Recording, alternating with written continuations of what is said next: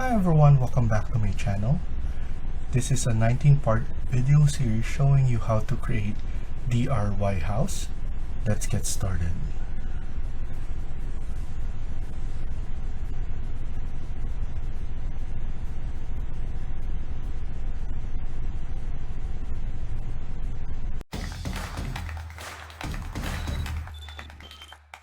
So to start, let's open a new architecture template. So let's go here and click on new. Let's go to architecture template and then press OK. So we start off at level 1. We're going to add grid lines first. So under architecture, we have grid lines right here, all the way to the right side top portion. So now, from your keyboard, you can type in GR, or you could just click on this icon. So GR, let's add in the grid line in between or in the center of all of this elevation tags.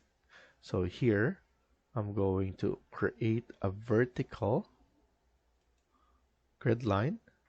We could start at below going up because the grid bubble is at the top portion.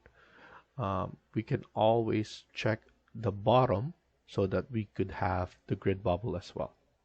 But right now, I just want to start off with this. So click below and then click above like so. So once we click that, we want to make sure that this is at 90 degrees. So we're going to fix this, and we could just fix it by typing it 90 degrees right there. So now I'm sure that this is 90 degrees. What we can do afterwards is click on copy. So under modify, once you click this, you will have modify right here on the end of this ribbon, and then you'll be able to click on copy or type in CO. So once you have the CO, so that's copy command, make sure you have multiple check so that we could just type in our dimensions and we'll be able to create all the vertical grid lines. So here I'm gonna select this grid line and then I'm gonna put it all the way to the right. So by doing this, I'll be able to just type in my numbers and press enter, and then I could just keep on doing that. So here I'm gonna type in 3728.77, or we could just put it at 29. So I'm gonna round this off. And then after that, 1572, and then 1396, and then 2170. So we have our vertical grid lines. We have 1 to 5. Press escape and then escape again. Now we're gonna create our horizontal grid line. So type in GR again, and then make sure to put it in the middle. But right here, what we could do is move this later on in the middle, so we could just estimate it around here. So once we have that, what we could do is we could create it first. So here's the horizontal, press escape and then escape again. If you notice, it creates number 6 because Revit recognizes the sequence that you're trying to do. So in order for us to change this to a letter, you will need to click on the grid bubble right here, double click on that, and then just type in A, capital A.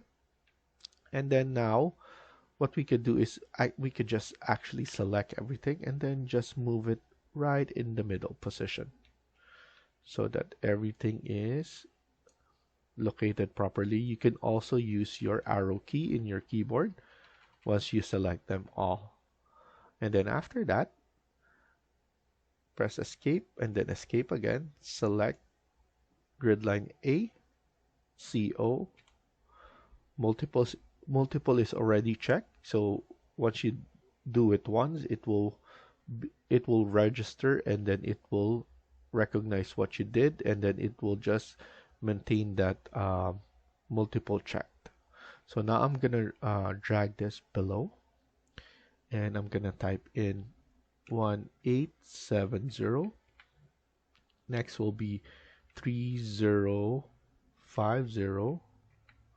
Next will be 1700, 3431. After that, we have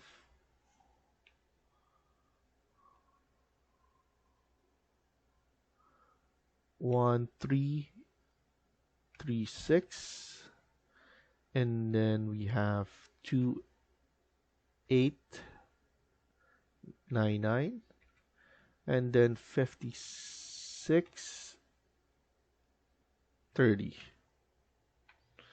So we have all of that ready and added. You can now press escape and then escape multiple times. I'm going to add dimension so that you guys can follow along. So here I'm gonna click on dimension right here.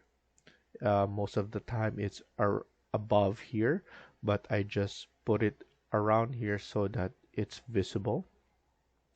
So now you can even type in DI, and then here I'm gonna click on all of this grid lines. So as you can see, we have here, and then we add an overall afterwards. We're gonna do it right here as well. That's why I gave some gap so that we could add in all the dimensions right here on this side only, and then after that an overall.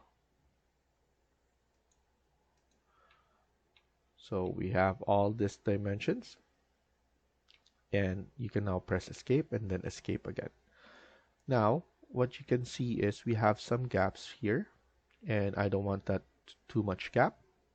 So what I'm gonna do is I'm gonna select one of the grid line, and as you can see, it create this temporary dimension that we have a dashed line right here. That indicates that once we move this one, it will move all. So I'm gonna do that on here as well. It will move, and I want to centralize everything. So I'm just gonna use my arrow key to just center everything. And also, I know that I'm gonna work on level 1.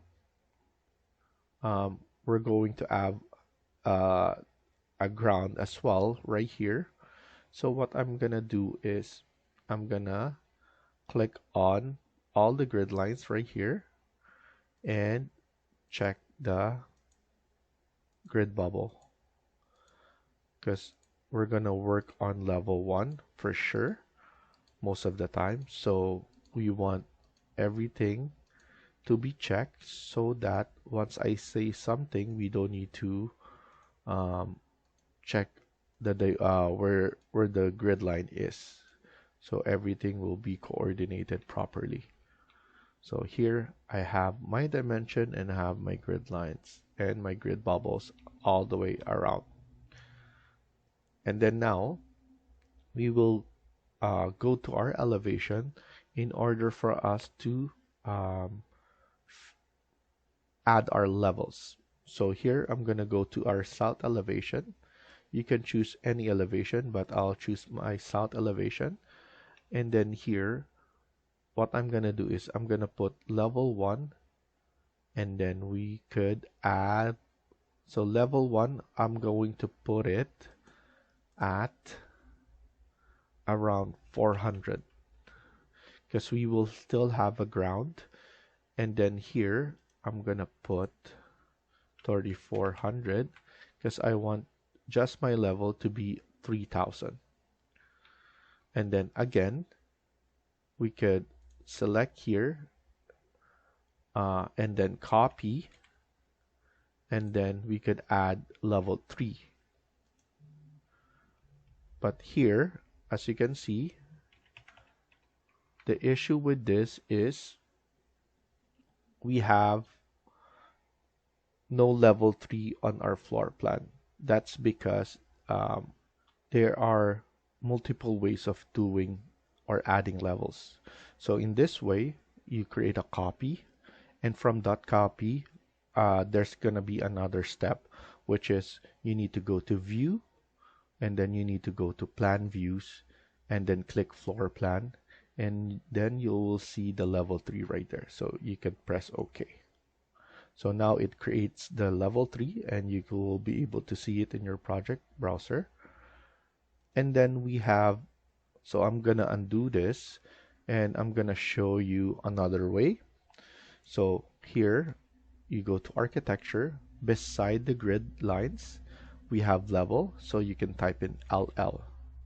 Once you do that, you'll be able to add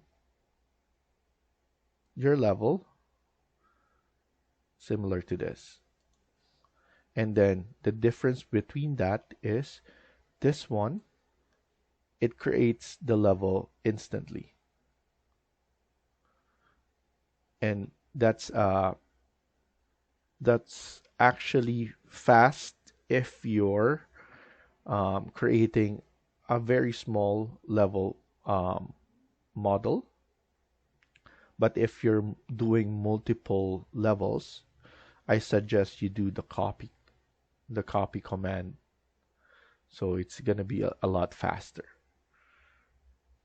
So now, once we have our levels, you want to make sure that you stretch this all the way up. Because if it's not up, what will happen is, if you go to your level 3, those grid lines won't appear. So now if we stretch it again, I'll be able to show you that those levels will appear, or those grid lines will appear. So now let's go back to the south elevation. So here I'm just gonna click on the south, and we're going to add ground level. So what I'm gonna do is I'm gonna click on level again, and then here we're going to add the ground level and around 400.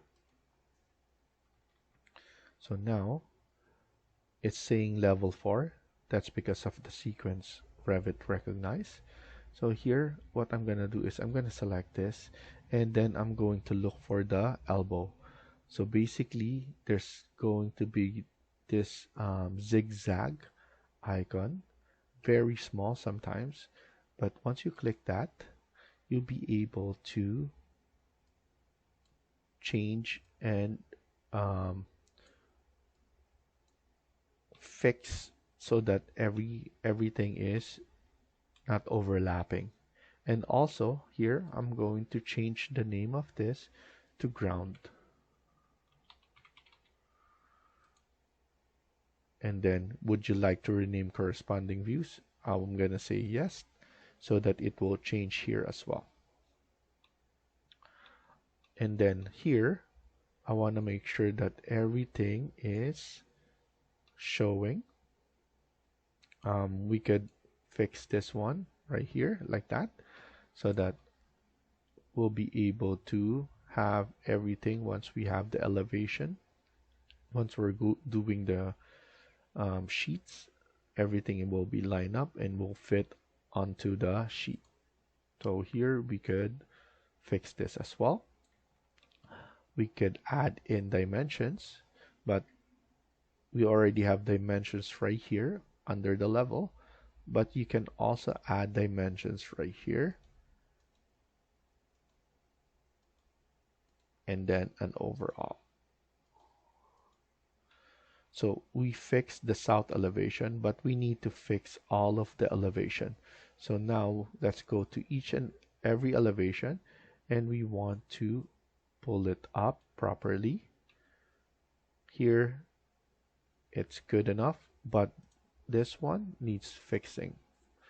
So I'm gonna push this one right here, and then I'm going to grab this and pull it down so that it's not overlapping with that information. Let's go to north elevation, and the same thing goes. We need to find the elbow and add that, and then we could pull this one down. And let's not forget the dimensions, so that when we're doing the sheet, everything is already included. We don't need to do anything else. So it's very fast to add dimension, as you can see, and then you just need to keep on clicking. And then next will be the west elevation, and looks like everything here is good except for this one. We need to pull this one to the right side so that we have enough space, and here we could just fix this a little bit more. Add the elbow right here, and then pull this one down and to the left, and then let's add the dimension like the others, and then here an overall. You can also add dimensions into the grid lines right here, so it's up to you if you want to add those grid lines. And as you can see, you just need to click on clicking and it will snap onto those. And then here we could just extend it a little bit more, and you could grab this to pull it down and fix your dimensions. Let's go back to level 1, and we want to make sure to add elbows to those ones that you think that will overlap. For example, the E and F looks like from far away it's overlapping, so you can add elbow as well and fix it like so. And then right here as well, fix it, and it will look nice. And then the last thing we're gonna do before we finish the video is to save this. So here I just have the save command. You can control S, and then after that go to the location that you want to save this. I'm gonna name it as MJ House, and then before you click save, what you need to do is click on option, and then in this option it provides you a maximum backup. So the default is 20. If you're medium intermediate, you can put it as 5, and if you're expert, you can put it as 1. So I advise around 5 to 10, just in case that you need to go back to a safe portion and if there's an error occur. So might as well just put it in 5 and then press OK. And then once you do, you just need to save it right here. And then to check the units that we're going to use here, you could type in UN, and then here, this is the project parameters that we have. We're using millimeters because this is a metric template. And then if you want to use imperial, you will need to select a architecture template that is imperial. So using a project template, a proper project template is a must. So you want to make sure you use the proper template on those.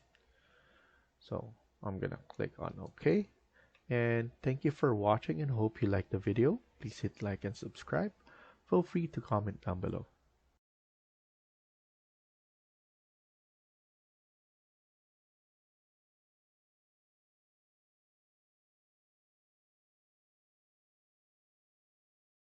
Hi everyone, welcome back to my channel. In this video, we're gonna continue working on part 2 of this house build. Let's get started.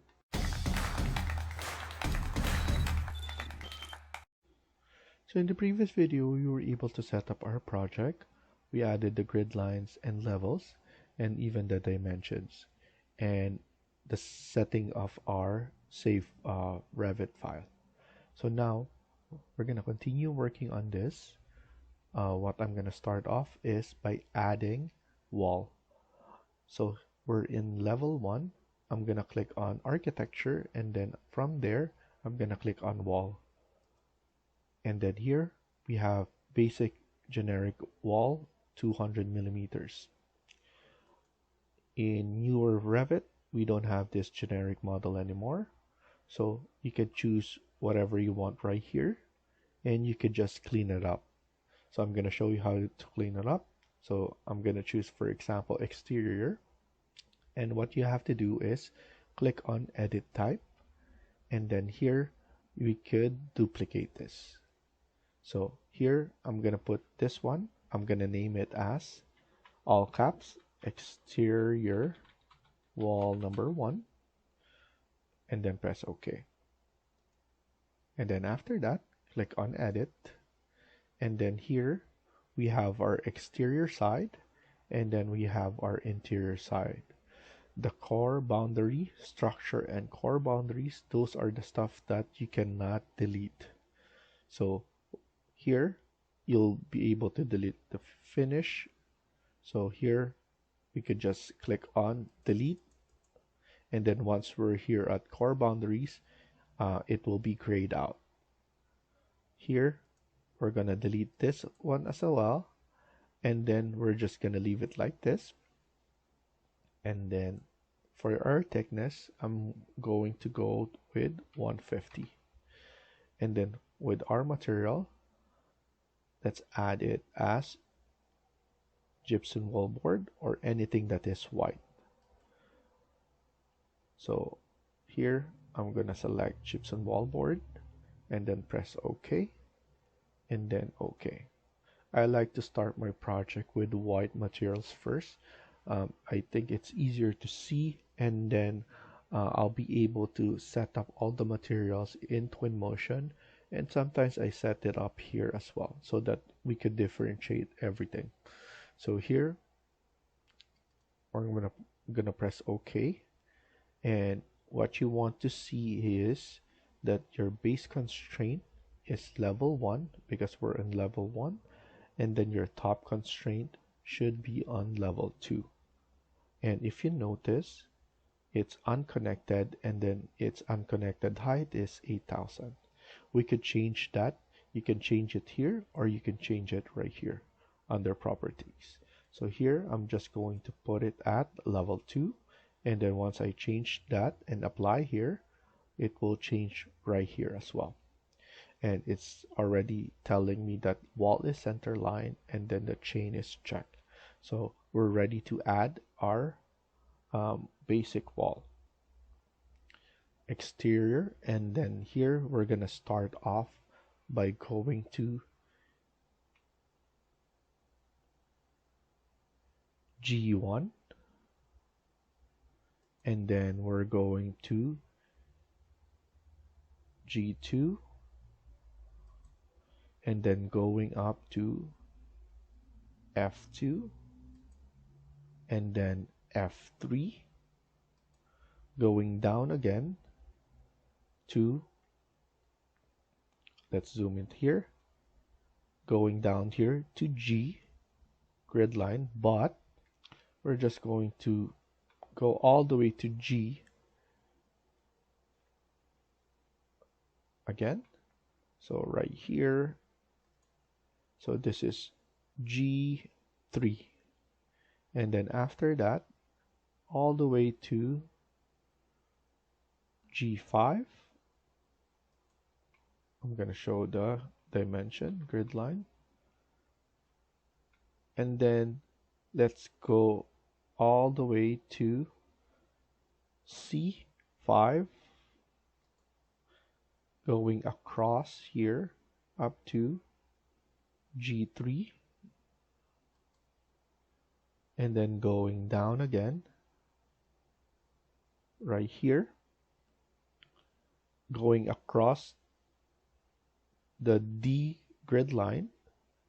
So here I'm going to set up how far it will go. I'm just going to put it at 4,000. So from C3, type in going down to 4,000. And then going across this grid number 2, and then going up to D2, and then we need to go across again to D1, and then going down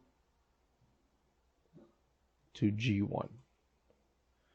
So this is our model. This is how it looks like. Obviously, there's more to add.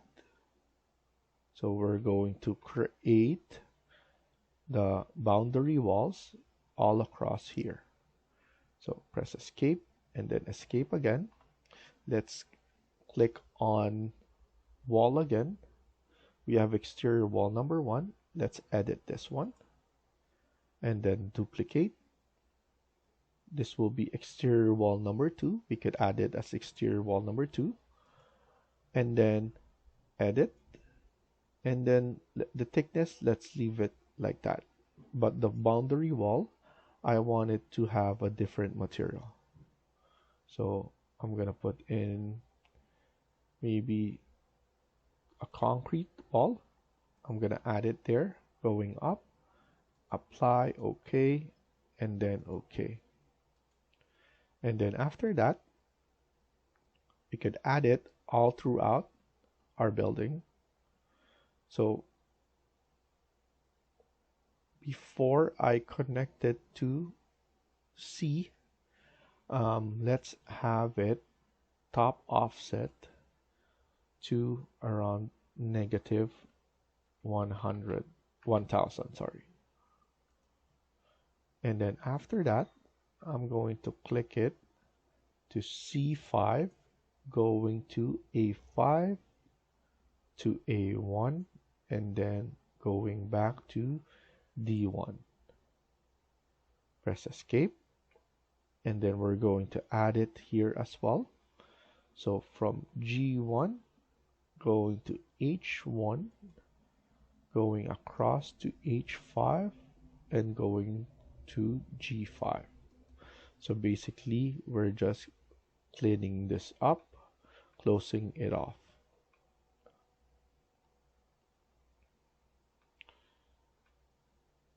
I want to see it into my 3D, so I'm going to select 3D, and it will look like this. Another way of differentiating everything is whatever the material that we add here. So this material is concrete tagged.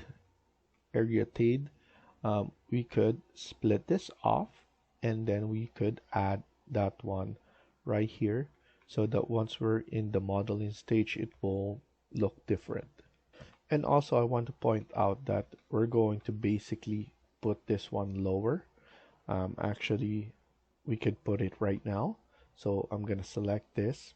So everything is selected. So as you can see, everything will be selected. We could select all of this by using this one, window, and then instead of the base constraint, we want level 1, we want to put it to ground. So we're just extending this. And then for the interior wall, we could just set it up at level 1. So basically we're thinking ahead right now and then adding those kind of parameters right now. So now next thing we're gonna do is our interior wall. So create wall, and then here we could put exterior wall number 1, edit type, and then let's duplicate that because I want it to be based on exterior wall number 1, but I forgot to rename it. I want it to be interior wall 1. and then the same parameters, same materials, thickness, and those kind of stuff. So press OK and then OK again. What I'm gonna do is I'm going to add a wall. I want it to be level 1 to level 2, but without the offset. You want to make sure to clean that up. That's the parameter that we created for the border wall. So here I could just add my exterior wall or interior wall right here all the way there. I just want a separation because this will be our stairs, and then we're going to have basically a small powder room right here. So we could have this one around 2200, and then press escape, press enter. You basically want to select this one, and then you add the dimension right here, and it will move to that dimension. If you select this one, it will move below or going down.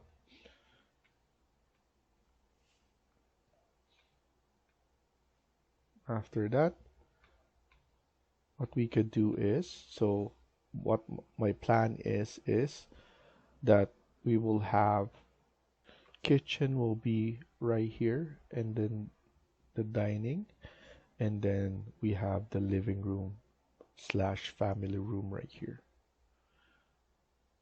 So now what we're gonna do is we could set up, or we could add our furnitures in order for us to visualize everything. So I'm gonna add in first the dining. So let's go to insert, load family, and then we have furnitures right here, and then we have tables, and then right here we have something that looks like this, table dining. Click on open, and then once you insert it, you can type in CM, and then you'll be able to place your family right there. But I want to increase the size, or I want to edit a family. So what you need to do is select this one. This one are all the preset or preloaded dimensions that they have. But what if you want to increase it more, or you want to edit it? So here you edit type. You need to duplicate. You put all the names. So I'm just gonna put dining table, and then we have things like right here. We have the height, length, and then width. For me, I want the width to be around 2000, and then the length, and then the width is around 1000. I'm gonna check it first, and if I'm happy with how it looks, I'll be able to just put it in place by using my arrow key, and then go back to edit type, and then let's see how it looks. The materials you'll be able to set as well. If you want to change the look, you could add different extrusion right here if you want to edit your family. So it's basically easy to edit families as long as you understand what to change and what not to do. So here for us, the only thing that I want to do is to change the dimensions. The materials, you can change it here as well. So now go back to insert, and then load family. We're gonna go and add our seating or seat. So let's use this one, share browser, click on open, and then type in CM, and let's add that one right here, Usually I add it on one side first, and then you use your space bar to change your orientation. So I'm gonna add it right there. And then once you do that, you select everything and then click on pick mirror axis. If you have something that you can select that is the midpoint, luckily we have it right here. If you don't, you can select it again, and then you could use the mirror draw axis and then look for the midpoint. So those are the things that the two ways of you can add those, or you can use the mirror. So here I'm just gonna move it right here because I want to add something like a storage right here. So a china cabinet or something like that. So what I'm gonna do is I'm going to click on load family, and we have some storage right here, and I'm gonna choose one of this one. We have a dresser, and then we have some shelving. So I'm gonna represent a china cabinet with a shelving. So I'm gonna click OK, and then I'm going to type in CM and then space bar, and then we'll be able to add it right here. And of course we're going to increase it. So let's edit type again, and then here we could just duplicate and then add shelving. And then here what we could do is we could estimate the sizing right here that we're going to add. So height, let's leave it around 2500 because we have 3000. And then width, we could do around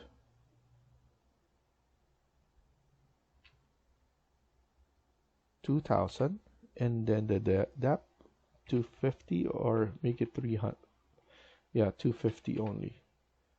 Click on OK, and then we have something that looks like this, and we could just move it around like that. Here I saw the credenza earlier. I want to add the credenza right here. So I'm gonna load family and then put in the credenza.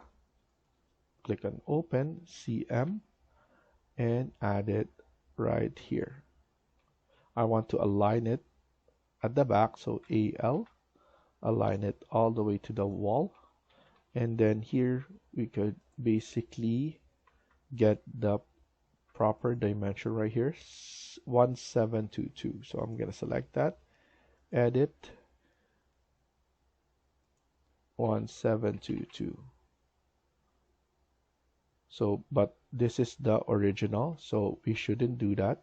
We always need to duplicate. That's the proper way of doing it.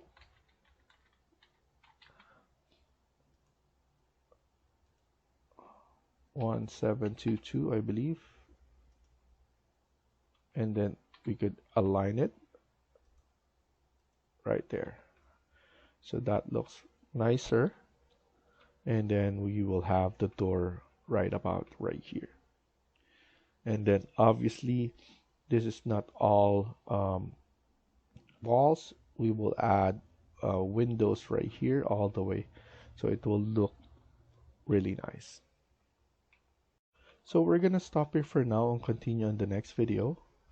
Thank you for watching and hope you liked the video. Please hit like and subscribe. Feel free to comment down below.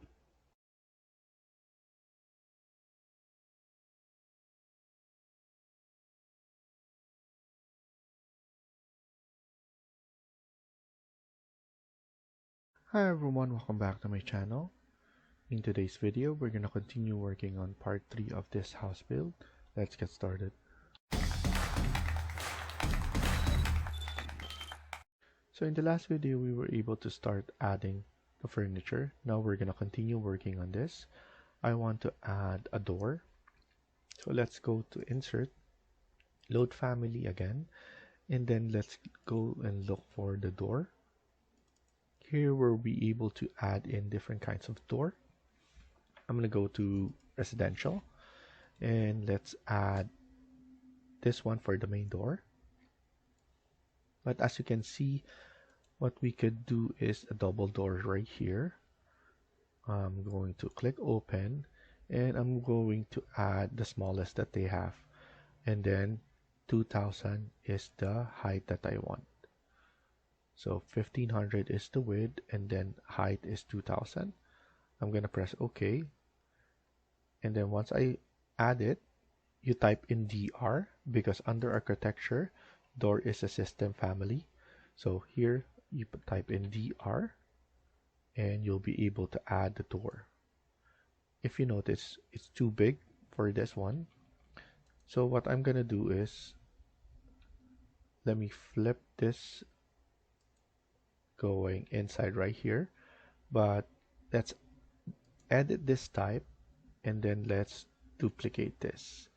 I'll probably want it to be around 1300 to give it more space, and then here the width 1300, and there you go. You added, or you edited, a family again, and then go back to insert, load family, and I want to add the one for interior. So we have different kinds right here. So interior doors, and I want it to look like this. So click on open. What I do here is I highlight everything. So I select one, go down, and then hold on shift, select the bottom, and then press OK. And then it's just saying that there's a lot of things that you want to load on under that family. You just want to say yes, I want to load them all. And then after that, DR, because it's a system family.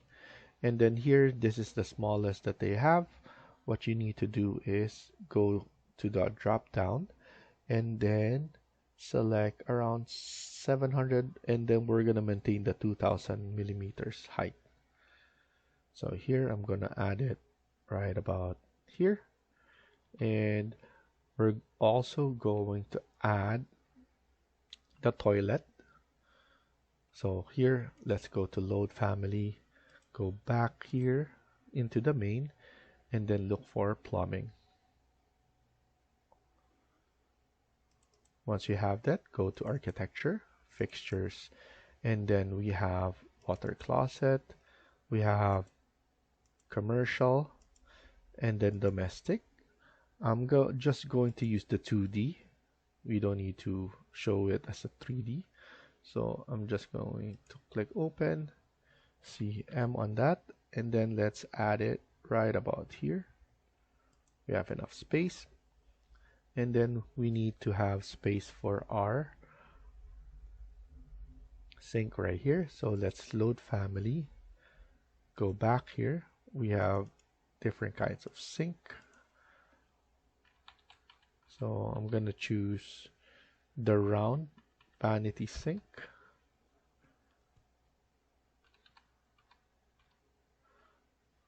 and then press OK, and then CM on that, and let's add the basin right here.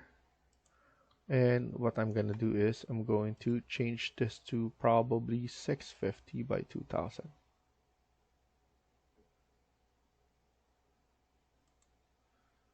To make it a little bit small, and let's put it right there on that side, and we could just add right here.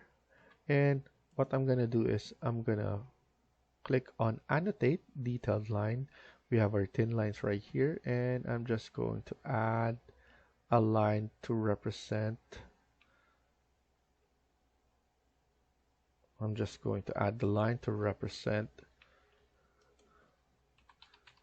the table right there. And then there you go. You can also, if you want, move this one right here, and you will have enough space to go by. And we could just even push this one right here so that it's not too much on that side. So now what I'm gonna do is I'm going to add the curtain wall. I think it's easier for us to see where the windows will be added.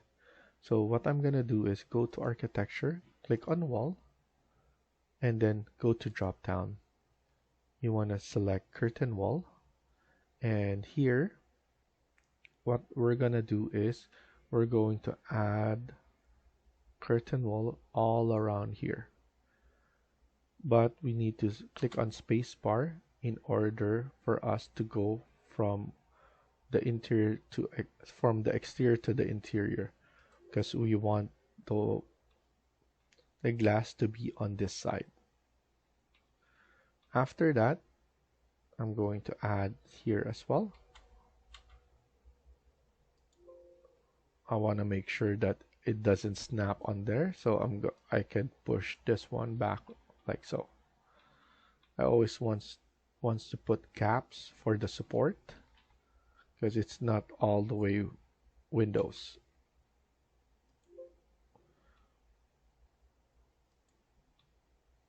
And then just similar to that, but here we could actually push it all the way onto this side. And then here as well, CS, push this all the way right here. And then here it snaps there, so we just need to pull it a little bit. And then actually on this side we could add in the folding sliding door, or the sliding door itself, the folding or the sliding door. So what I'm gonna do is I'm going to actually delete it there. We have a door family for that, so it's easier to just add. So I'm just gonna add it later on. Here I'm going to add more, so I'm gonna add it right here, and also for the stairs.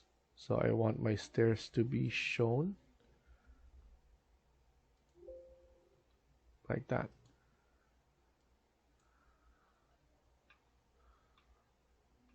And then here, of course, we need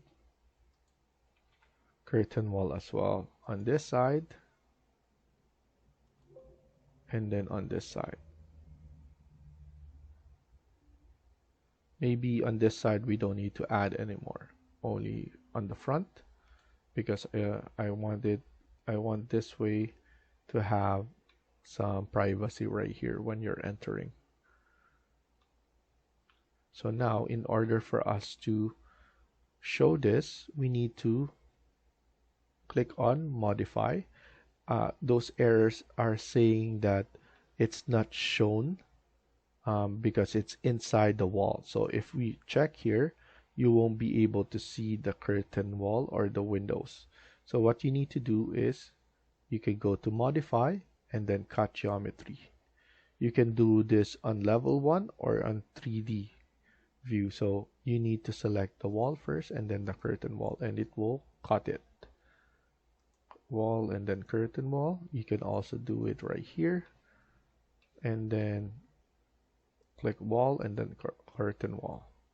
So now you just need to go around and cut all those geometry, and there you go. That looks good. And then now what we need to do is, let's go to 3D. I want to set the height. So usually the set of heights, you select here and then you put it onto the proper height. This one I'm gonna, because our height is, wall height is 3000 from levels 1 to level 2. So that 3,000. At the same time, we will have a floor. So that 3,000 will minus 200. So I'm trying to at least remove negative 600 at least. And then from here, I want to pull it up a little bit. This one should be base offset around 250. And that will apply on all except on this one. So now I could align AL and then align all the top portion.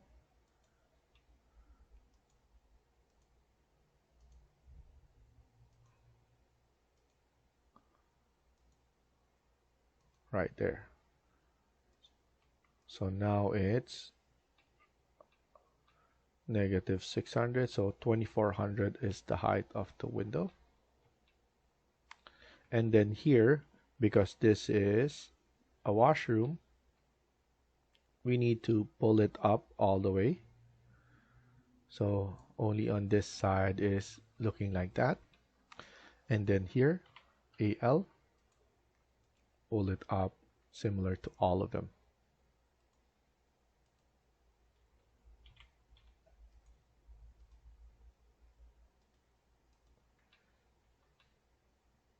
And then don't forget this one.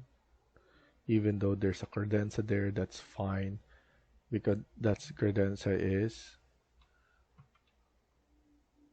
for the design, and that will look really good. And then we still need to create the floor so that it doesn't look like it's floating around. So let's actually do that now. So let's go back to level 1, and then after that let's go to architecture and then floor, and then edit this type, duplicate, and then we could put in floor number 1, and then press OK, edit, make the thickness to 200, and then here what we could put is a stone material. So I'm gonna put in stone. Let's use this fill stone, apply OK, and then OK. I'm going to add the floors into all of this except for the kitchen, because I want the kitchen to have a different material. So after that, let's click on pick lines. So I'm going to pick it from the interior wall. So I want it to be all around this. And then this one should be all the way right here. I'm gonna cut it there.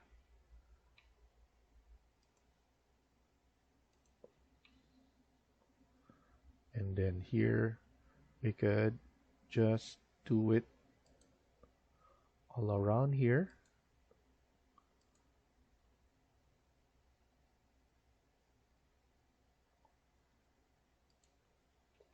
And then we should just trim this one first. Trim and extend.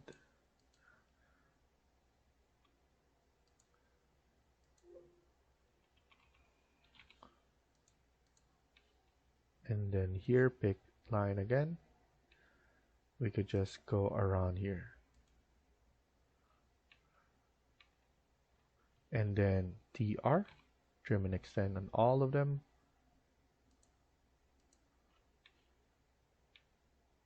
Right here, every corner.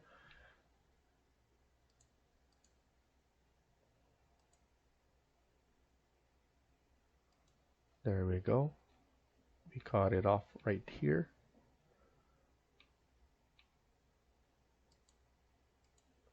And then if there's an error, Revit will let you know anyway. So let's just click on finish and let's look at it at 3D on how it looks. We could change this to fine, and then here We could put shaded part so that we could see properly. So now that's looking good. I just added right here on this side just because I know.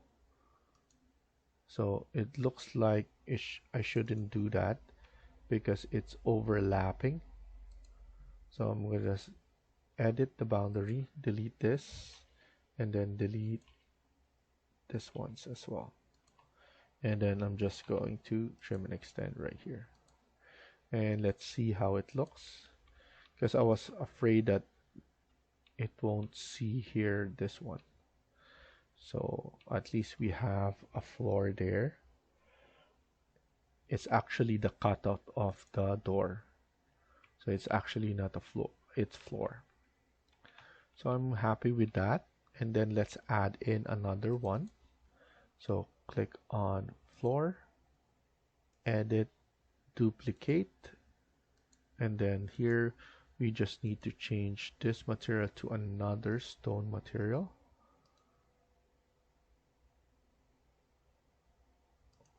So I'm gonna use this one, granite, and then after that let's just use rectangle and click on that. So now we have different kinds of flooring. So there's two right here. We could even extend this one later on if we do, because I want to add maybe because I want to have probably an L-shape kitchen. So if I do the L-shaped kitchen, what will happen is I will need to pull this one back right here. We have an L shape, plus we have the bar top right here, or an island right here. So we could probably do that, and then so that it looks different. So for now, let's leave it like that.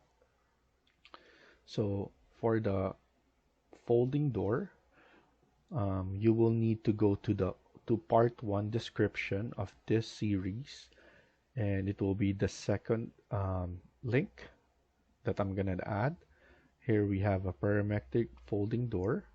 You can download that, or you can download all of this, because everything is basically given. Show in folder, and then just drag and drop right here. Right now it's too big, so what I'm gonna do is maybe I'm gonna add it here for now, and what I'm gonna do is I'm going to change the width or the length. So here I'm going to external offset 0, and then here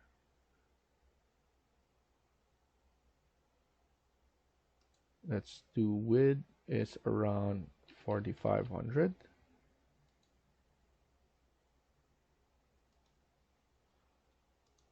This is still big, too big.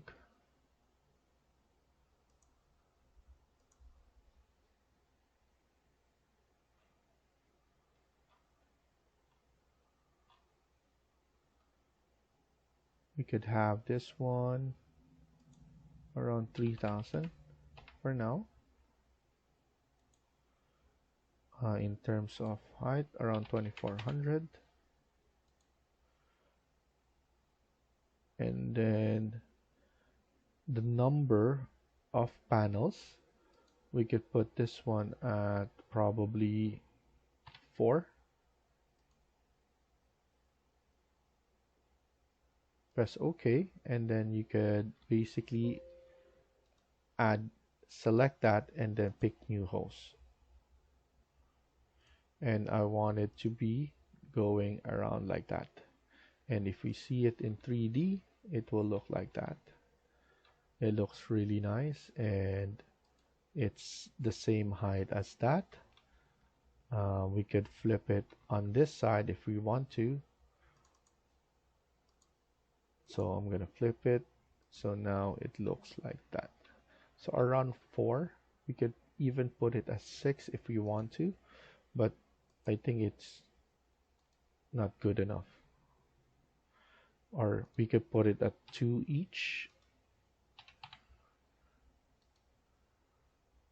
and it will flip like that, but there's an error right here. So I'll probably just put it on one side. So 0 here, and then let's see how it looks for 6. 6 is looking good as well. So I'm probably going to leave it like that. It looks good. It looks proper. So I'm just gonna leave it like that, and that's good enough for me. So we're gonna stop here for now and continue on the next video. Thank you for watching and hope you liked the video. Please hit like and subscribe. Feel free to comment down below.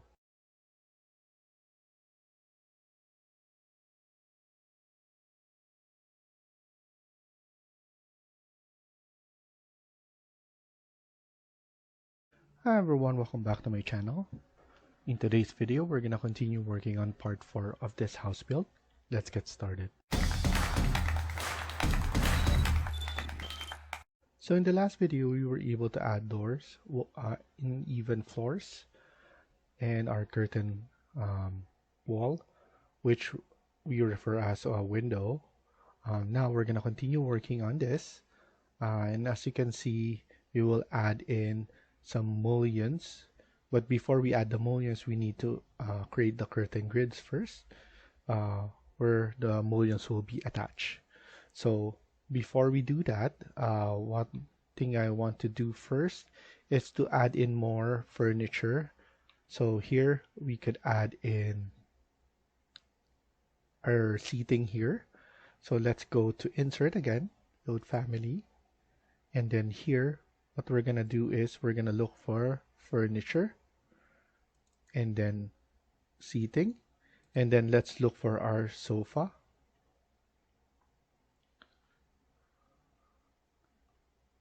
And one thing that I want to use is this sofa corbu.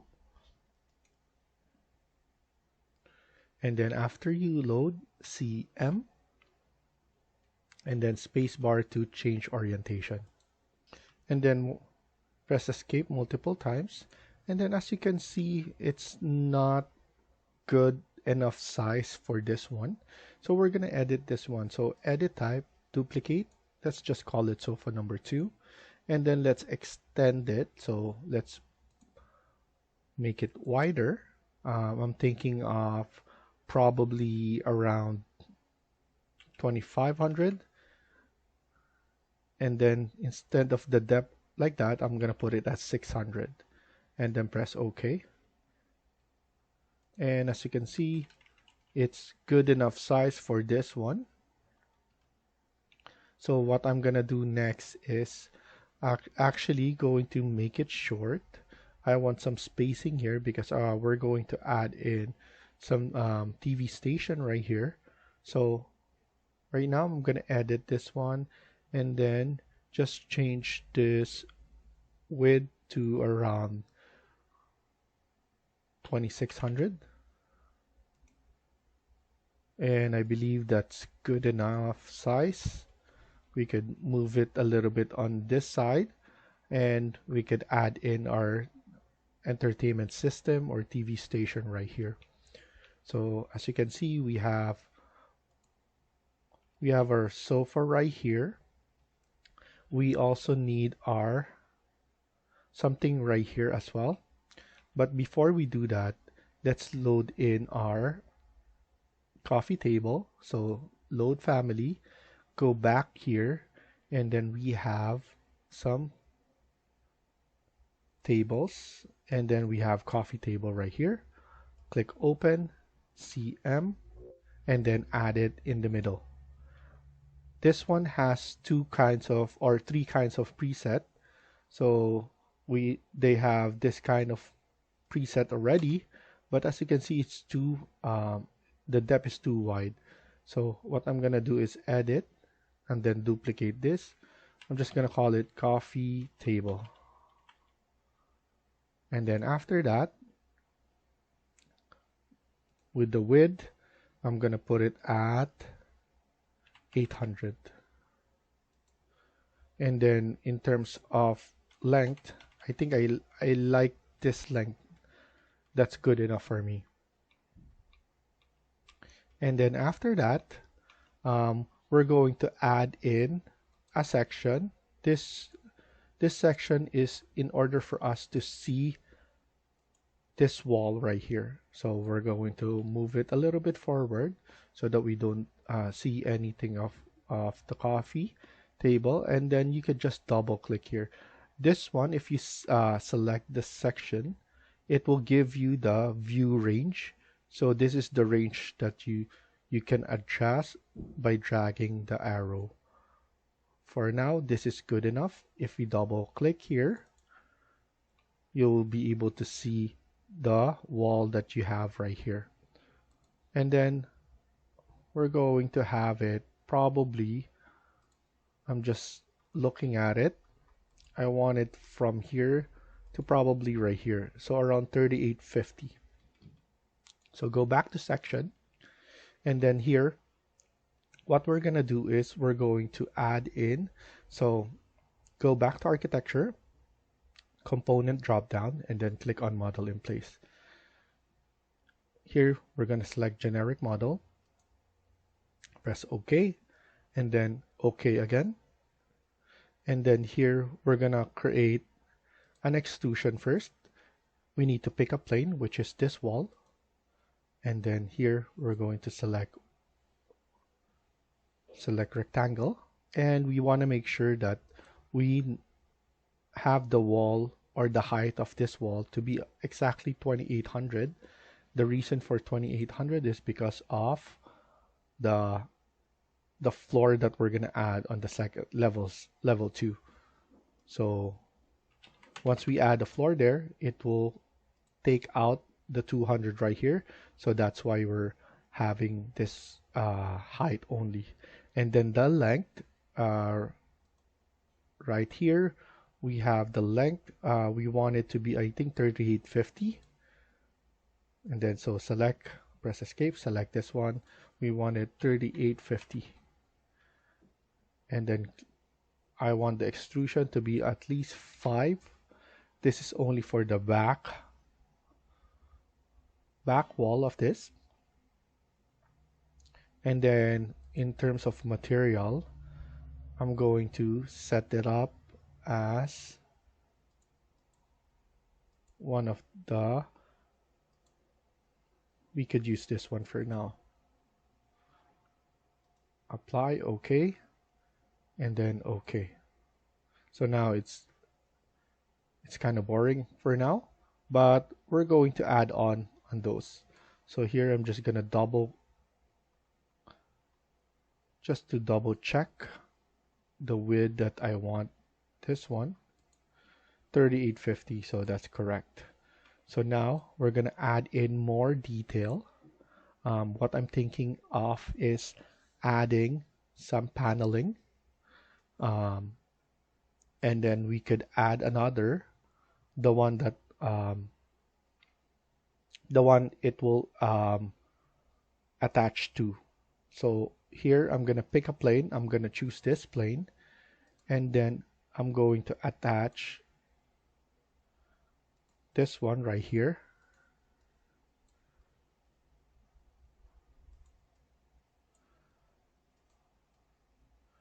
I want some shelvings right here on this side, so I'm just giving it some space.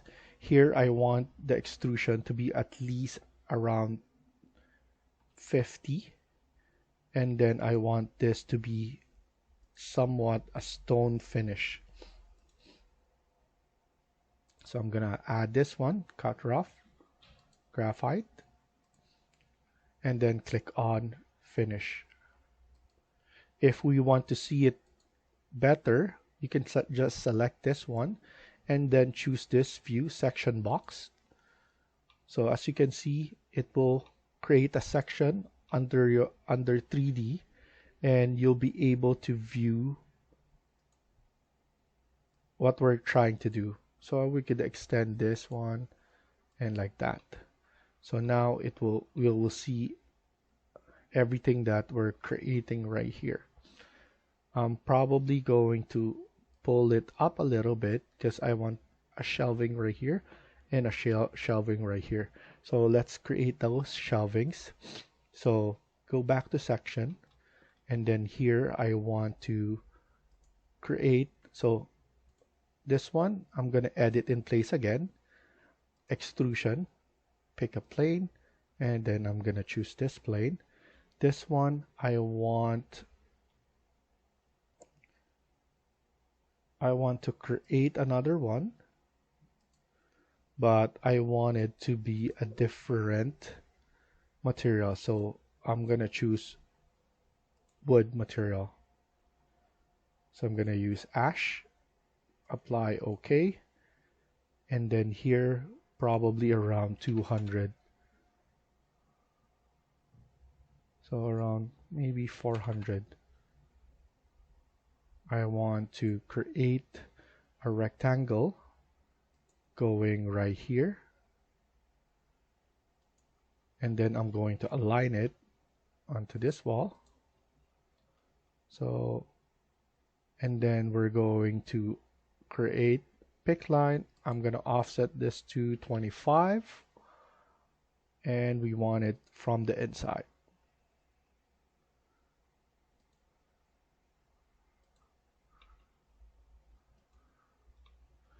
And then we're going to trim.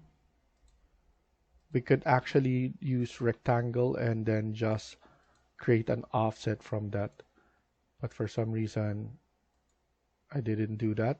So we need to trim this out.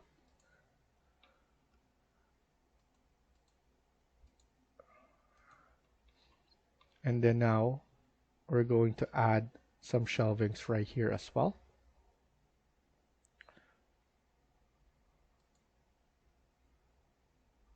For this part, I'm going to do this first. So shelvings, I'm going to select that and then create some shelvings right there. I'm going to select that, offset this to 25 again, so 1 inch, and then here CO, and then CO again, and then make sure to check multiple, and then grab it from the top corner right there so that we are consistent with this one. So here I just want to point out this is around 520, so around 500. And then SL to split element. So let's add those right there.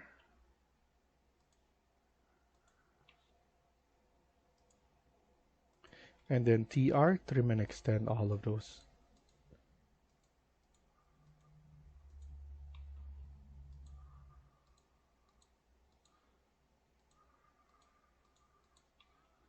And we just need to be patient regarding this because it's repetitive, and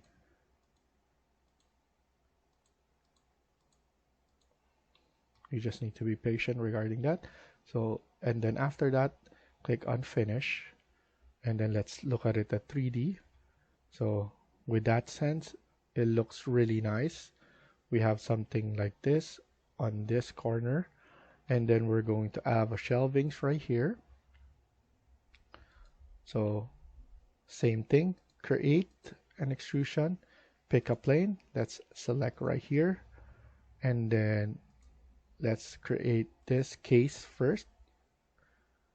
I'm going to align it right here, AL, align it right here. I'm going to change the extrusion to at least 380, and then same ash, and then after that I want to have, so actually I want to have an opening right here, so create an opening right here. So select this. I want it to be 25 to be consistent with all that we're doing. And then here 25. And then click finish. And then after that, create another one. This is extrusion. Pick a plane, select this, and then here we put 20. And then this will be some sort of something right here that we could do. And then here, and then we could change this to 25 to be consistent. And then here select this and then move this temporary dimension to 25 right here. And then after that, click finish and look at it at 3D and see how it looks, and it's flush all the way right here. So that looks good. I'm happy with what we're doing here and what it looks like. We're just going to add a backing here because I don't want our backing to look the similar right here and this similar right there. So I'm just going to create an extrusion again and then pick a plane, which is this wall, and then here just 5, not 50, just 5, and then it's just a backing right here. Click on finish, and I'm happy with what we have done there. We have a backing there now that is same material. So once we're in Twinmotion, once we add the material, it will look like that as well. So what I like to do is add some neon lights around, so LED lights, and then right here at the bottom, right here below there, and all the shelvings as well. So we're going to add something like that there, and then we could add in the TV right here, and then maybe something on this side so that it looks nice and different. So maybe some sort of design. So what I'm thinking of is going to level 1 and then create that design right here. So I'm gonna use an extrusion. It basically sets itself to work plane level 1, so on the ground level, so we don't need to change that. And then here I'm gonna use rectangle, and then maybe just put it like that, and then we could basically add some sort of this design there. Remove this, and then we could do is copy it from that corner multiple times. I know there's a faster way of doing this, but I just want to do it like this so that I am more aggressive. And then here what we're gonna do is probably delete this one, this part right there, and then we could just select all of this and then move it in the middle right there. So roughly in the middle, SL on this. So we're just going to create that separation so that when we trim it, it won't lose it. After that, TR, trim and extend.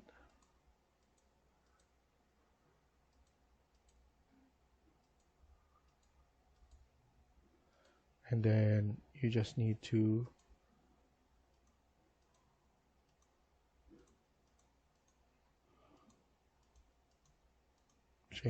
check everything.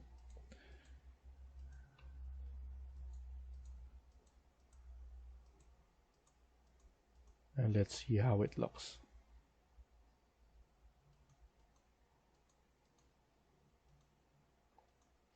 And then we're going to extrude this all the way to 2800 because that's at the height of that. So click on finish and then look at it at 3D and it will look like that. I'm thinking of putting it in the same one, same materials, or we're gonna change it, maybe a different wood material. I think it will look nice in a different material, so let's use Douglas fir just to change it up. So now click on finish. That's look nice. So the good thing about this is that an in-place model, you can basically change it quickly. So if you want this one to be lessened, you want it to be higher, you can instantly just grab all of this arrows and then you'll be able to change instantly. So I'm just gonna undo that so that we don't change it. I'll probably just insert the TV. So let's insert the TV. Let's go to insert, load family, and then just go back here, select the TV screen, click open, and then let's add it from this side, CM. And then obviously we have it right there. And then let's go to section in order for us to see how it looks. Obviously it's not good yet. We could make it bigger. We could edit this and then duplicate, put it TV, press OK, and then we could make it larger, remove this one. If we edit the TV, we could remove this one right here and then load it. Make sure not to save it because it will save on the location of the TV, the original. So just put it no, but you need to click on override existing version and parameters. Once you do that, you don't touch the original, but you only touch your copy. And then here, we're probably going to change. Actually, we should have just unchecked this one. I think it's the same thing. Haven't seen it yet, but it's probably the same thing. So you can just try and use uncheck this one. I think the graphics will remove the stand. Here the diagonal, the thickness, let's put it at 50.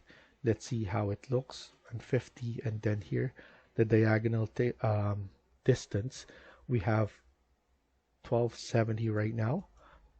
Let's see if it goes to 2500.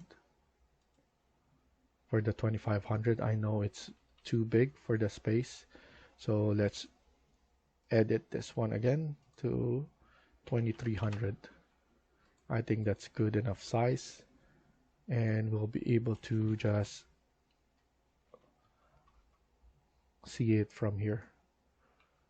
So that looks really good.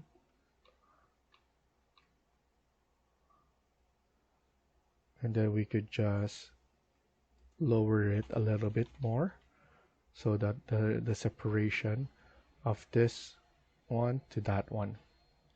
So what I'm gonna do now is just click on save, and then let's finish it up on the next video. So thank you for watching and hope you liked the video. Please hit like and subscribe. Feel free to comment down below.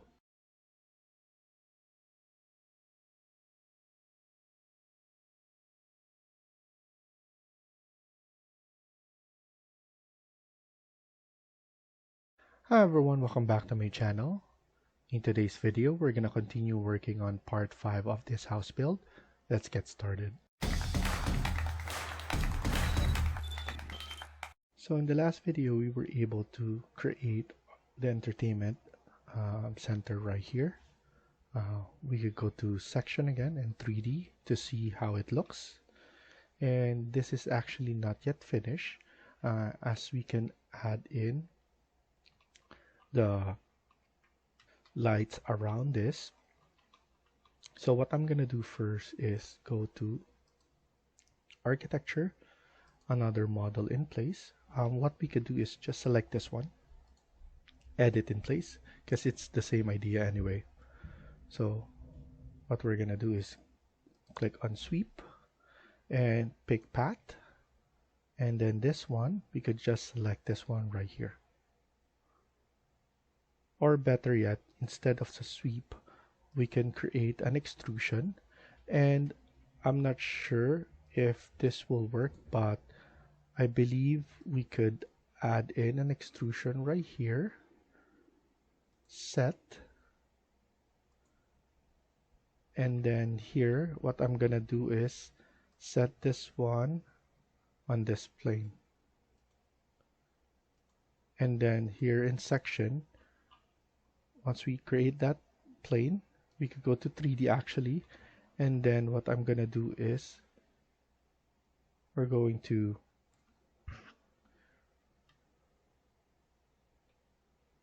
create this now by using this.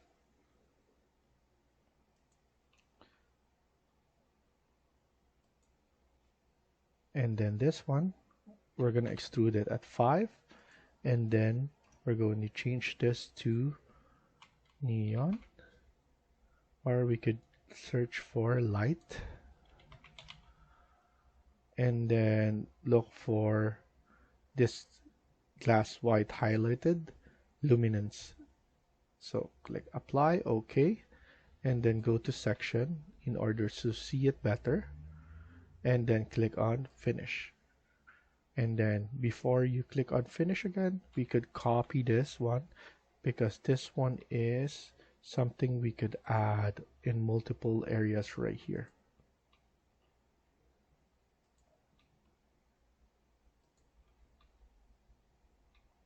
And then click finish, and I just want to see how it looks. I just want to double check if we create a backing for this one as well, because I remember we did add backing for this, so I believe we need to add that first. So I'm gonna undo what I did, because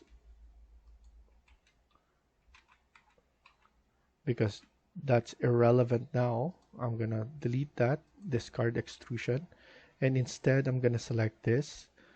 I'm gonna create, pick, and then select this one. So it looks like we haven't added the back for this one. So I'm just gonna highlight all of this and then create, then ash 5. So that's the thing that I forgot to do. And then now let's do an extrusion again, but with that backing right there. So I'm gonna select, set this one, pick a plane, select that, and then another extrusion similar to what we did, make it rectangle, and then align it right here. And then this one is 5, and then this is 5. Change this to lights, and then pull it upwards, apply, OK, and then click on finish.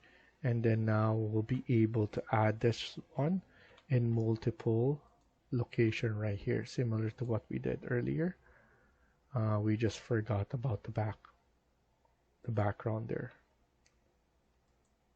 This one, and then we could add it right here, and we could actually increase it more like that. And then because this back is different from this, we need to create another one. Same thing, same idea, another extrusion. We can set this one, pick a plane, and then let this one right here now. And then here we could just create the same idea from the bottom. Select that to change it to 5, and then click finish. And then right here we're going to change the one at the back right here. So another create extrusion, set, and then let's add it. Pick this one first, and then add this rectangle. So there's multiple ways of doing this. I just chose to do an extrusion because I know the location of those ones. So now let's look at it at 3D, and you can see that it's right there. It will be illuminated once we're in Twinmotion, and we have everything else. So it will look nice. We will add books right here, some decoration so that it will look lively right here. And then we could place our rug in Twinmotion right here as well. So I believe we're done with this one. What we could do now is we could close this 3D. In terms of section, I believe we're done with this one as well. Section done, and we have enough space to go around here. Next thing that I'm gonna do is I'm going to probably add the flooring for this area. Probably add the stairs in the front, and then this will be grassed, and then this will be where the carport is. So we have one carport, grass, and then this will be a pathway because we have the gate right here. So we're still gonna work on the gate as well. So now what we could do is we need to go to ground floor, and then we're gonna add our flooring right here. So go back to architecture, click on floor, and then we need to edit type, duplicate. This will be floor number 3. Press OK, and then OK. Before we do that, let's actually set the materials first. So I'm gonna edit this, and then here I'm going to change this to something grass first,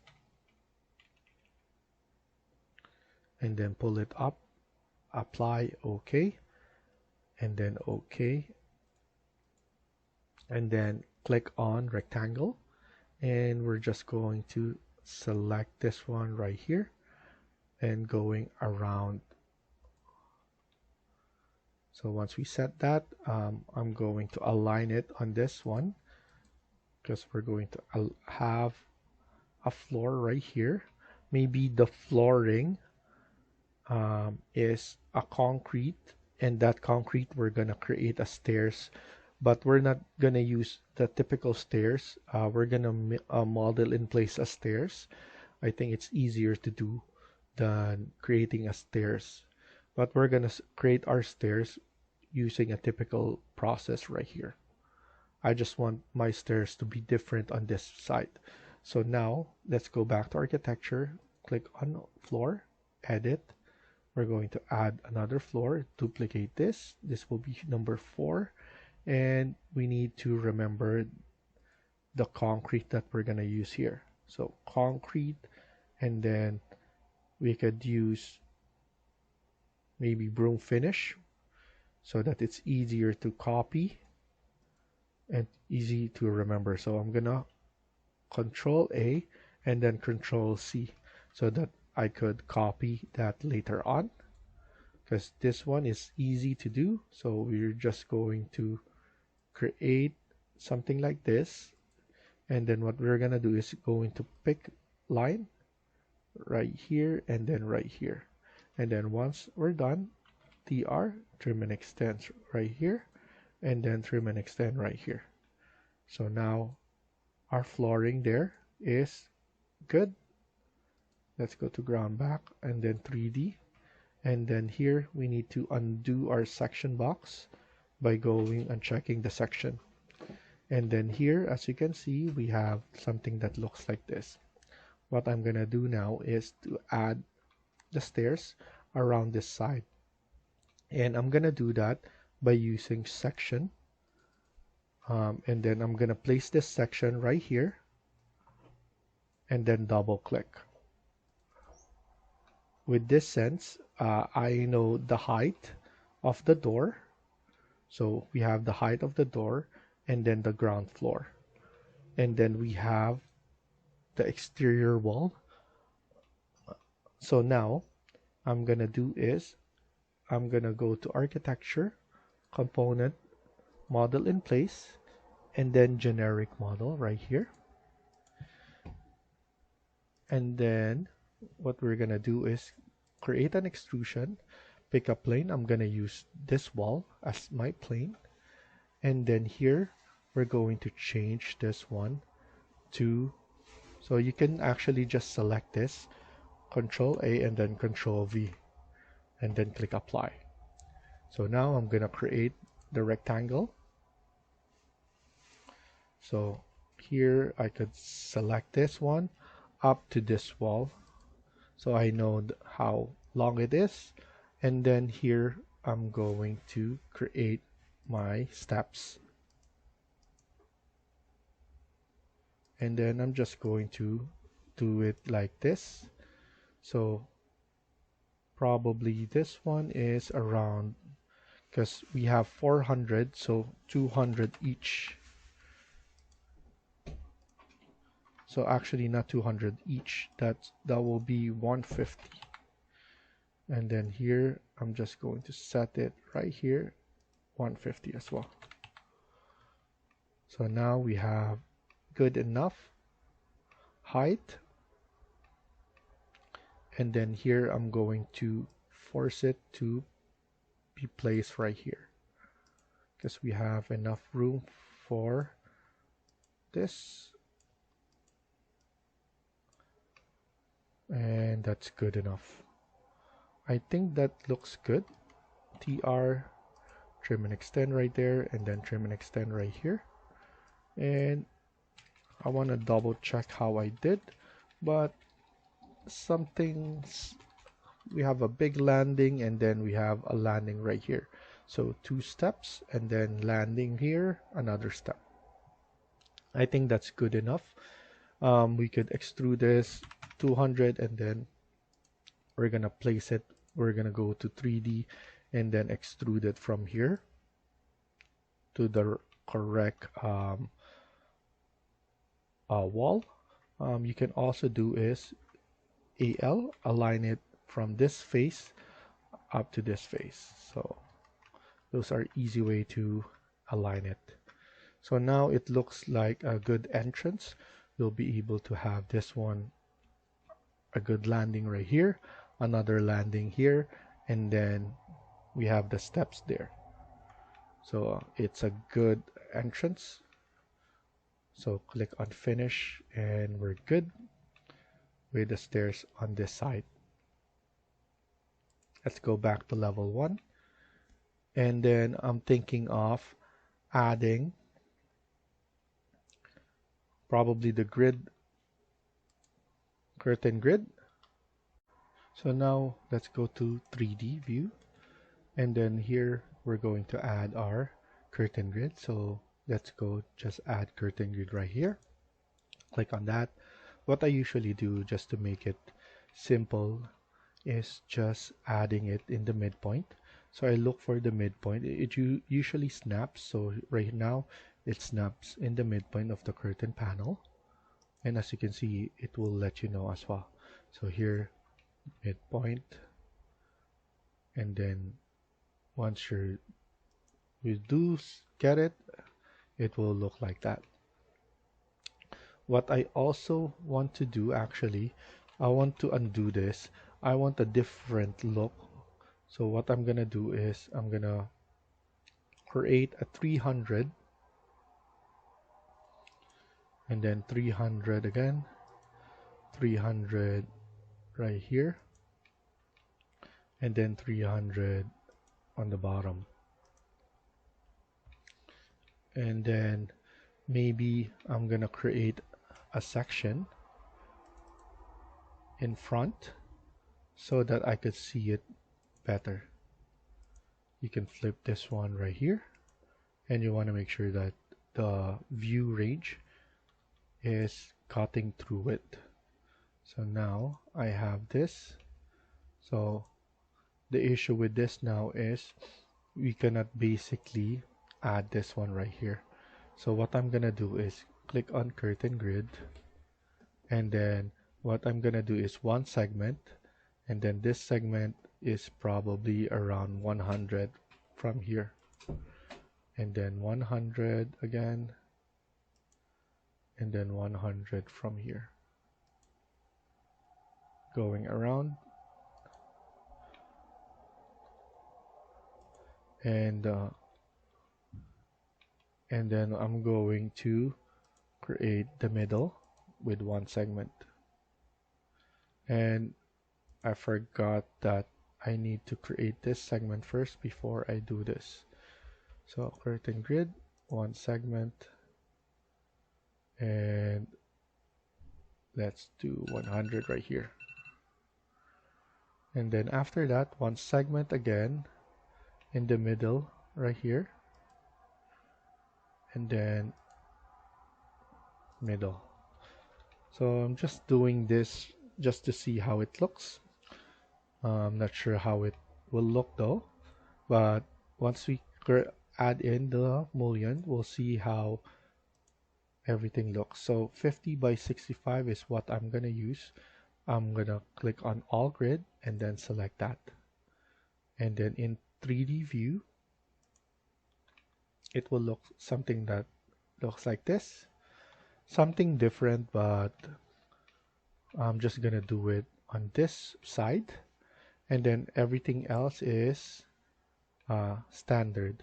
For the glass here in the stairs, I want to actually push it all the way up. So what I'm gonna do is I'm just gonna leave it like this, knowing that I'm gonna push this up because we're going to set the second floor as well. So I'm just gonna leave it like that. Here, this one, I'm going to just add the curtain grid, sorry, the mullion, and then all. So I'm just gonna make it simple for that side.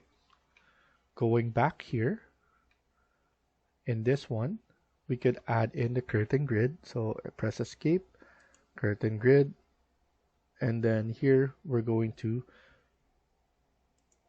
get the midpoint right here.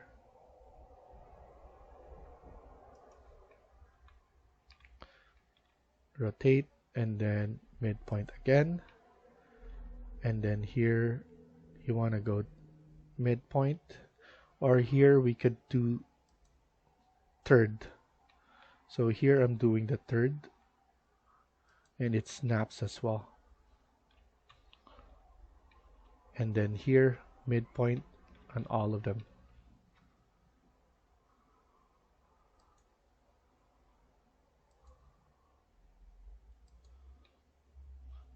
And then once you're done, press escape again, and then click on mullion, all grid, and then simply just select all of those. And as you can see, we have our mullions right there. And just double check and see how it looks. I just changed this one to different look just to differentiate one of the looks there. And then here we're just gonna leave it like that, and this one looks really nice.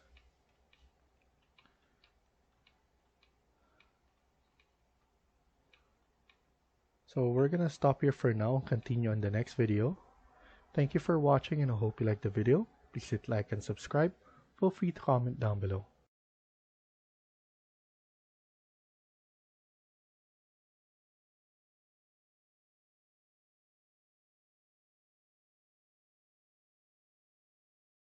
Hi everyone, welcome back to my channel. In today's video, we're gonna continue working on part 6 of this house build. Let's get started.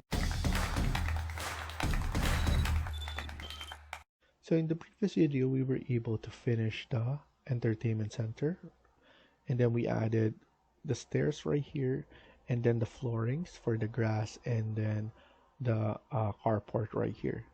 So now we're gonna continue working on this.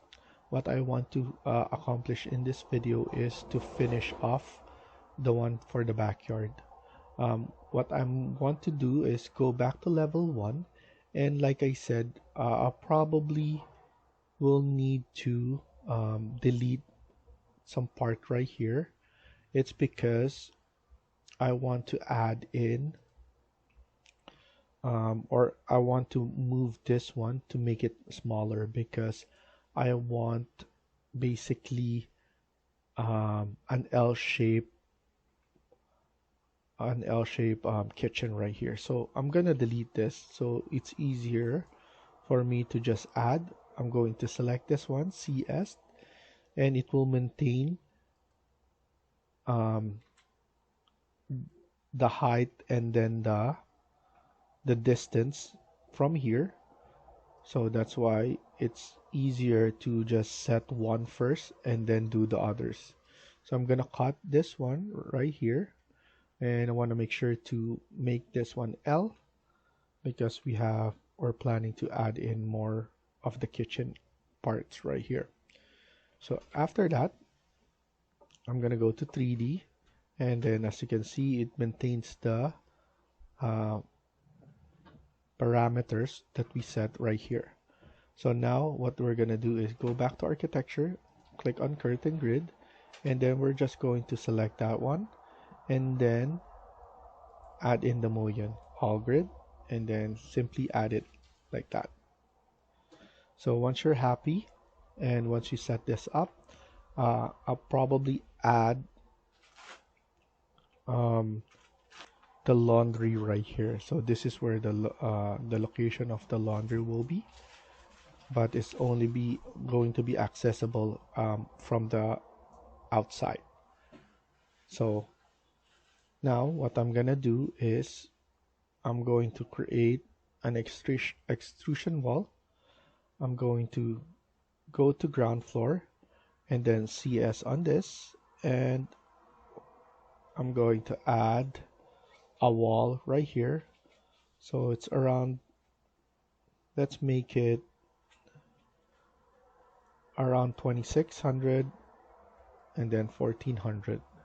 So around 2600 from here, and then this will be around 1400 for this. So just more than enough space for the laundry. And then if we check this one, it will look like this. So what I'm planning to do is to extend this one all the way right here, and then here this wall will be extended as well. So we're just basically adding enough wall on this side, and then here it should be exterior wall, and then here exterior wall, and then this one is the exterior wall number 2. And then here, as we remember, we have a different finish. So this one is concrete aggregate, and then what we're gonna do is we're going to split it this way so that we could have the same materials on all of this. So we're gonna split those ones later on, and then I just want to change the where this is located, and then I'm gonna trim this out and then put it back. I just want to fix where the joining wall is. Similar to this, we want the joining wall to be on the edge, so I'm gonna undo this.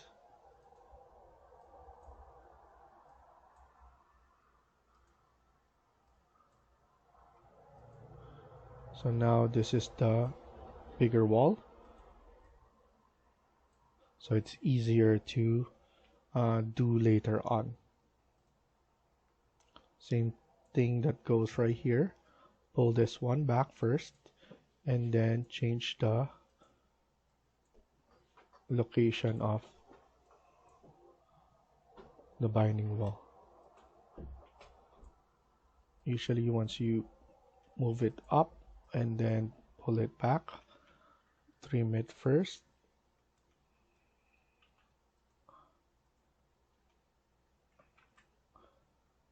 And then now this is the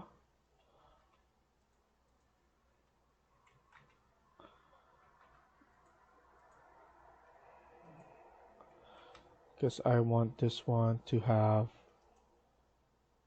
so I'm just going to align this AL, and then this is the one that has that. So once we do it, we only think of the face right there. So might as well do it now. I'm going to edit this type before we forget. So CS on that, and then you need to select split face, select this face. Once you do, we need to create a line. So I'm gonna create a line from here all the way to there, and then click on finish. After that, click on paint, and then look for the same concrete, and then select that. So now it will be the same one as what we have before. At the same time, let's do it on this side as well. Split face this one, and then we need to create this line right here, and then click finish, and then click on the paint, same thing. So it looks like everything is the border wall, and then only this one is on top of it. This one got created on top of it, so that looks nicer. So now let's go to this side. We're probably going to pull this one lower than the others, so we might just add the top right here, or we could just leave it like this. So that's good enough. We're just going to add a roof right here, and then here we could have in like a deck that goes around, and then we have our swimming pool right here. So let's create the swimming pool first. So let's go to architecture. We create the wall first. So here, edit type, duplicate. This will be pool wall. Edit, and then here we could just change this one to around 50 thickness, and then here we could put something tile. So let's look for a tile. Ceramic tile will be good as well. Let's do ceramic tile, and then after that, let's click on rectangle. We want it to basically be on the ground first, and then click on wall.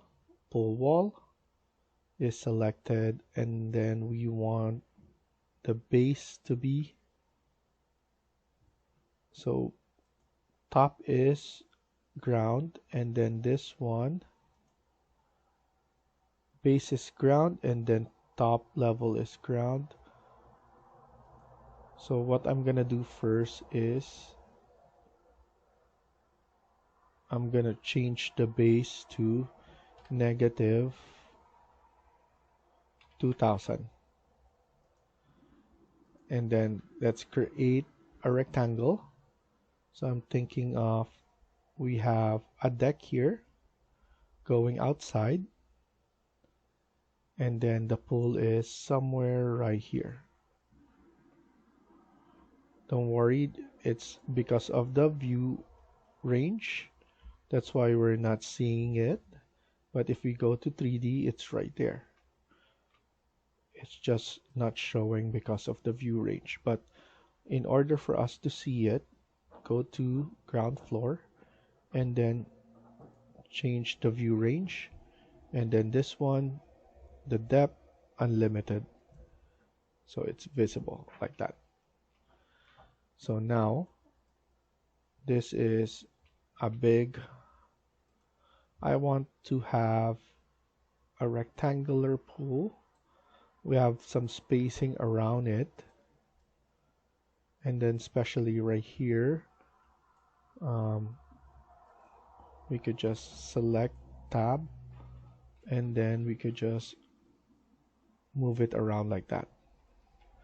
And then the deck, I'm gonna place it all the way right there,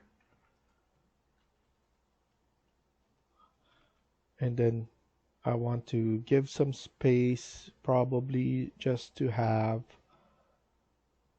a stairs here, a steps here. I'm gonna, let's maybe add it all the way there. We might make it smaller, this one, so that to accommodate the spacing here.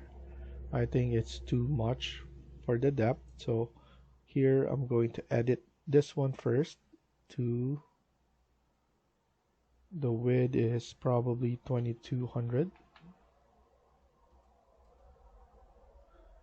and then let's move this one more on this side so that we still have some privacy on this area. Even though this is open, we still have privacy. And then here we could add in the deck, so it will be another flooring, wood material, and then steps to add. So now I think I'm ready to just leave it like that, and then we could add in a surrounding floor. I'm thinking of adding some grass as well on some portion, and then maybe this one should be a floor with grass, those kind of stuff, or so we could just look into that more. I just want to finish the swimming pool first. Let's add in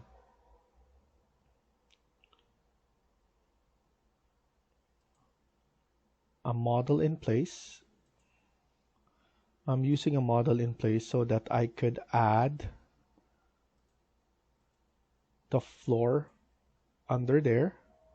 So extrusion, and then I want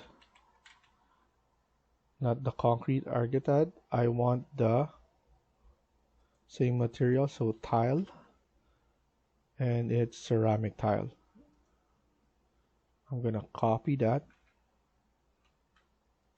and then here I'm going to create something that looks like this, and then let's go to 3D to see how it looks. So click on finish, and then put this one all the way down.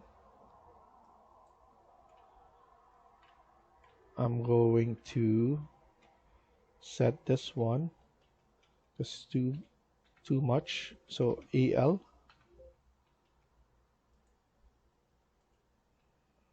so AL, sorry, AL, click on that, and then click on the bottom, and we want to make it shorter, not too thick. I'm going to make this wireframe to see how it looks, so we could just pull it one down. I think that's good enough, and then we could put in some stairs or whatnot. And then after this, go back to ground, and then let's create another extrusion, same thing, but with water. Pull this one up, click apply, okay, and then add it on top, and then click finish. Look at it in 3D, and we could just pull this one down.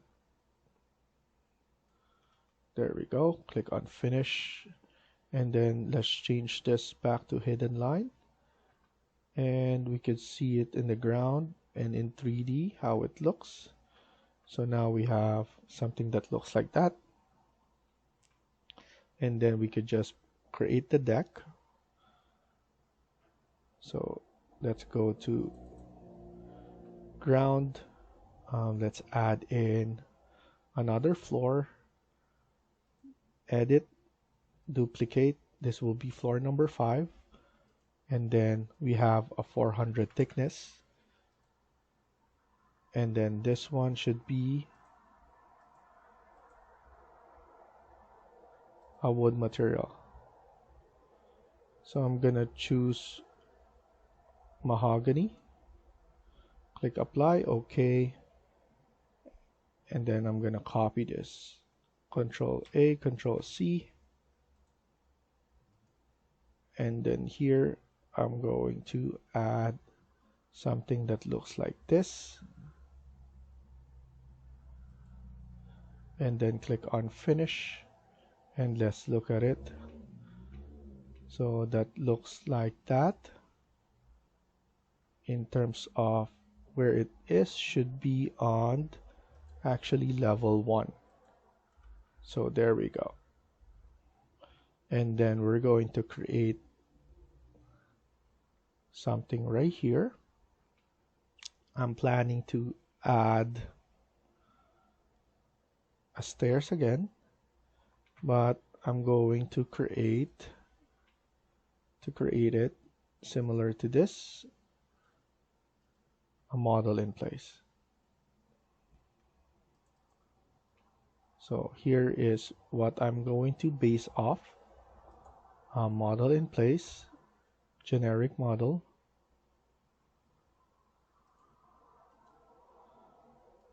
And then here, I'm gonna click on extrusion, pick a plane, and I'm gonna select this wall right here, and then click on rectangle,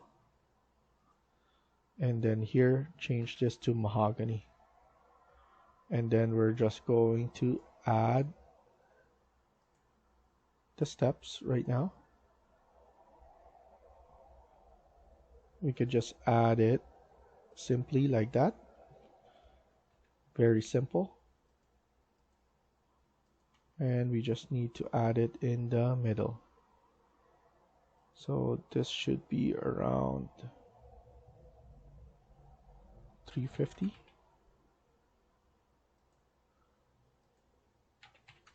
There we go. So that's roughly in the midpoint of that, and then click on finish, and let's look at it at 3D and then expand it a little bit more. And at the same time, we're going to have some railing right here to make it nice, and then right here we could just go back to ground and then add the railing. Let's use this pipe. Let's duplicate this. Let's put piping number 2, and then let's add this one to level 1. So base should be level 1, and then add it right there. So even though we put it right there, it should be on that side. Click on finish, and obviously we could do much better work right here. Instead of this one, I want it squared. Real structure, circular, I don't want that. I want it squared. And then technique here is you could just copy and then Control A, Control V on those to make it faster for you.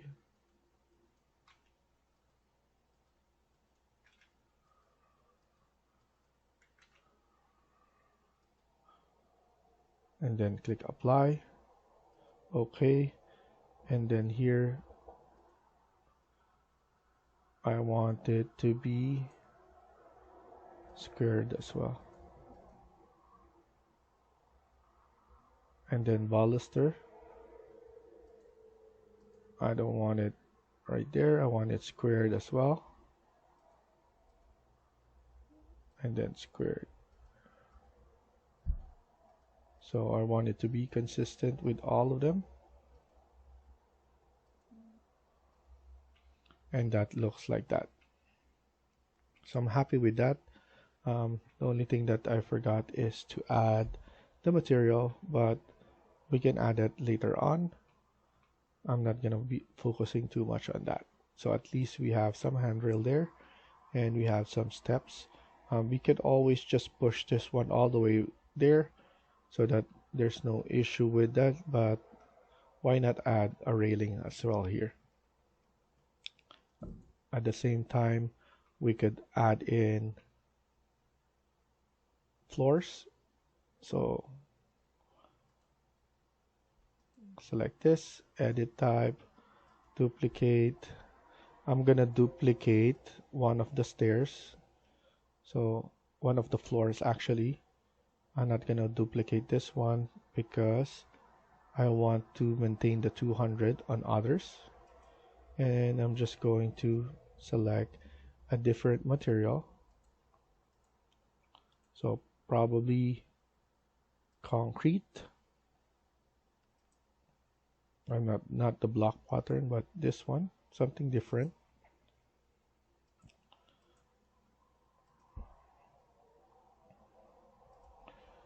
And then here I'm just going to go around here, and then let's pick this one right about there, and then just all around this area. And then let's trim and extend.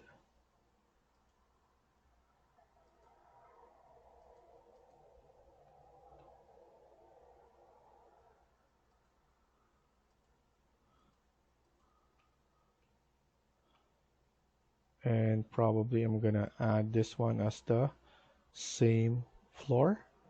So I'm just going to just leave it like that for now. And this one we just need to trim and extend on this one, and then trim and extend on here. Click on finish, don't attach, and I want, and then we forgot to create a opening there. So might as well just select a rectangle and then just add this one like that. Don't attach. And then here for the walls, I want my walls to have at least 25 top offset, so at least it's a little bit on top of there. So let's stop here for now and continue in the next video. Thank you for watching and hope you liked the video. Please hit like and subscribe. Feel free to comment down below.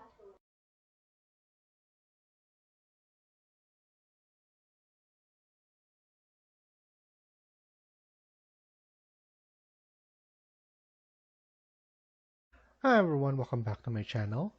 In this video, we're gonna continue working on part 7 of this house build.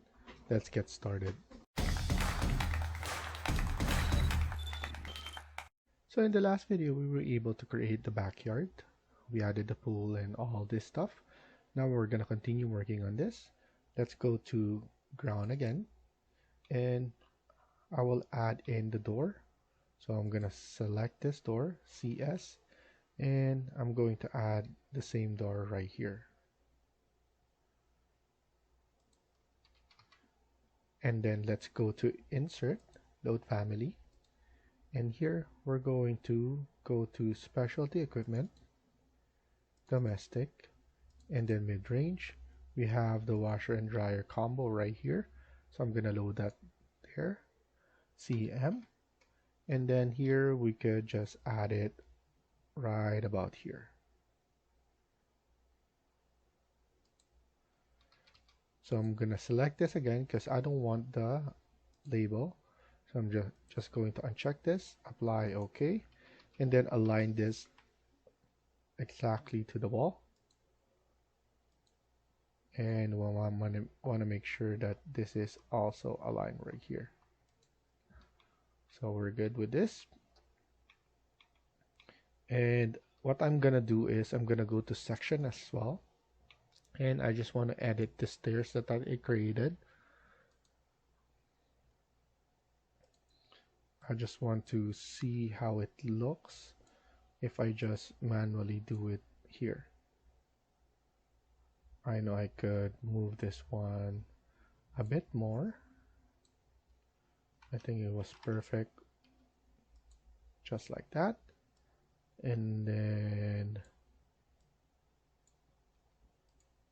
grab it again just a little bit, and then pull this one a little bit as well, and then click finish. And then if we check the ground again, or the 3D view, it will look nicer like this instead of the one earlier. Then what I'm gonna do is we're going to create a stairs as well right here, and we're gonna do the same idea. So I'm gonna select this and then edit, and I'm going to just make sure to know the material that I'm gonna use. And then here under section, what I'm gonna do as well is to pull all the walls, and let's just make it negative 1000. I think it's too much to have 2000. And then at the same time, we have our water right here, and then we also have, if we go to our 3D, we also have this. So make sure to add that one as well, and then go back to section. We could see, I'm not sure if we could see that, but we could just pull this one up like so, and then we could align it again, AL, and align it right there. So it's much better, not too much. And then we're going to add a stairs, so model in place, and then we could just add a generic model, and then here we could extrude it from the wall right here.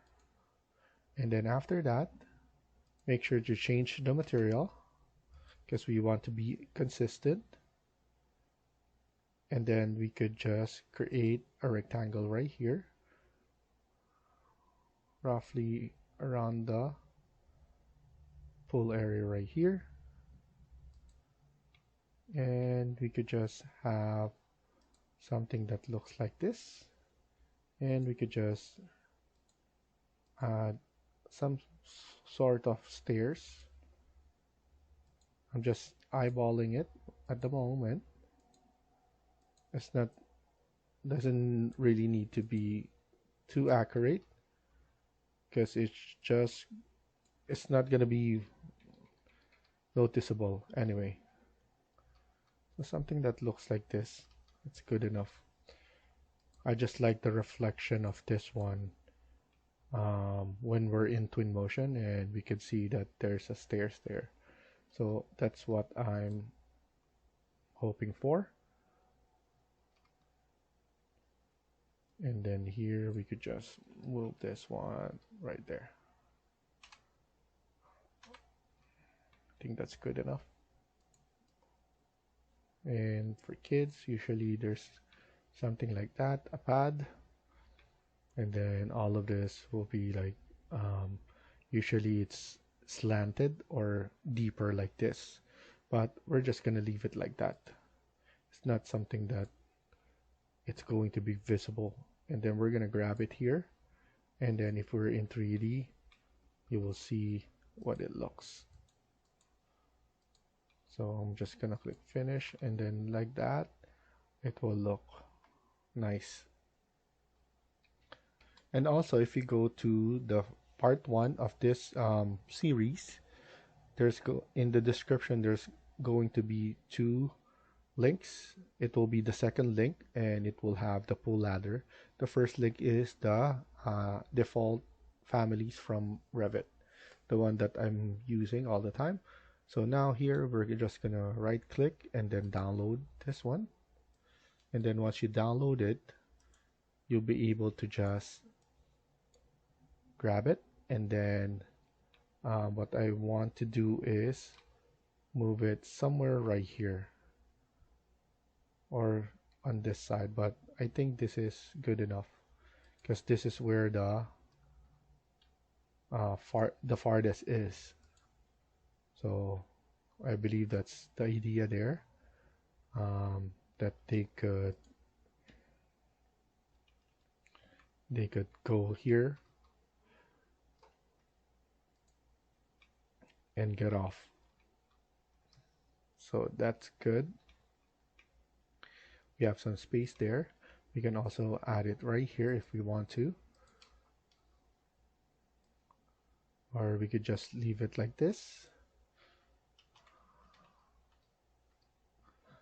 and then we could just align it manually right there. I'm happy with that, and we have some space to go around here. And then in addition, I'm going to just move this one down. I want to add some grass portion here, but before we put some grass, I want to add some pots. So we could just make this one, we could just leave this one probably. So I'm gonna edit this one and choose this big line, and then we could just trim this off.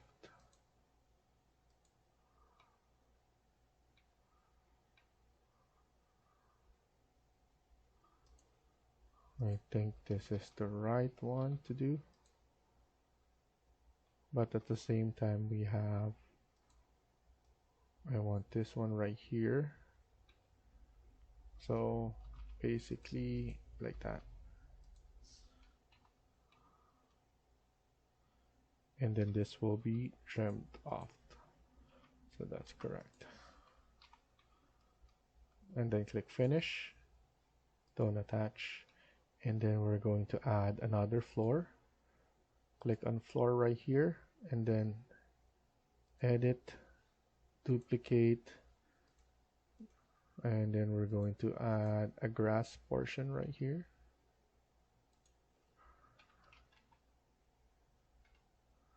I think we already have a grass floor, but I'm just gonna add it again so that we're good.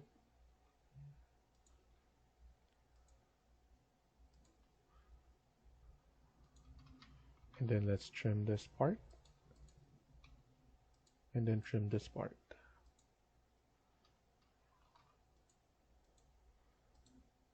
There we go. So we have something like that right here, a grass portion, and then we could just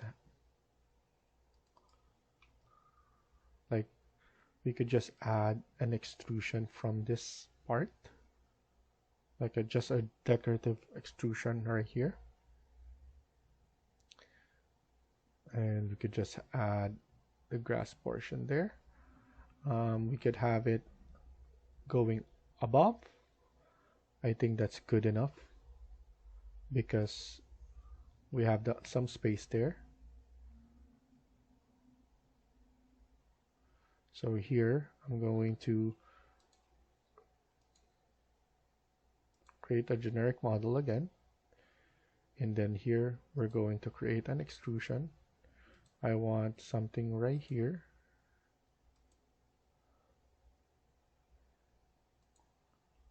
and then right here, and then here we could just make everything full.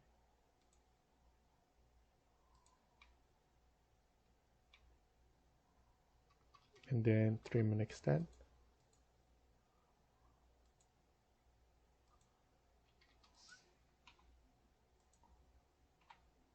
And then trim and extend TR on that.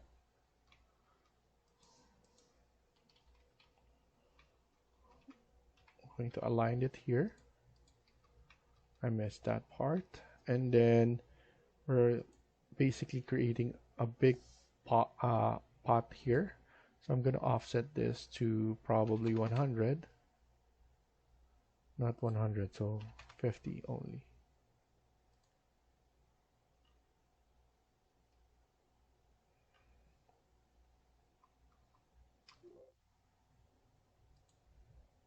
I want it from the inside, so that's why I'm adding this.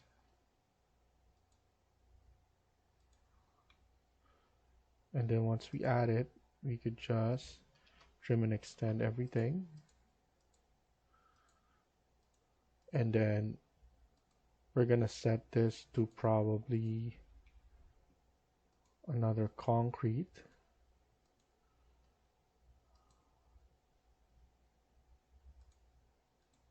Or a stone if we want to. So probably a stone. We could use rubble. And then click finish. And I want to go to 3D so that we could extrude it properly and see how much extrusion can we add. I think that's good enough. We have the lower end of our window, so this will be all part of a big pot. And then what we can do next is to just add in some stuff right here. So I'm planning to add in a small tree right here, and then some flowers and those kind of stuff. But before we do that, we need to add in like an earth material.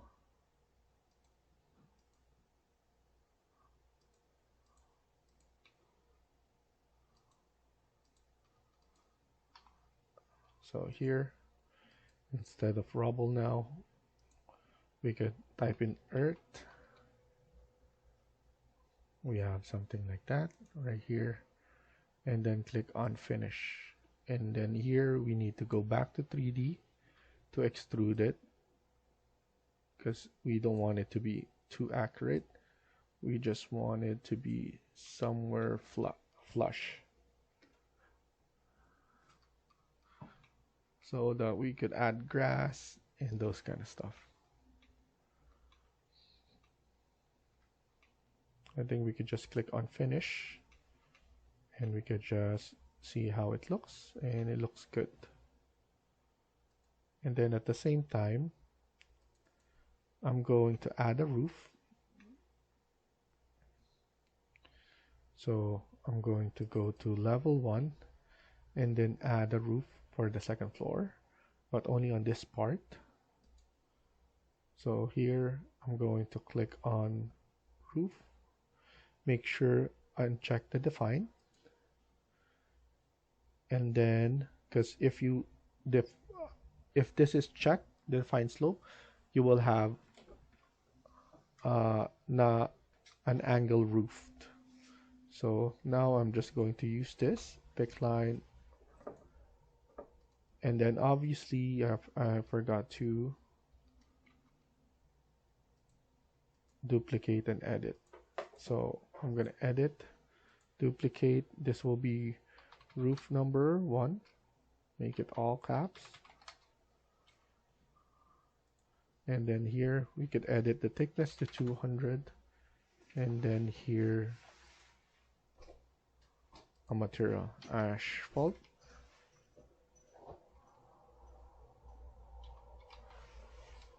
Shingles, and then click OK, and we could just click finish. And then after that, after we fix this, we could just add it to base level 2, and then before we go to ground or to 3D, we need to offset the base. So because this is 200, I want another 200, so around 300, negative 300, so that it's not flush. So I just want that, I want a small parapet on that.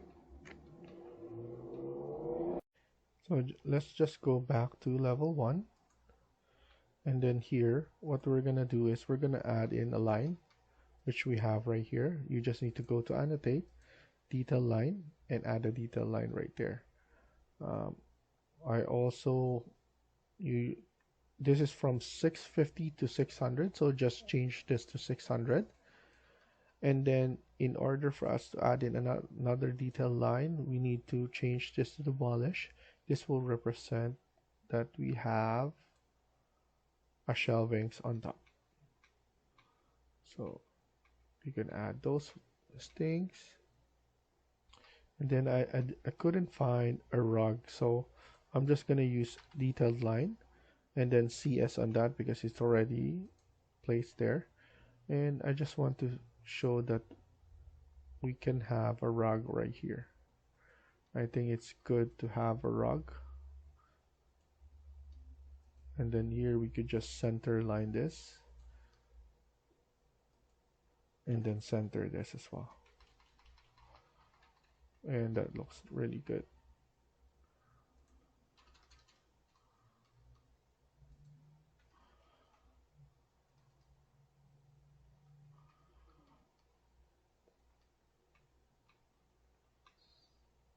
And then we could just move this one a little bit at the top.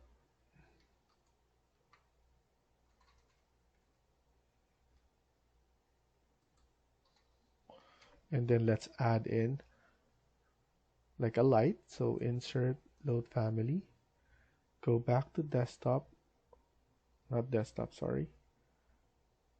Go back to the main, and then we have lighting here, architecture, and then internal, and then we have some floor lamp right here. So I'm gonna use this one. It looks nicer, CM on that, and then we could add it on an angular. So if you see something that is circular, you can just space bar on that, and then you can select, and then you could just grab it from there, so that you don't need to waste your time rotating anything else. So at least this one is, you could fit it right here. We have an extra light right here. And also what we could do as well is to add a table on here. So load family, go to furniture, and then we have tables right here, and then night stand, and then CM on that. So we could just place it right about here. So that looks good. So we're gonna stop here for now and continue in the next video. Thank you for watching, and I hope you liked the video. Please hit like and subscribe. Feel free to comment down below.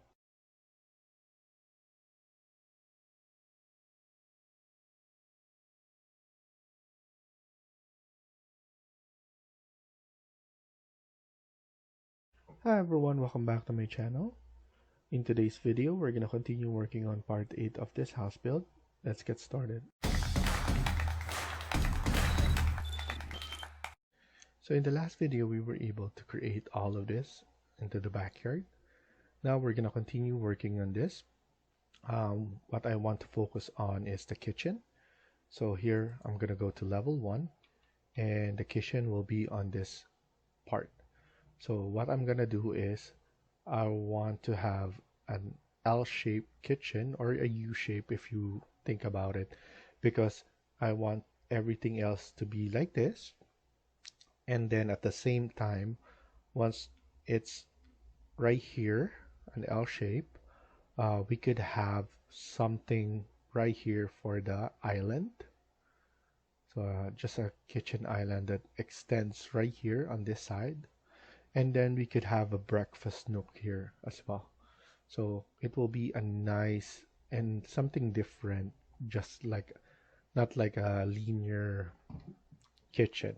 So to start off, I'm gonna go to architecture, click on component model in place, and then here generic model.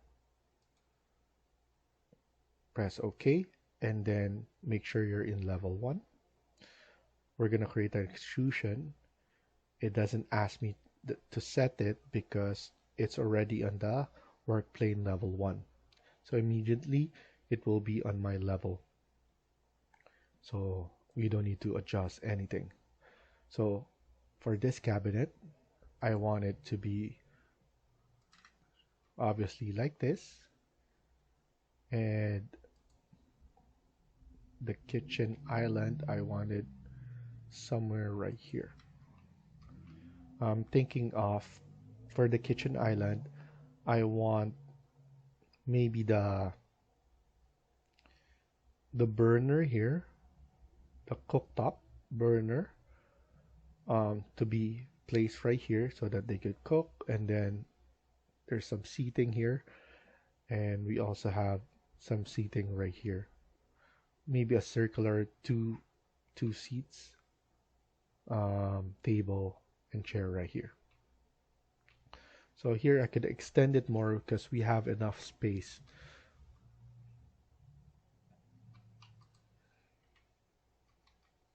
And then we could just move all of this. Like I said, I want the separation right here. So maybe I'm just going to move this one somewhere here, not to cross this anymore. And then after that, obviously we need somewhere right here.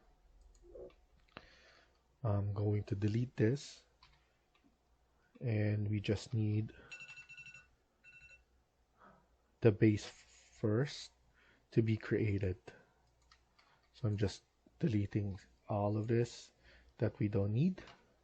I want to set my depth to around 650. I think that's more than enough. 650 is more than enough.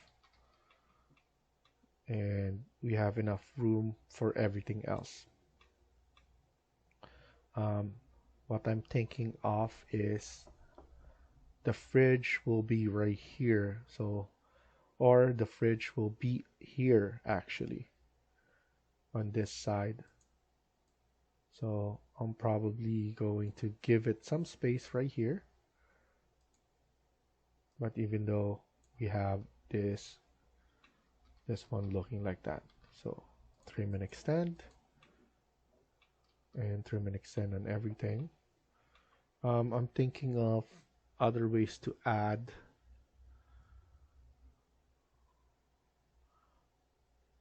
the fridge. I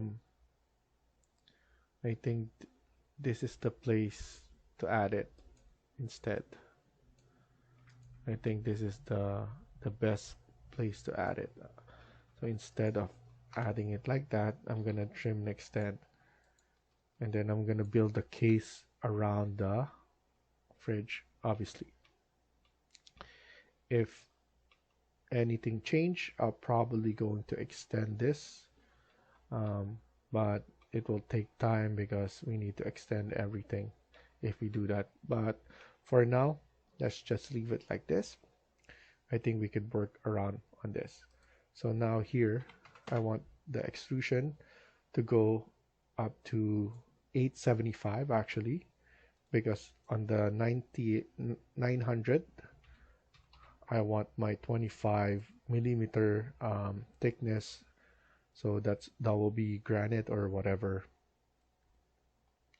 So here, I'm gonna change this to wood. So let's add in a new wood that we could do. Let's use this one first. Gulam 24, click apply. Okay, and then I'm gonna copy this in case I need to add more. And then click on finish. Let's look at it at 3D. So that looks good. We have enough space to go right here. What I'm planning to do is I'm probably not going to add anything right here in terms of kick plate. I'm gonna put the kick plate in here on this side. So to do that, what I'm gonna do is I'm gonna create and then click on void sweep and then choose the path. So pick path and then select both of this. So we're gonna work on the 3D now. And then after that, once you select the path, click on finish and then click on sweep again and then edit profile. Now you'll be able to manually create your profile right here. What I usually do is put 100 at the top and then we could put 50 and then click on finish and then finish again and then click cut and it will cut that geometry right there. So we have our kick plate ready, and then at the same time let's go back to level 1 and let's add in the top. So here I'm gonna click on extrusion and then I'm gonna set this one because I want it to be on top of this. So I'm gonna pick it, press OK, and then select the top.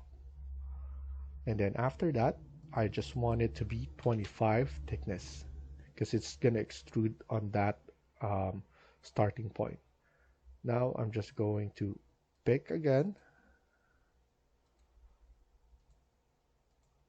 Obviously, I'm gonna pick all the sides, TR, trim and extend on those corners, and then change this to a different material. So the material that I'm gonna use there is a stone material to differentiate the case. So I'm gonna use stone, click apply and then OK, and then now click on finish. Let's look at it at 3D and that it will look like that.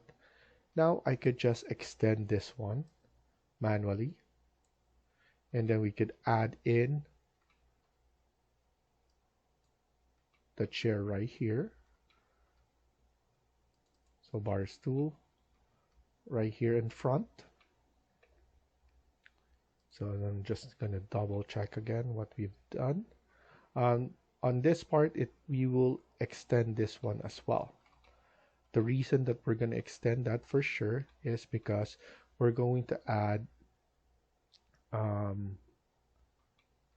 cabinet doors on this sides. So don't worry about that.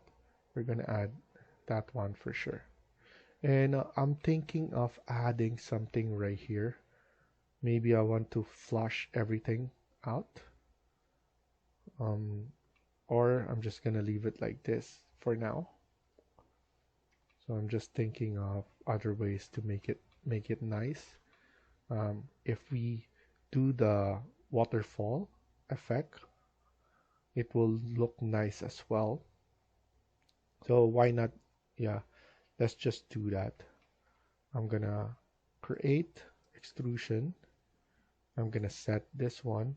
I'm gonna pick a plane, which is this plane, and then I'm going to set everything similar, and then we could just do it like this. And then I'm going to align it on this side and then align it there, and I'm sure that it's aligned on the bottom. So now if we click finish, it will look like that, and then I'm going to align it onto this face. So now it looks flushed, it looks modern, because of that.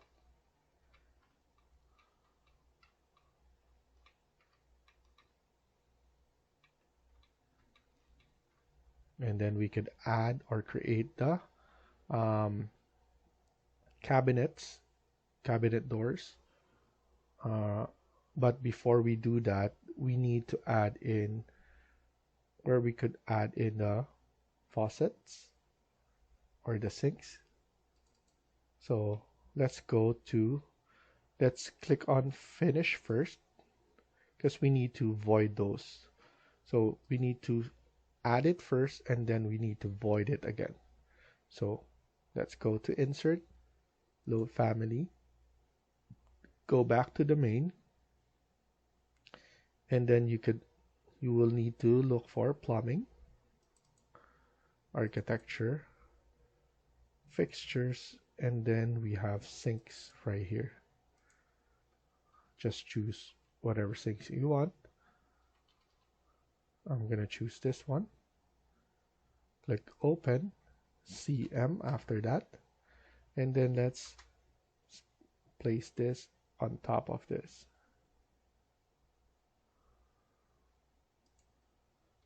Obviously it's not on the proper elevation, so counter height elevation is, so it recognize, I believe it recognize it.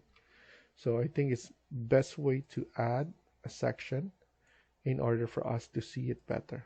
So double click on that section, and as you can see, yes, it recognized that the placement there or the face, and it's exactly where we want it to be. I'm gonna move it right here. I'm gonna move it somewhere right here because we're still going to add in our fridge right about here.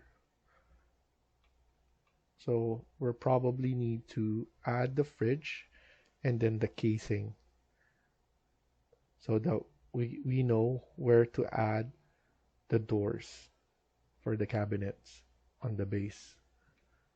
So now what we're gonna do is we're gonna select this again, edit in place. The reason that we need to edit in place again on the specific one that we created before is because we are gonna void it. You can only do it on the void extrusion of that particular model in place, because if you keep on creating a model in place after a model in place, it will be very hard for you to void it, and it's not possible. So here I'm just going to do a void extrusion, and then we're going to create a void extrusion. I usually do this because I want to see the sides of this one, because if you just do it exactly on that, it will have that blinking effect, so stating that there is something there that is overlapped.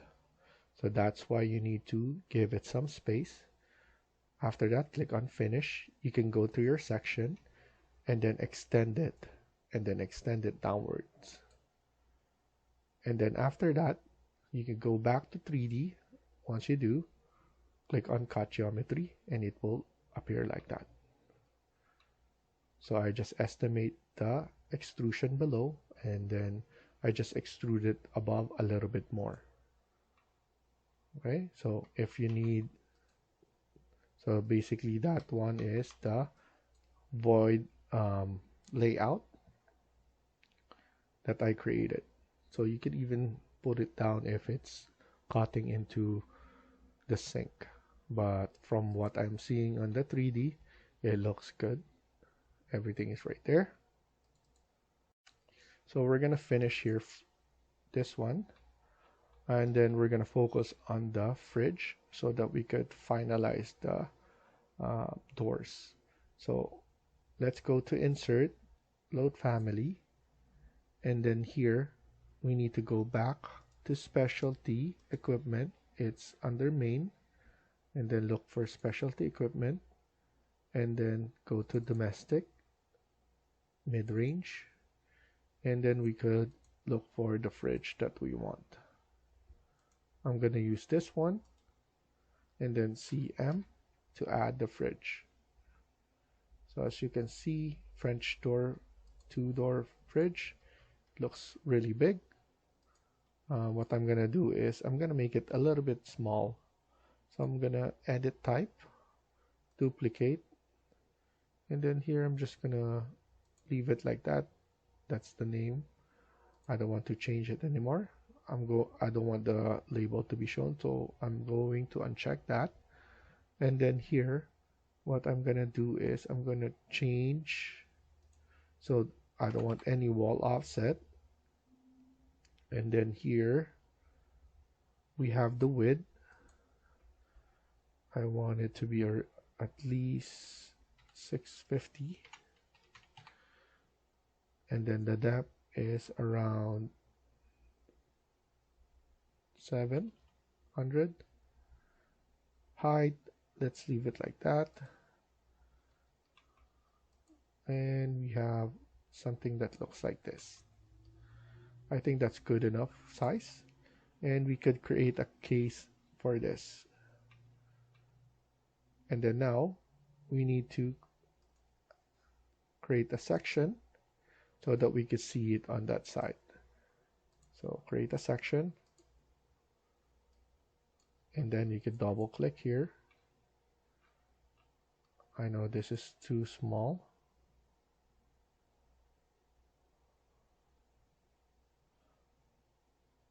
So I think the best way is to, I'm gonna delete that and then go back to level 1. I think the best way is to just create a linear on this side. So L shape, but we still have something right here. So just do this. So select everything, move it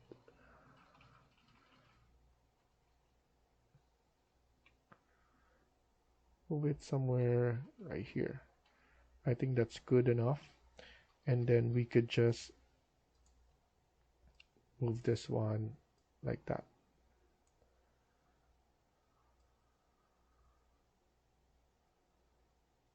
I think we have enough space to go around here. And then here, what we could do is edit the boundary and then extend this one a little bit more. And then the error is because they noticed that. So Revit noticed something there, that there's an overlap. And then we could just trim it off like so. So that one is fixed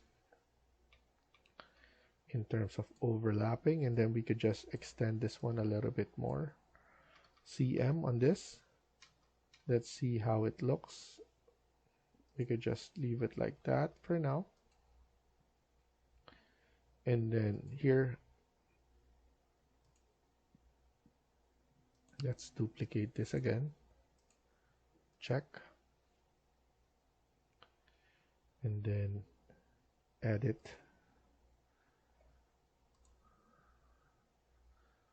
So the depth, I'm going to do 750. The width, I'm going to do 800. Wall offset 0 and apply. And then here, I'm just going to align it onto the wall. AL. And I'm just going to use this one right here and pull it a little bit more.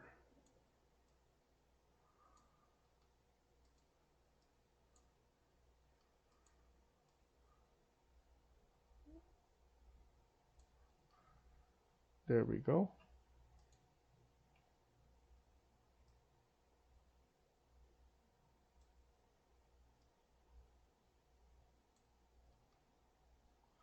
And let's go to 3D. Then we could just align it AL. There.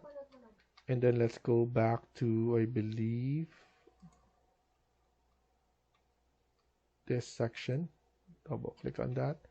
And we could just move it like that.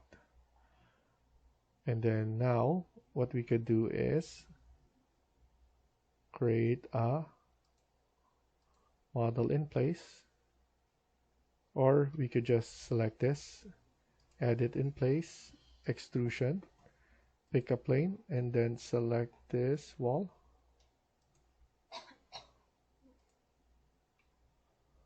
So the issue with this is the section where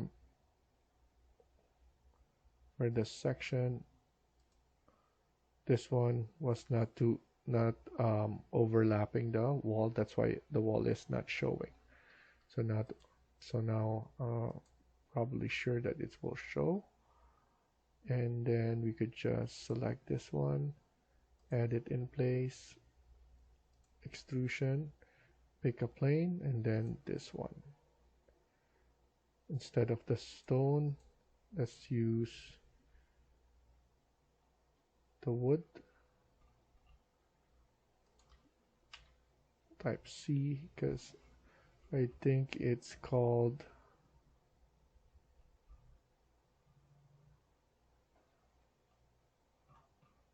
something wood that we already used. So wood, Gulam, so it's G, Gulam.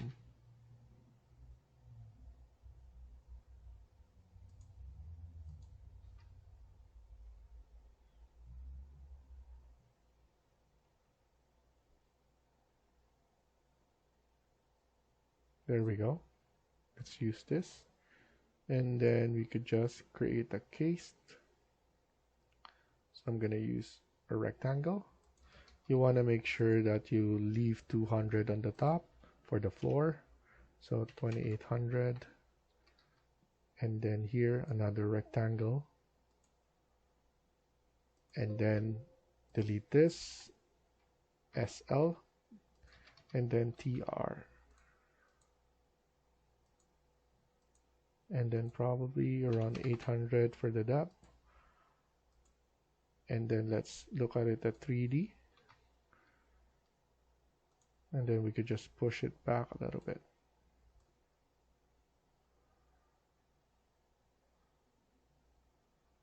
There we go. And then click on finish. So we're gonna stop here for now and continue in the next video. Thank you for watching, and I hope you like the video. Please hit like and subscribe. Feel free to comment down below.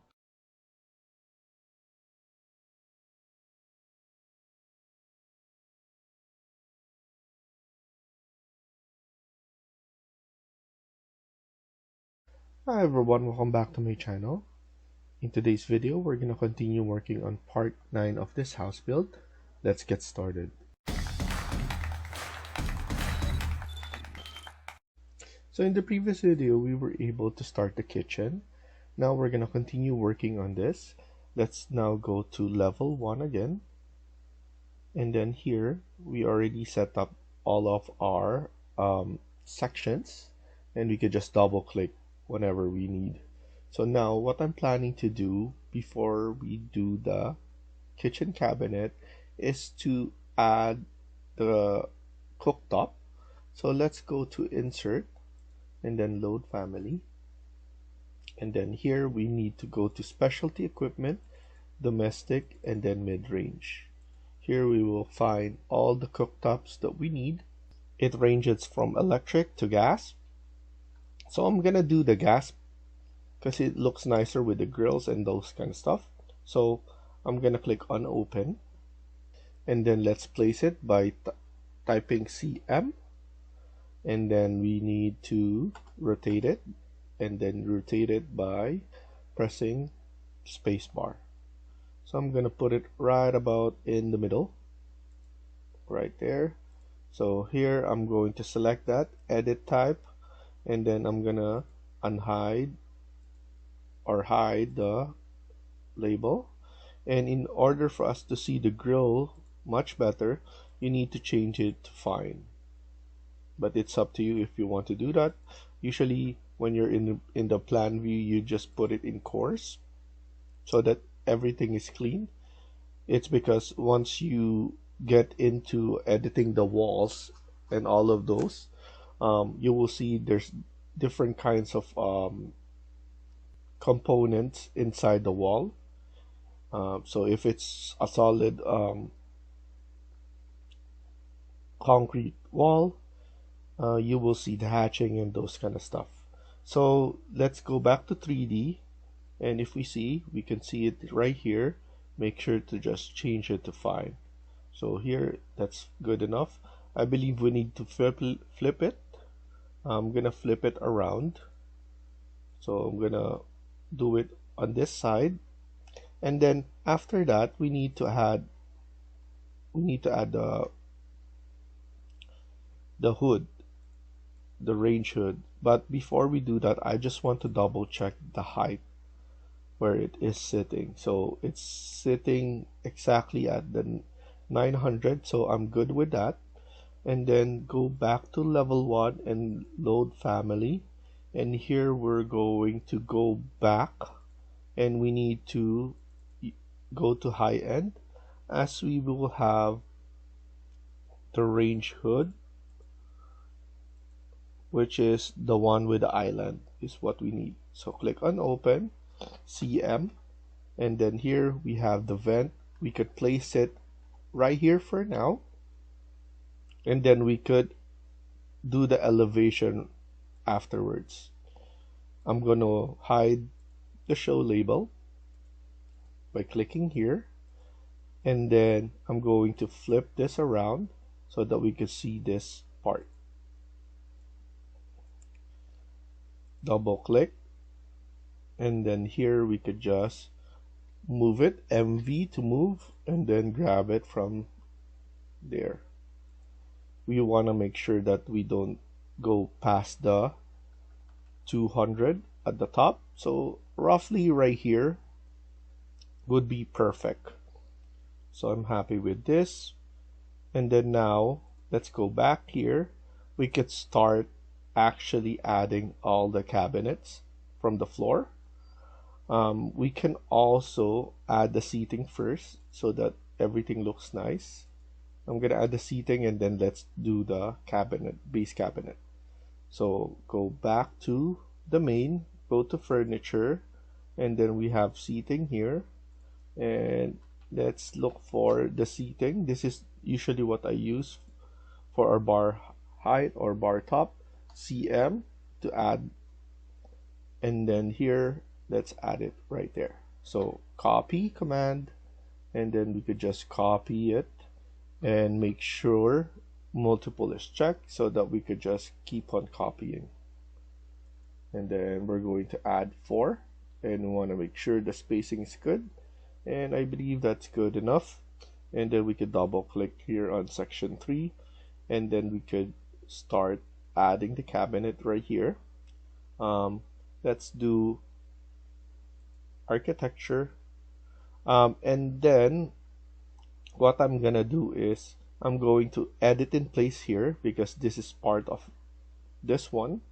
I'm gonna copy this, and then now I'm going to create an extrusion, pick a plane, and then select here. And then luckily enough, we have the same materials, so I don't need to worry about that. Select here, click on 5, or let's make it 10, and then click apply. So now we could just begin our modeling. So here what I'm gonna do is I'm going to add this one in the middle. This will be my guide. I'm gonna select a rectangle, and then maybe we could just offset this one 10, and then we could just grab it from here, and then for this one we need to lower it a little bit.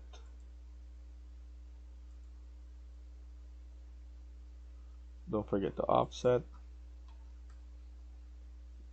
Grab it from there, spacebar, and then we're going to select right here.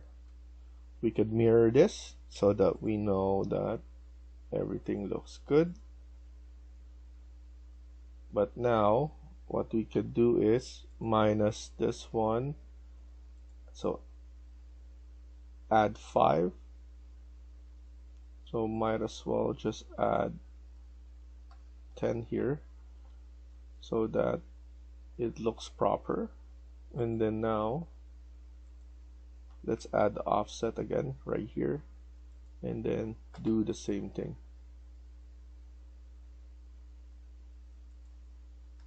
Spacebar to go to the inside, and then here as well, go to the inside.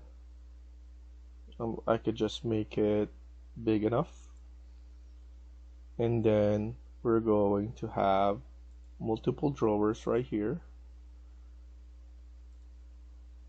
so that we could use this one. And then what we could do is we could add a drawer right here as well. So that's good enough. Click here, offset it to 10, and then right there. So SL, click on those ones so that we could trim this off.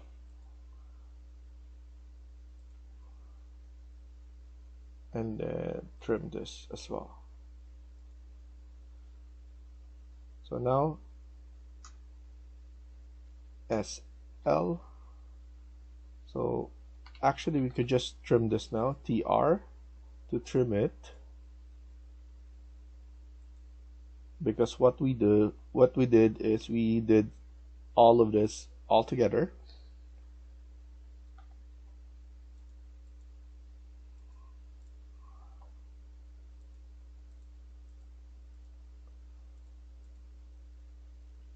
And then after that, just click on finish.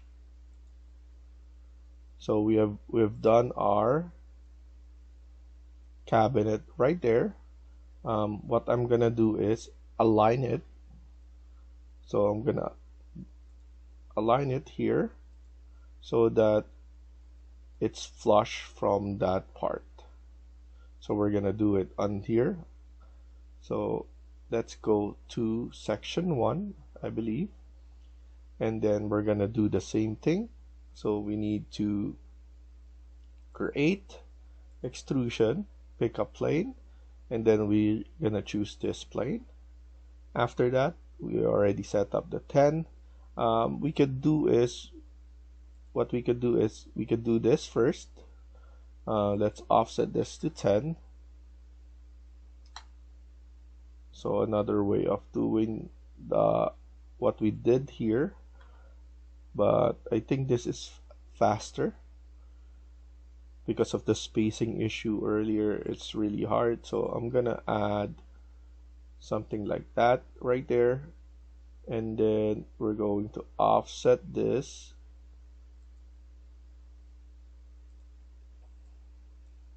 We just need to align that, and then add another line, maybe right here, and then another line right here. What I'm just going to do is push this one back. This is just something for that corner, and then, or we could just delete this now. We don't need it. I'm going to have a drawer right here, and then multiple drawers right here, and then we could just space it out. And then now click on right here and then offset this one to 10, and then just do your offsetting.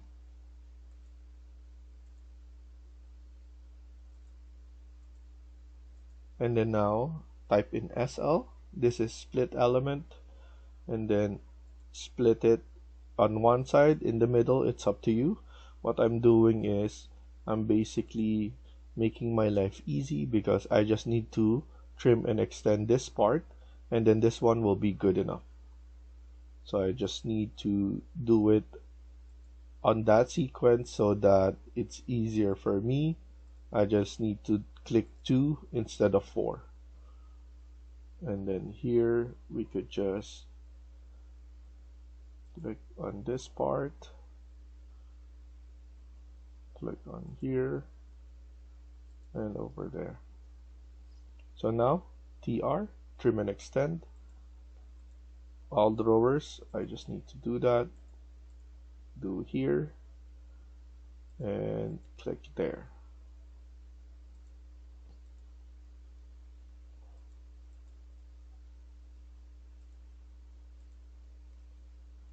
Clean it right here.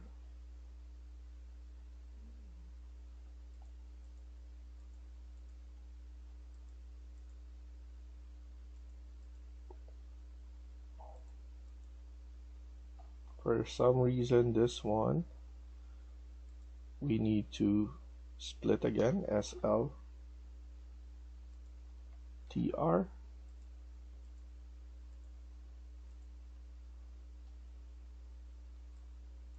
And we have that. So now I'm happy with this. We could just click on finish. And then let's look at it at 3D first. And then we want to make sure to align it, AL, align it from the bottom. So we need to select this first and then this part. So that's flush right there. So I'm gonna go back to section 1, and I believe we did this as well. We need to add some sort of design right here as well. So what I'm gonna do is let's edit this in place again. I know this one same material, so I'm happy with that. I'm gonna click on extrusion again, and then it will ask me to pick up plane. I'm gonna choose this plane, and then after that we need to select rectangle, and then I want extrusion to be 10. Here I'm gonna offset this to probably 5 only.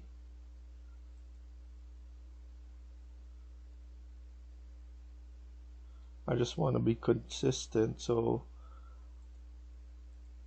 I'll do this first and then add an offset, probably of 10. We could just do that later on.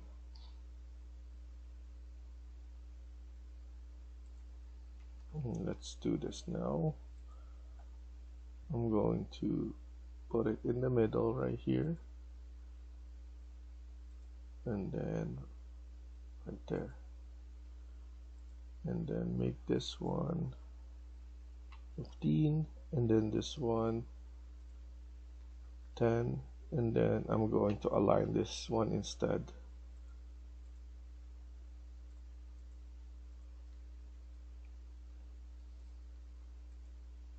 I think we just need to align everything, and then at the same time do the offset. The only problem is on this part it's too much, so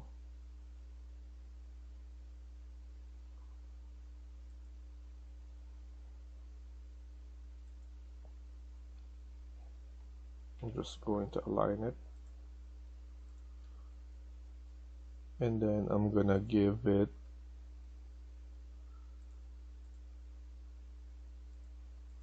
something like that. Offset this to 10,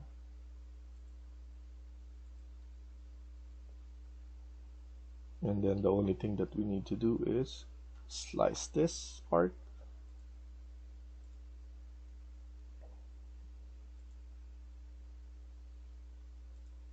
and then TR.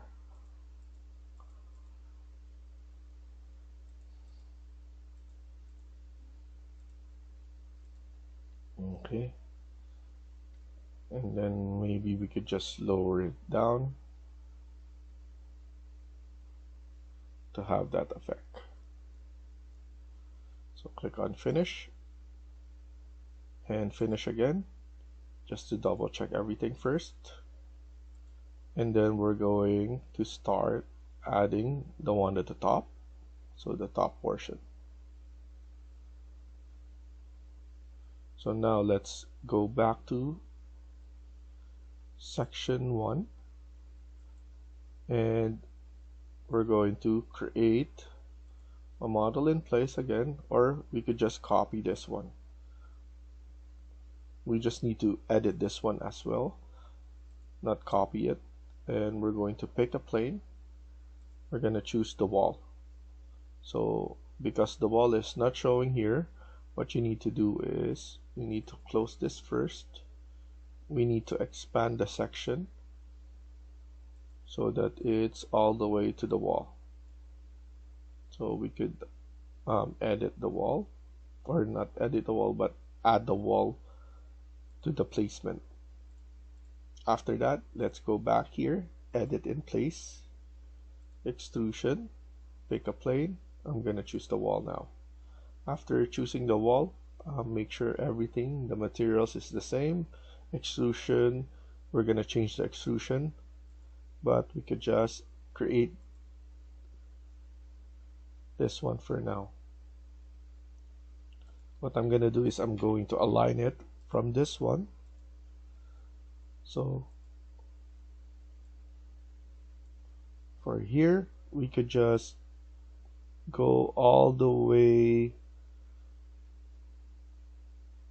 I think this is good enough. And then the top portion is something small here. So click on finish, go to 3D, expand this to whatever whatever you want. You can even go right here and expand it if it's visible, but I'm gonna roughly estimate this, so somewhere at least 1/3, 2/3 of this. I believe that's good enough. We could pull this one a little bit high, and then we could go back to our section, and then I believe we could just start now. Maybe I could just align it right here.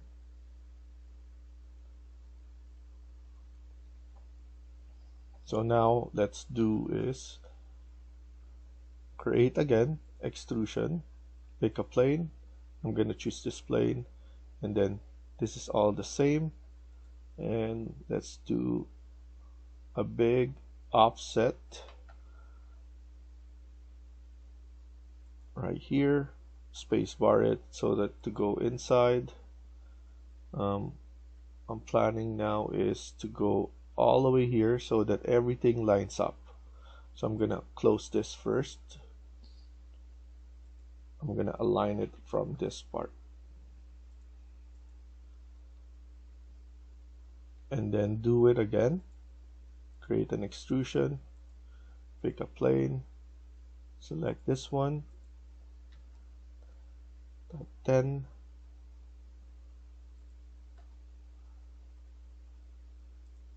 right there, and then we could just do this right here, and maybe another one going onto the other direction, creating that part. Now we need to create, so I want exactly in the middle right here. Maybe another one, and then let's mirror this so that it's the same.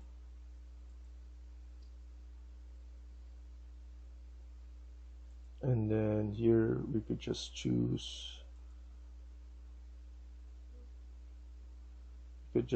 to copy this. So CO, copy, same thing until at the last. And then we could just manually change this.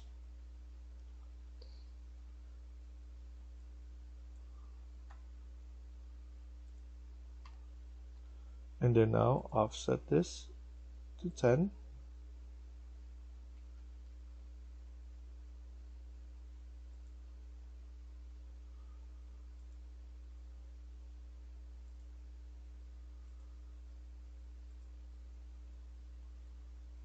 And then to think about this, I want the one at the top actually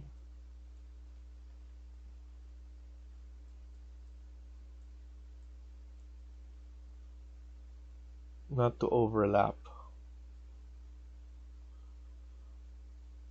So what I'm gonna do is SL, split element, all of this we're gonna split right here,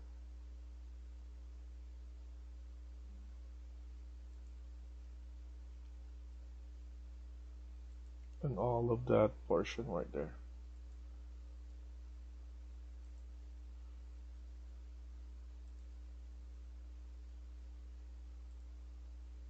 And then right here as well.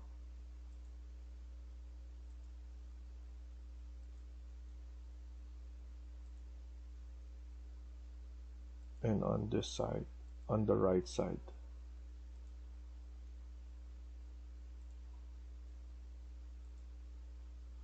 And then now let's trim and extend.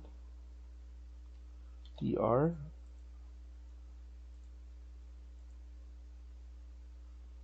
So the problem is we need to split element this one as well in the middle.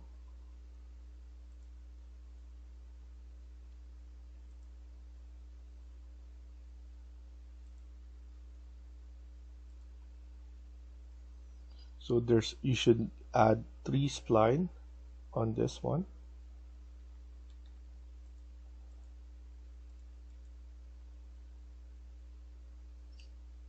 I believe that's how it should be.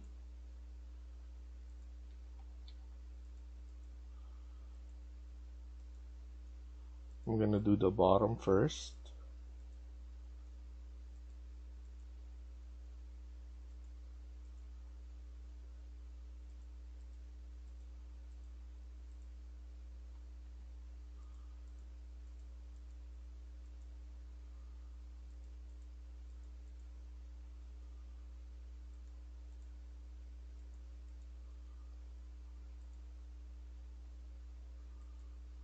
And then we could just delete this.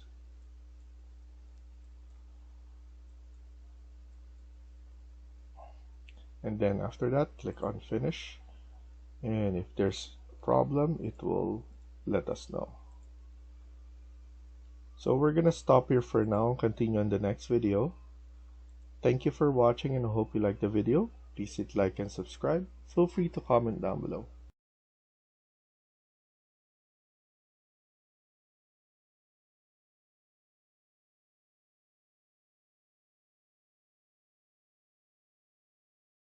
Hi everyone, welcome back to my channel. In today's video, we're gonna continue working on part 10 of this house build. Let's get started. So in the last video, we were still working on our kitchen. Now we're gonna continue working on this. Let's go back to section 1. So meaning this is the section 1 that I'm referring to. You could just double click here. And I'm going to add a backsplash. So with that sense, I'm gonna select this, edit in place, and then create an extrusion, pick a plane. I'm gonna select the wall because it's gonna be attaching on the wall. So basically the plane, when they ask you to select the plane, where are you going to add it? So you're basically telling Revit you're gonna place it on this plane, um, and then you're gonna attach it from there. So here I'm going to put it at 5, and then going to add something that is styled.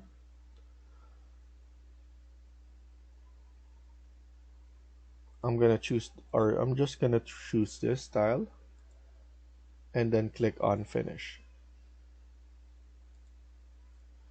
At the same time, let's go back to level 1. I believe we're done. We could just add in some more details. What I'm gonna add a detail on is I want to add like a bar stool railing here.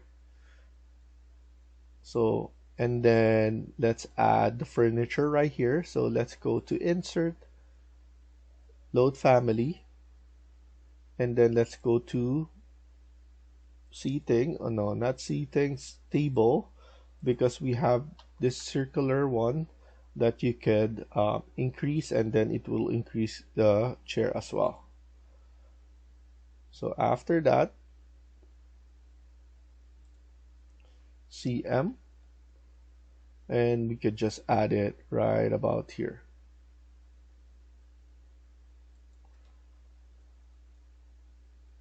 So we have this breakfast nook right here, and I believe it's good enough space to have.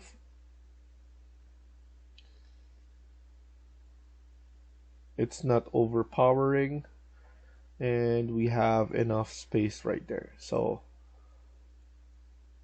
that's good enough to put it there. And then now I'm going to my 3D, and I want to just create a railing there, or a foot rail. So the way that I'm gonna do it is from level 1, and then here I'm just roughly going to estimate where it's gonna be, and then here I'm gonna model in place, generic model, and then I'm gonna create an extrusion. Let's see if I could just create a sweep. If I pick a path, but the thing is it's gonna attach there. So what I'm gonna do next, let's see if we could do that, or I'm just gonna sketch it out. So I'm gonna go right here, cancel it, model in place, generic model, sweep, sketch path. I'm gonna sketch the path. I'm gonna add it somewhere right here.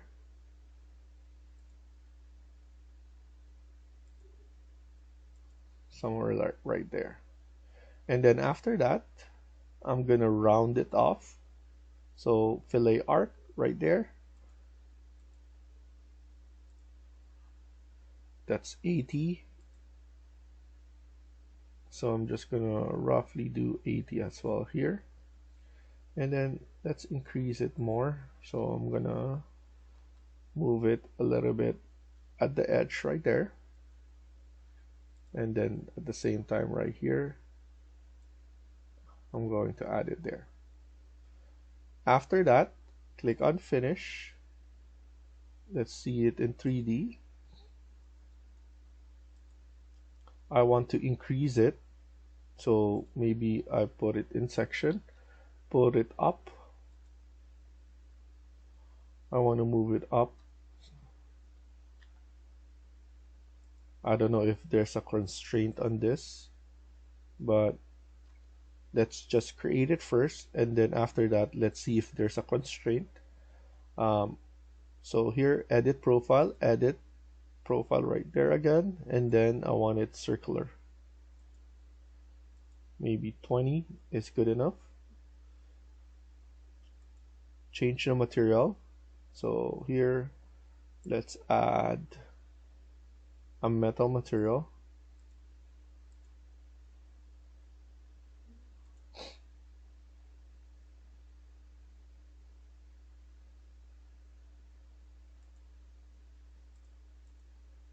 And then click on finish. And then finish again. And as you can see, it created that. We can now go to section 3 and try to pull it up. So looks like it's getting pulled up. So I'm happy with that.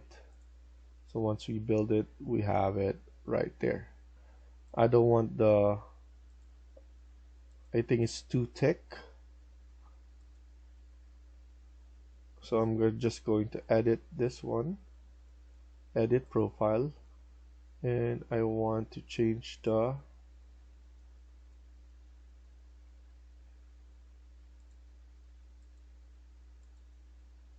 want to be at least 10 only, and then click finish.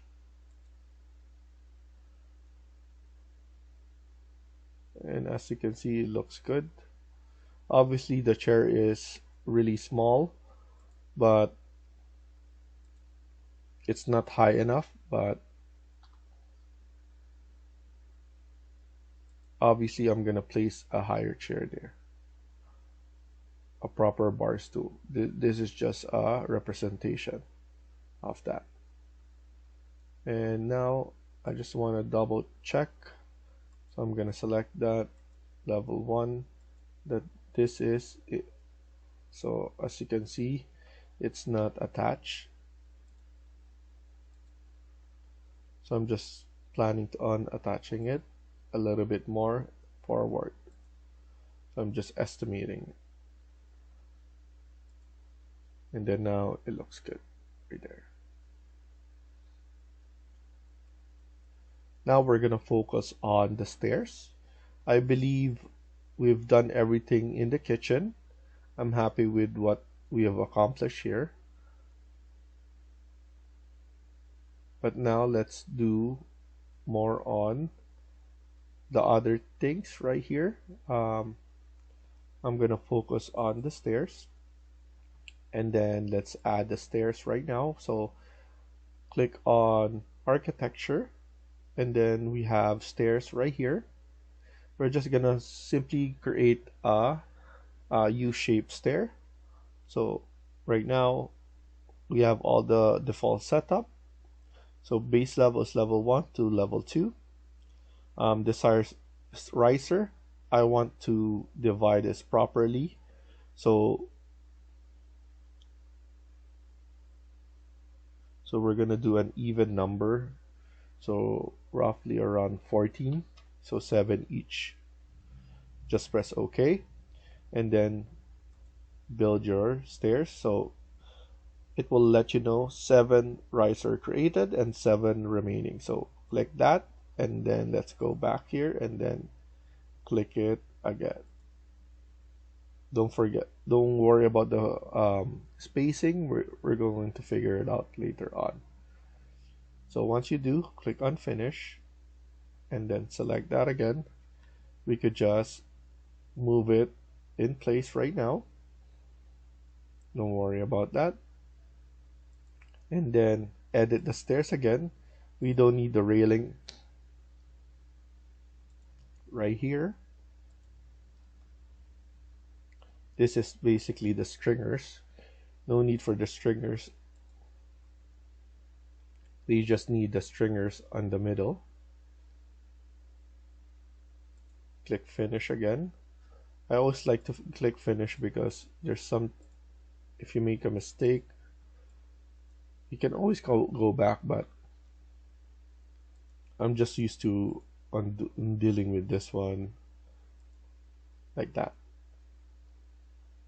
And then now let's edit the stairs again, the whole stairs, and let's just change the size, so probably 800, and then this one is 800 as well. So really depending on, I want to change it right here.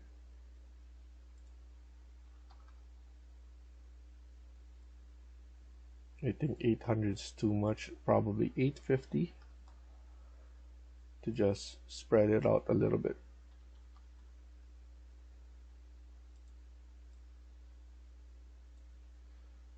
Let's do 900 each. I believe that's good enough. We have a good spacing right here. Let's separate this.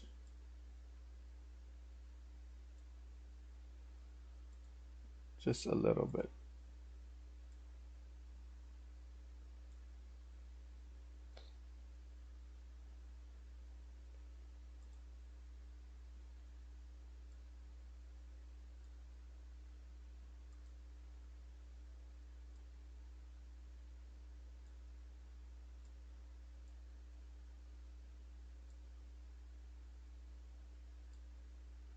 Something like this.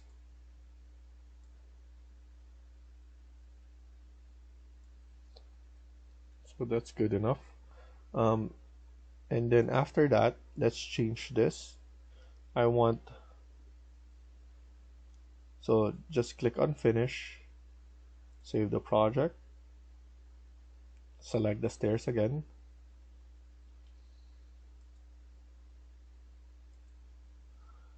and then here, edit, we need to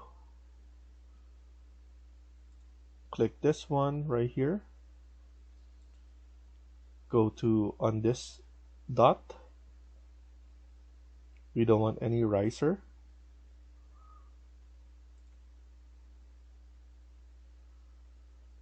and then we could set up the material right here,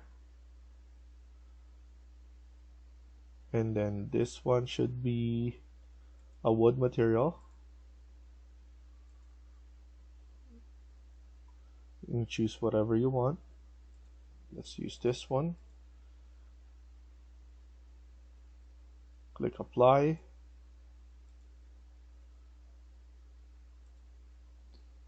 And then let's look at it at 3D to make it more.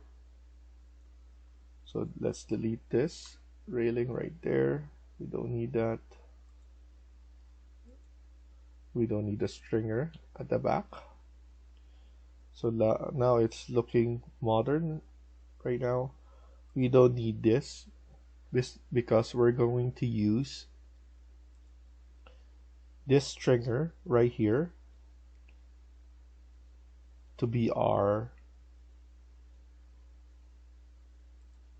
railing. So I'm going to edit this. So actually no, not edit, just select this.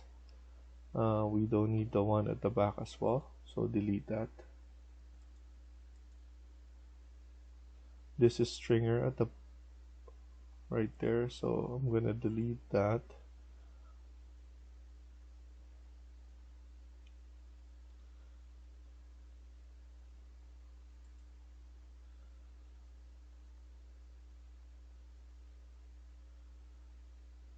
So here what I'm gonna do is I'm gonna change this to glass.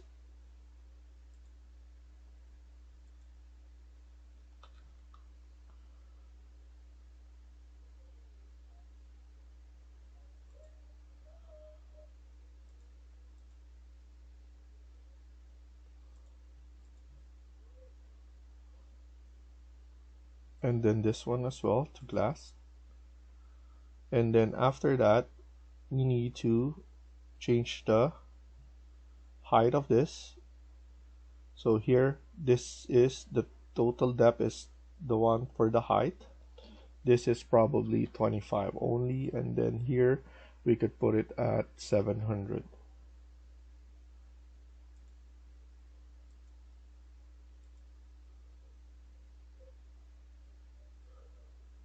In terms of landing, same as run.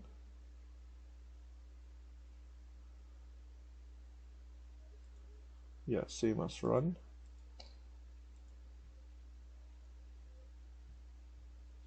And then we need to remove this stringer. This stringer we don't need, but I'm just going to edit the stairs and remove it.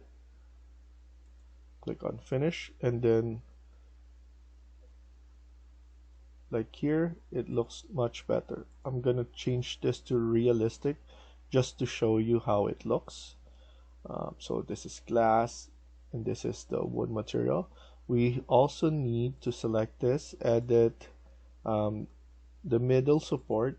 It needs to have the value for the material. So this is another metal material.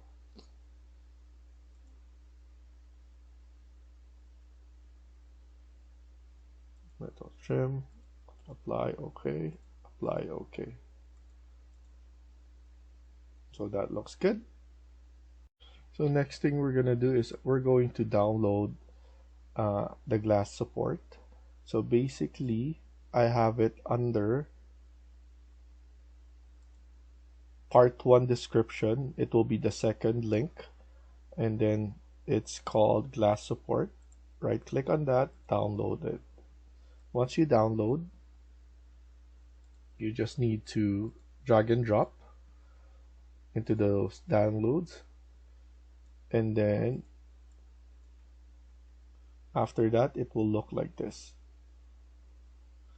It's a face base, so it will stick into any face, so even here and also right here. So you just need to click on that. I know this is really big, but I'm gonna edit that one, and it can basically go anywhere you want it to be. There, even right here. So it's up to you if you're gonna add it. I'm just gonna add it right now. So what I'm gonna do is I'm gonna create a section. So I'm gonna create the section right here, or I'm just gonna move this section right here.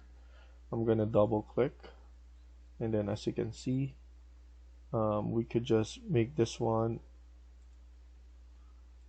like that, wireframe, and then we could connect each and every one of that right here. You can make it smaller, you can edit those, so it's up to you if you want to edit, but for me I like it this big. And then now I'm gonna grab this, copy on both, CO, and place it right there.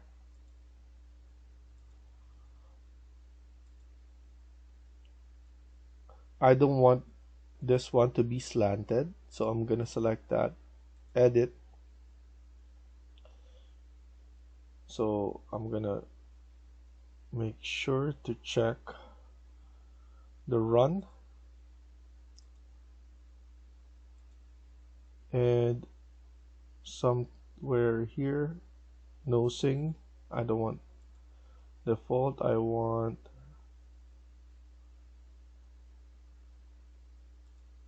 maybe shape profile. No, not this one.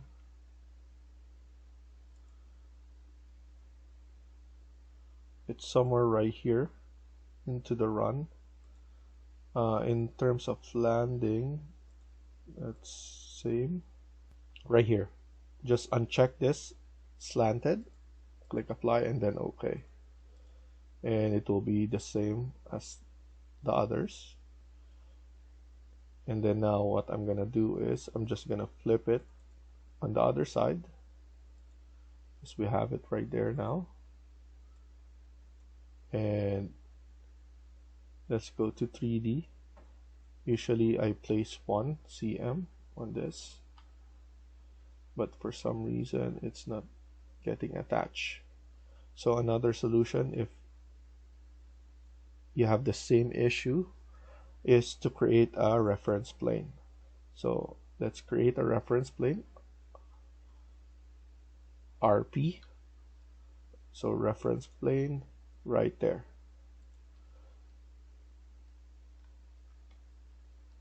So once you do create a reference plane, you'll be able to attach it, CS, and then flip it on the other side. Once it's right there, if we go to the section, you'll be able to see it and then add it at the same part now. Then copy,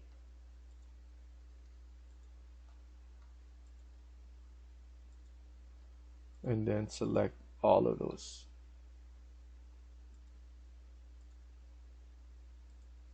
So some detail that you can add to make it really nice. So now it's looking like that. And then if for some reason you want to edit this, change the materials or whatnot, you can also change the size if you want to. So here you can basically edit this one to make it smaller or bigger. So to show it, I could just change this first. So this is 20, I'm gonna put it at 10, and then click finish. And then here I'm going to edit extrusion. This is 40, that one's 10, this will be 25. And then you could just load it again. You can save it if you want. I'm gonna press no because I want my original to be the same, but you could just overwrite existing parameters and you could basically edit it. So things that you can do by yourself, but the default is the one that you have, a big one there. So we're gonna stop here for now and continue in the next video. Thank you for watching and hope you liked the video. Please hit like and subscribe. Feel free to comment down below.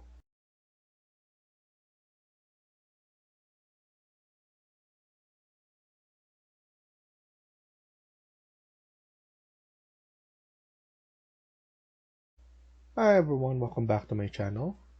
In today's video, we're gonna continue working on part 11 of this house build. Let's get started. So in the previous video, we were able to finish up the kitchen, and as you can see, it looks nice. And also, we created the stairs and add the glass support for the stairs as an addition. And you'll be able to download that on the part 1 description. So now we're gonna continue working on this. I believe we're done at least here. I know we haven't done the carport yet and the gate, but we could go to the second floor, and from there we could add in the second floor walls, windows, and all those stuff. So now let's go to level 2 under your floor plan. We could just hide this for now. And as you can see, we have it overlay. It's at the default that you have it all overlay. If you cannot see the one below, you just need to go to underlay and then change this to 1, and then top is level 2, and then looking down. So now we're gonna start off by adding an exterior wall. I'm gonna select this wall because I know this is exterior wall right here, but once I type in CS, that's to create similar, I'll be able to add it instantly right here. So I'm gonna type in CS and I'm going to add it. We're gonna start off by adding D1 right here, going across.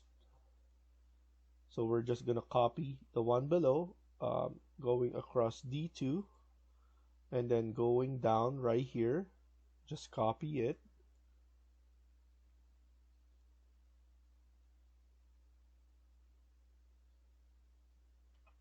We need to go back actually. It should be only up to here, going across. So D3. So need to push this one back or front right here. So D3, and then here select that CS again. From D3 going above right here, and let's go to C3, and then going across right here, this will be C5, and then let's just trim this off because I overlapped that. CS again, going across, so this is basically the same layout right here, and then the one below right here. So basically just copying the perimeter, and then here we could just simply add and then close it off. I know it's not really good. It's basically you cannot follow along because everything is overlapping. You see everything below, but we actually need that so that we'll be able to add everything instantly. I'm gonna select this wall. I know this is an interior wall, CS on that, and then we're just going to add this wall right here. We're gonna go all the way down from D2 all the way to E2, and then E3, and then closing it off. So those are one of the washroom, and then we're gonna select this CS again, and then we're going to add a washroom right here as well, and also enclosing the stairs right here. And then I'm just going to grab this one, this door, CS on this. I want to grab it now so that we can turn this off. So at least you'll be able to visualize what I'm trying to do. It's hard to have everything turned on. So as you can see, we have a wall right here.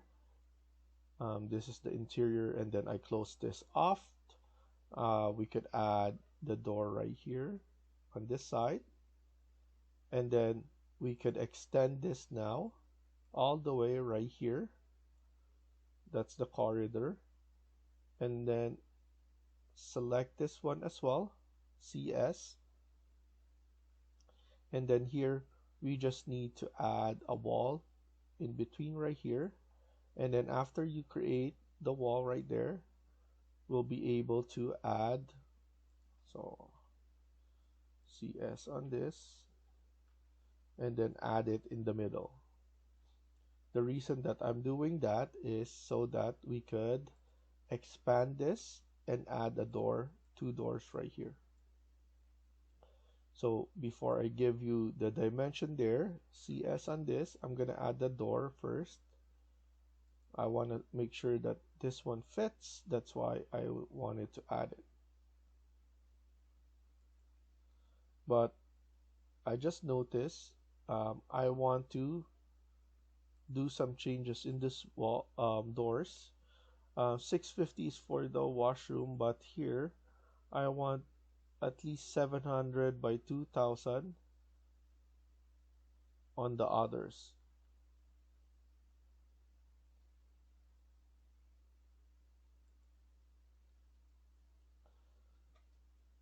So now I'm gonna give you this dimension. This is I'm gonna make it 2700. So we have enough space for the door and all those stuff. And then this one is 650 by 2000, and this one is 700 by 2000. So, and here, what we could do is change this because this is the masters. So we could make it at 800. So a little bit bigger. Most of the time, the standard is around 900, but you can always lower it down depending on the on your location's building code. So what I'm gonna do is I'm gonna turn the underlay again on. So I'm gonna put it to level 1 because I just want to grab all of this. So CS on this, I'm gonna grab it. I'm gonna place it right here so that it's easy for me to just add. I think that's the only thing that I need to add from there. And then I'm going to put this one to none again. Um, all of this section, I could just hide it for now. We don't need it yet again. So hide element. And then here, we're gonna add in a washroom with 2 vanities.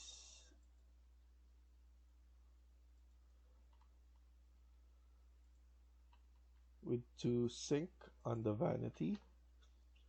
And then we're going to add obviously the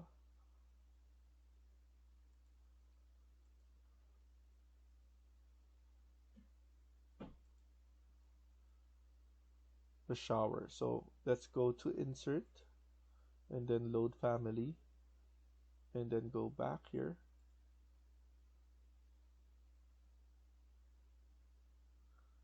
And then here what we could do is we could choose to go to plumbing, architecture, fixtures, and then we have a shower right here, and then just load this one, CM, and then we could just load this and then extend it. Before we extend this, what we could do is check the dimension. This is 1250, so we need to change 1250, maybe this one or the other one. So right here 1250, that's good enough. We need to move this one and move this one, so I'm happy with this. And then right here CS,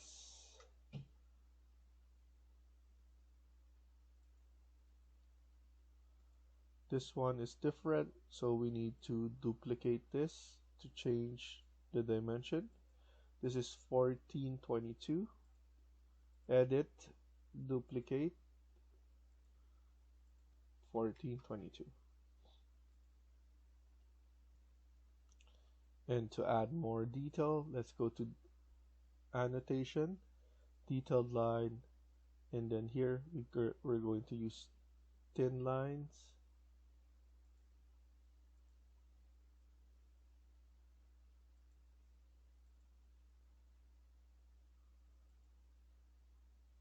And there we go. That looks good. Let's just center this a little bit and then give it some space.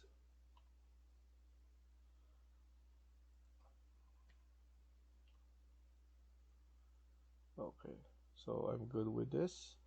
After, let's create our closet.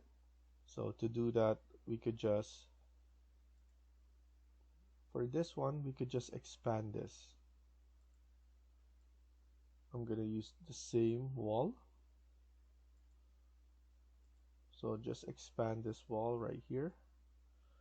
And then here, CS on this, and then expand it. And then this one is around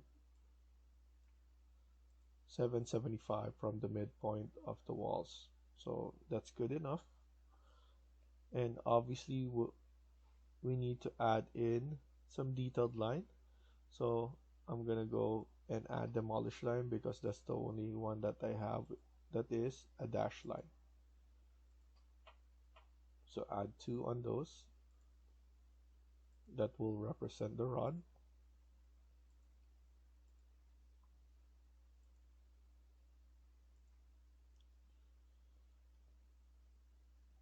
And then after this, let's load the door. So load family, go back to the main, and then click on door, residential, and then we have a sliding door right here. Sliding 2-panel wood, click open. I usually load everything because I don't know if we need the smaller one or a big one. So click 1, scroll down, hold on shift, click the bottom, press OK, and then CM. Actually, this is a door family, so it's a system family. So we can use CM. It will give us a different one.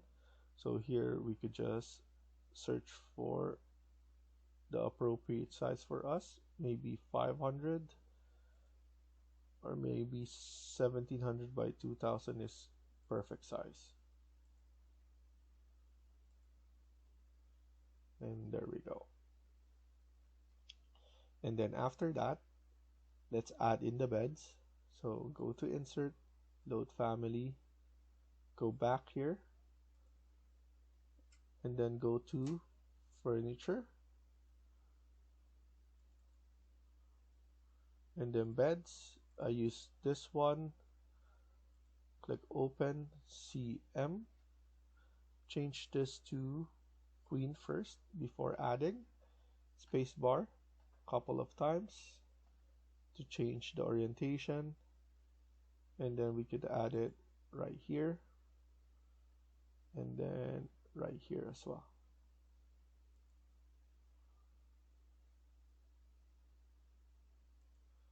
And then obviously we're not yet done. Let's load in, or I'm gonna check the underlay. Maybe we already have that table, side table. So go to underlay, change this to level 1, and yes, we have the nightstand right here. CS on that, and then just add it first right here, and then just remove this one afterwards. Press escape first, go to underlay, none, and then just continue adding this. We're going to add also a table lamp to make it nicer.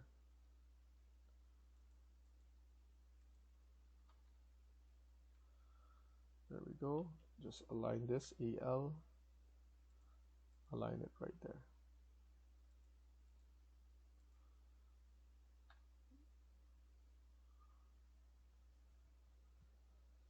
After that, load family again, go back. Let's go to lighting, architecture, internal, and then we have some table lamp.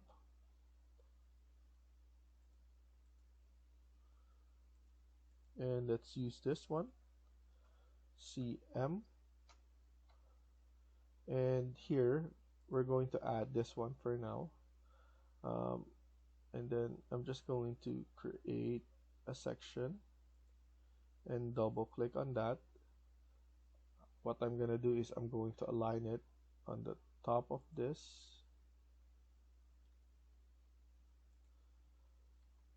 So now that we aligned it, once we go back to level 2, if we select that CS again, we'll be able to place it in the same height as well. So it really maintains the parameter of the one that we copied from. So make sure to use CS all the time when you're placing multiple objects at the same kind, so that you don't need to edit any of the elevation from levels. Also, I remember that we need to pull the stairs window up. So here I'm just going to pull it up a little bit like this. And then the arrow is just indicating that there's a curtain wall right there. So just click on cut, select the window, and then the curtain wall. And then as you can see, we have that one right there. And then after that, what we could do is we could place the floor. So here I'm just going to delete this for now. I'm also going to unhide all of this because we don't need it anymore. And I just remember to, I rather delete it than to hide it.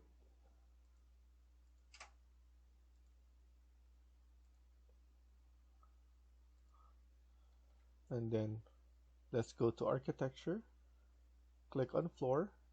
This will be floor number 8.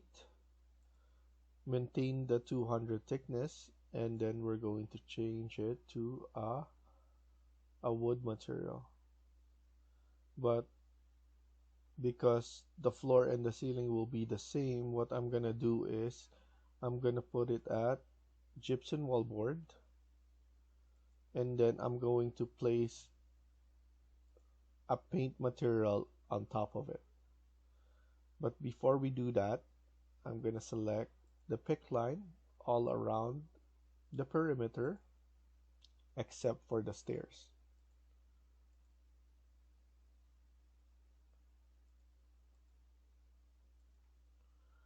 So here we're going to go around here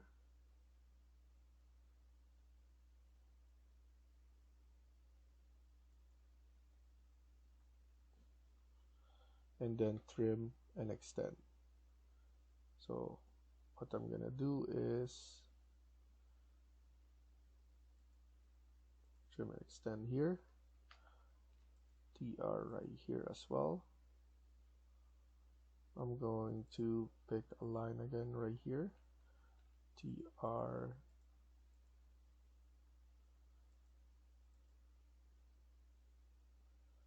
and then we might even go around here.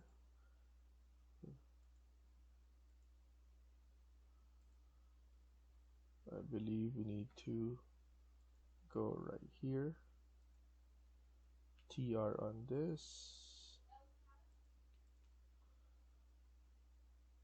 and then click on finish. Here we need to fix this part, and then click on finish. Okay, let's look at it in 3D and see how it looks.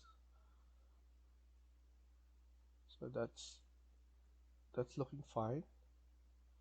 So now what I'm gonna do to change the material right here is to click on paint, and then here we're going to set a wood material, plywood sheeting. I haven't used that yet, so I'm gonna use that.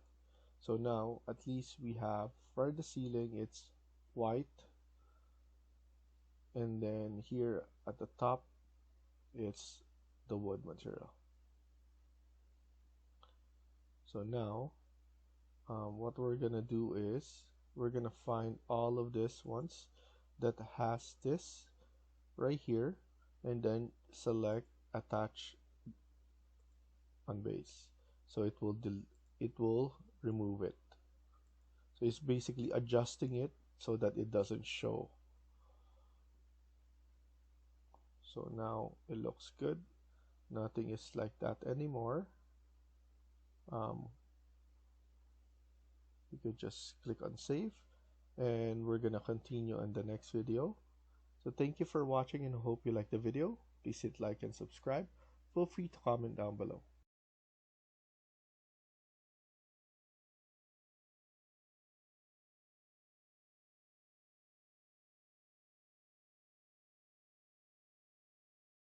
Hi everyone, welcome back to my channel.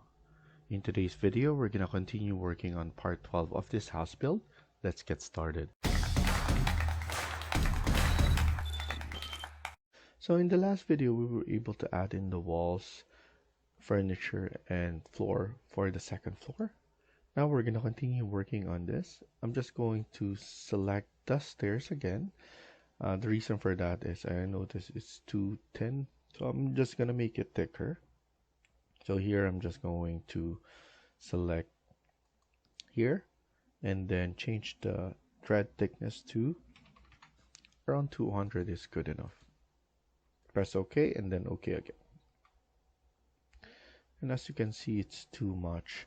Maybe just 100 is good enough.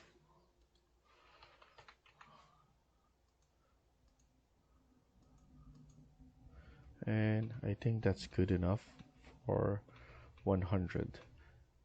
Now what I want to do is add the roof and then add all of the curtain wall as well. So now let's go to second floor, and then after that press escape, and then let's go to architecture and then click on roof, and then we have roof number 1. We could use that as well, and then select pick line, and then before we pick any lines we could change this to level 3. Click apply and then start our picking.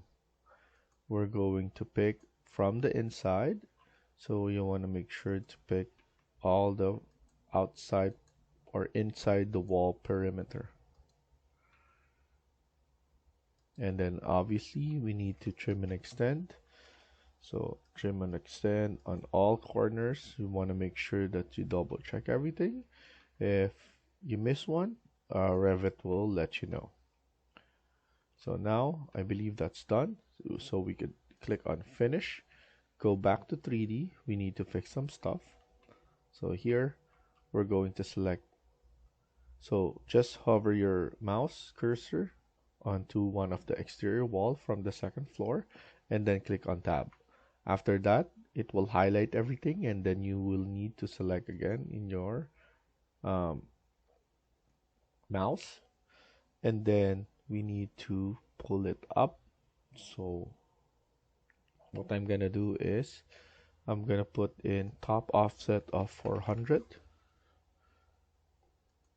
and it will create us our own parapet. So here what I'm gonna do is I'm not gonna select this. I wanna make sure to just trim this out. Probably if I trim this out, this will move, so I'm gonna pull this one there and then CS on this and just add that one. So I want to change it. So here I'm gonna change this to 0, and then I'm going to add one of this one right here and CS and connect this.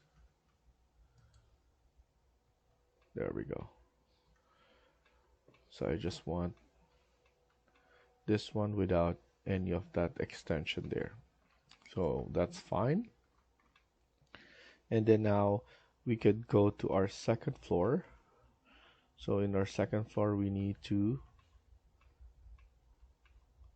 add in our curtain walls. So I'm gonna CS or just go to architecture, click on wall and choose curtain wall, and let's add curtain wall right here, and we want it to be from the inside, so you could just space bar that. Another trick on doing this is you can set everything already What I'm trying to do here is I'm gonna set one first and then CS on that so that it will retain the height that it needs to be retaining. And then here I'm going to make this one a little bit high. I'm just extending this a little bit more, and then AL, align it right here, and then align it from within here. Now if we go to level 2, select that CS, and then we need to add one right here. It will retain the height that we set that for. So now if we cut geometry, go to modify, cut geometry, select the wall and then the curtain wall. Those heights are the same as what we have here. So just a quick way of doing things. So at least you know what to do. I'm going to add somewhere right here. I'm probably going to extend this or just leave it like this. We could just, because we could add in some entertainment system here. So that's why I could extend it a little bit. And then we have something right here as well that we could move this to this. So in order for us to have a bigger space for our entertainment system, right here we could even move this onto this side, and then here we could move it one,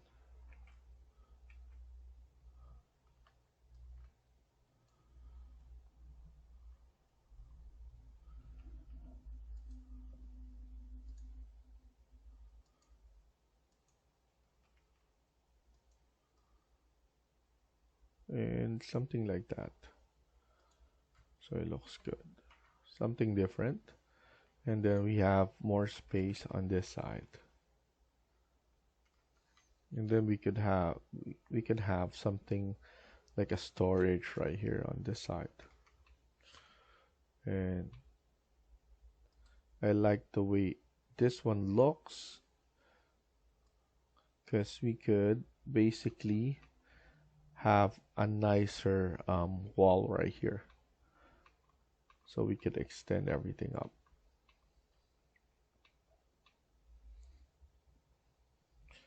What we can also do is move this one right here.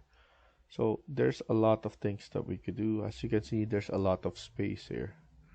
So we could do it like this, or we could do it the other way around. So it doesn't matter basically.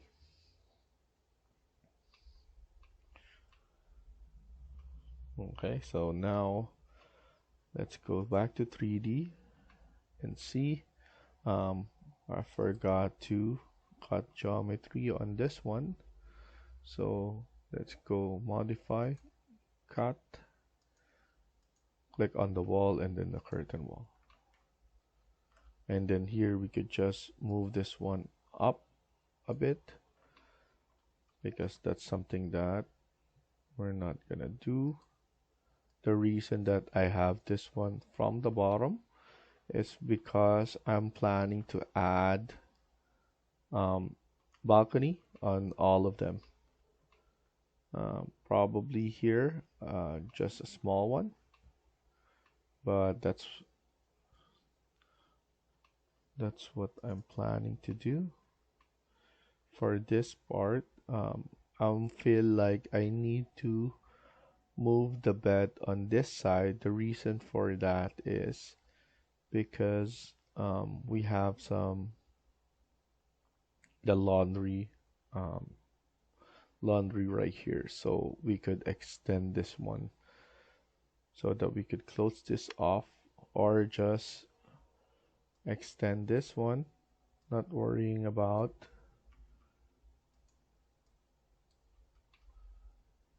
the wall that we need to have, because we could still have the wall, so that's not an issue there. So we could just close this off so that we don't need to worry about this part, but at the same time, that's how it looks. Go back to level 2. I'm going to add the floor for this. So here, click on floor. I just want to double check. I think we could use floor number 8. And then we're going to add floors right here. So I'm gonna do it like that. Probably 1200. I'm still thinking on how I'm gonna make it look. So I'm going to just add it something like that. And then add those ones right here as well.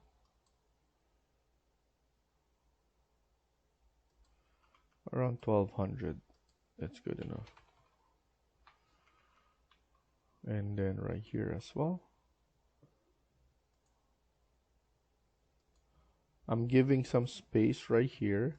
The reason for that is so that we could connect it from the wall, the railing.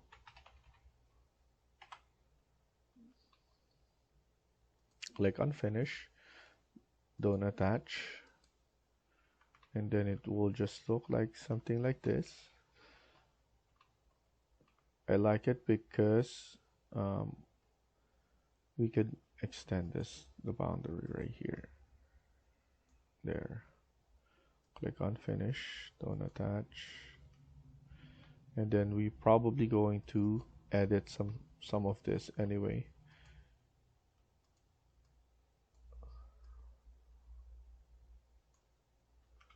There. The next thing we're gonna do is I'm going to my south elevation,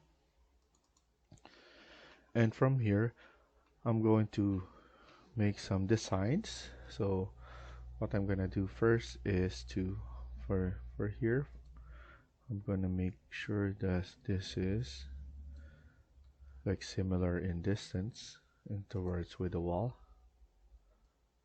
I'm just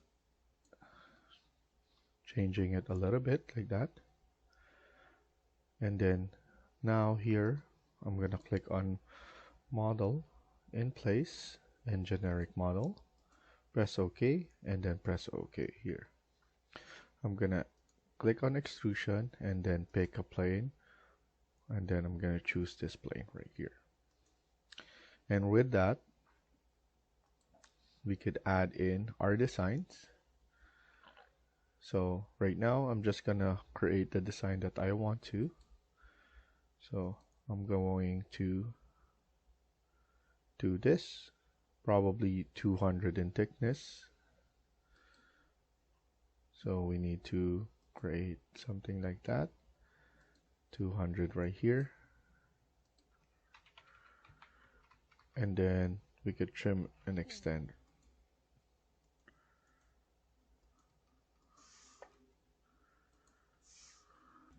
And the issue that I have here by creating the wall is that I cannot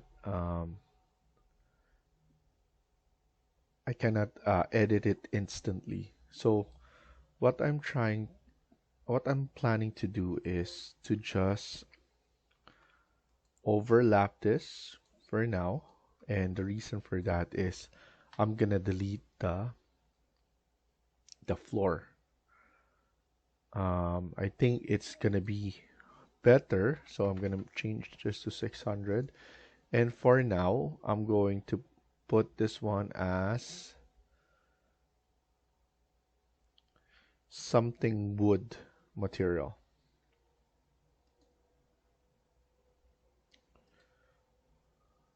So I'm gonna choose one of these materials right here,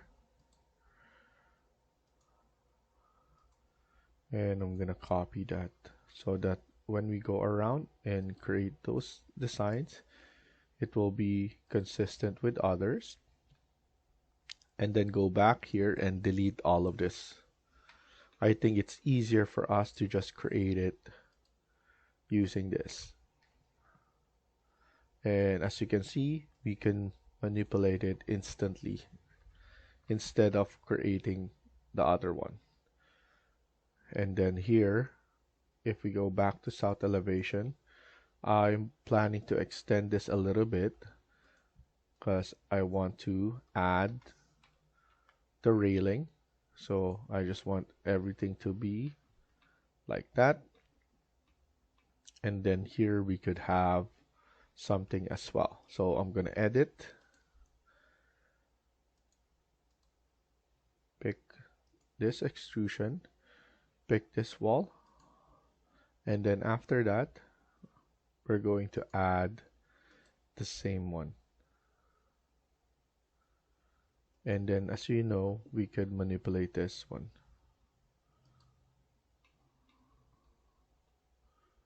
So this one is good right there.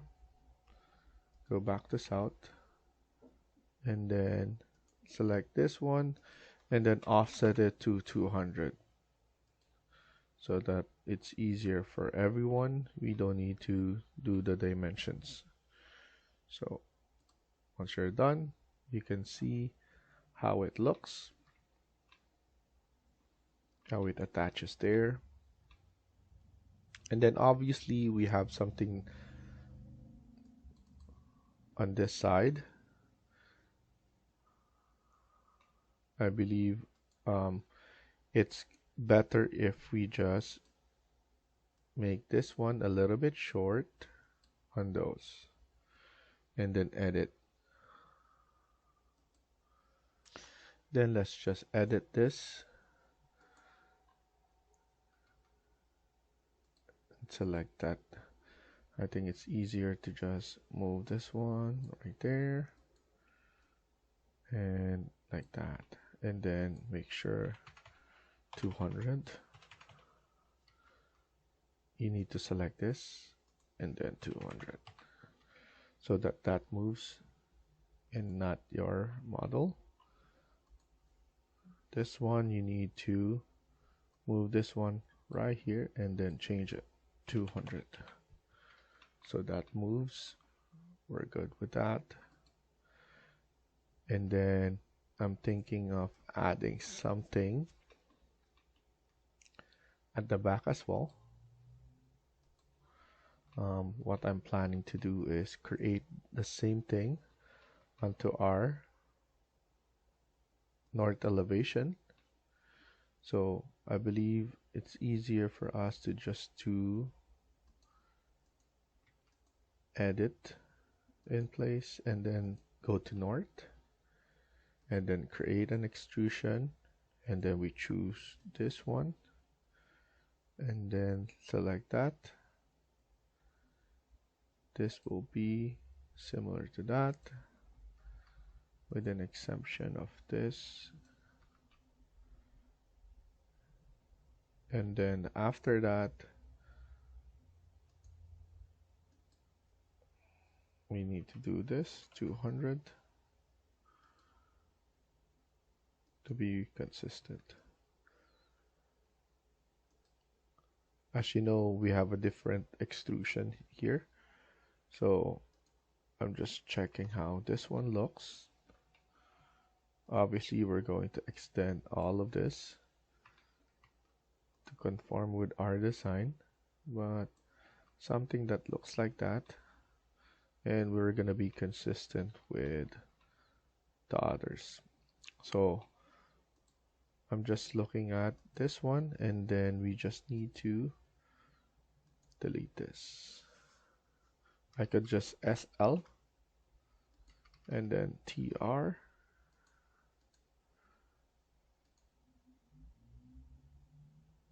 There we go. And that's how easy it is. It's already extended a little bit. And then I just want to double check what design I should do on this side. Should it be going here? So a C as well, or just the whole thing? If it's the whole thing, um, I don't want to make it weird, but let's see. I'm gonna push this one a little bit more.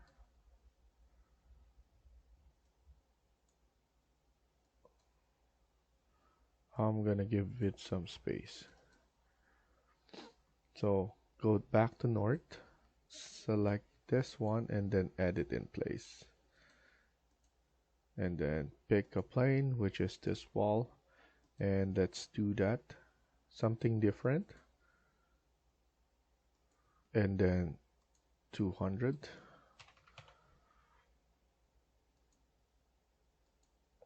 And then click finish.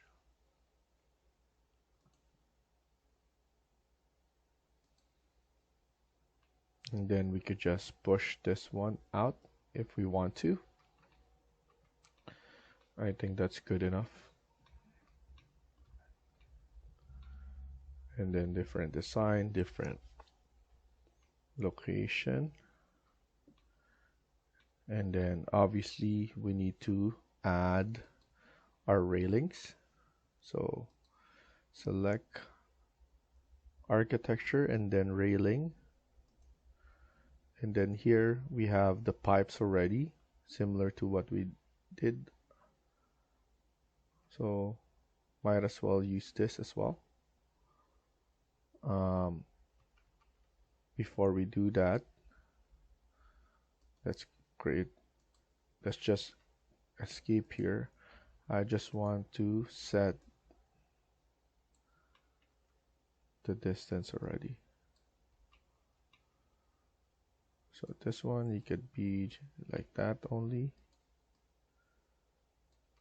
So I want to double check. 13.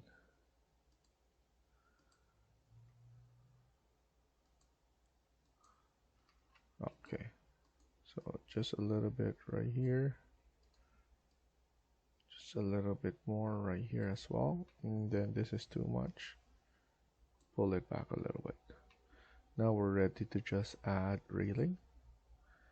And then here, let's zoom here and just add a railing. We can also add just a glass railing. I think that's much better. I'm just going to discard this. I think that's much better. So I'm gonna use curtain wall instead, and then just add curtain wall right here, similar to that. And then we could just move it somewhere like that. I'm going to set the height so that everything is consistent, and then I could just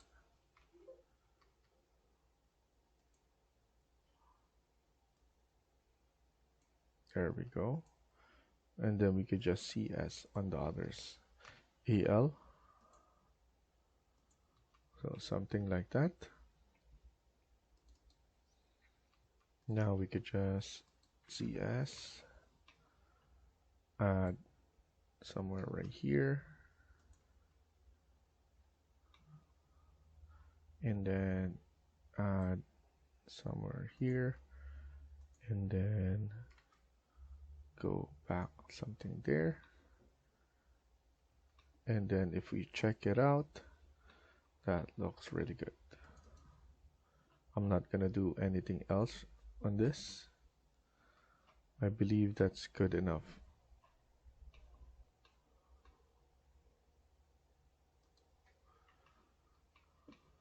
So we're gonna stop here for now and continue in the next video.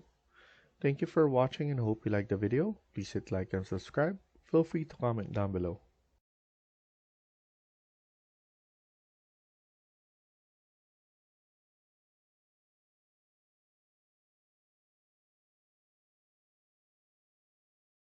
Hi everyone, welcome back to my channel. In today's video, we're going to continue working on part 13 of this house build. Let's get started. So in the last video, we started modeling this, and now we're going to continue working on this, and I want to do some changes to our model. So for example, I don't want any more gate, so I'm going to remove this and then delete the split element right here. Probably going to add the border wall up to here, so I'm gonna undo this onto this side. So let's go to ground and undo this, and then push this one a little bit on the side, around maybe 2400 from here, and then just push it all the way to this, to the H grid line. Also, what I want to do is to remove this, so I'm gonna just remove this one and go back to ground level, and I want to extend this. So let's remove the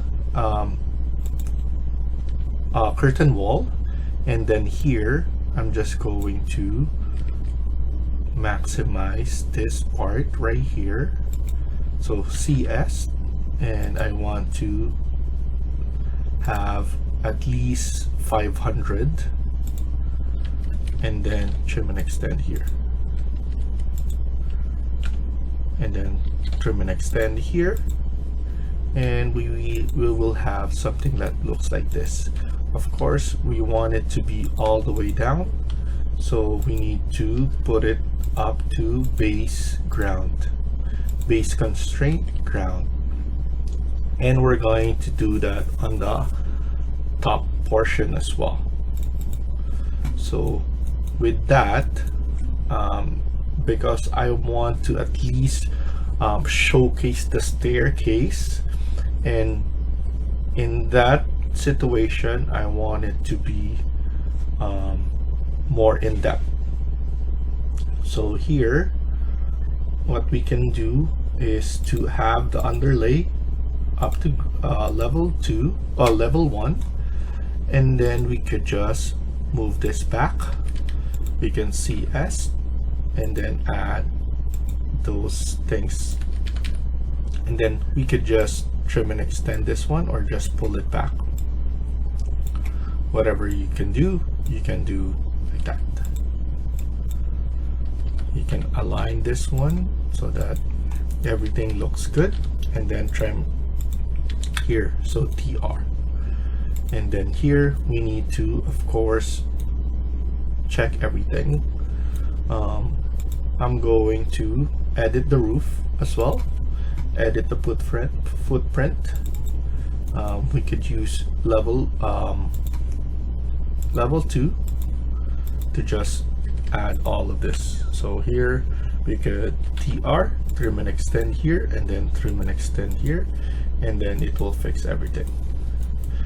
Since we're in level 2, what we can do is we could check the adjoining here. So here I don't want this one to be the bigger part of the wall joint, so I'm gonna change it. So I'm going to click next, and I want it to be on this side, similar to this, because I want to lower it down. This is for the facade of the building. I want to lower it, so align it.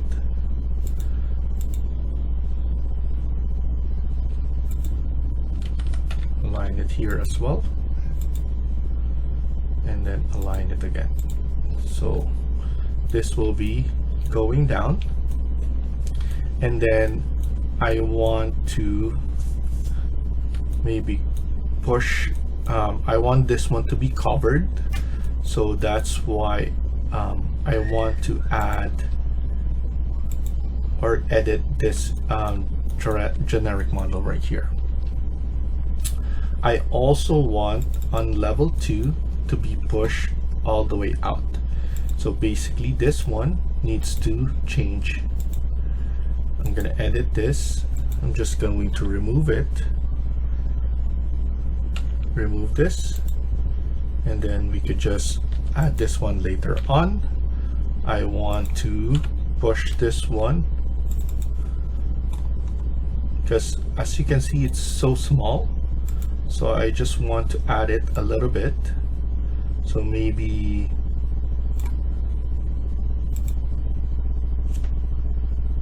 $1,500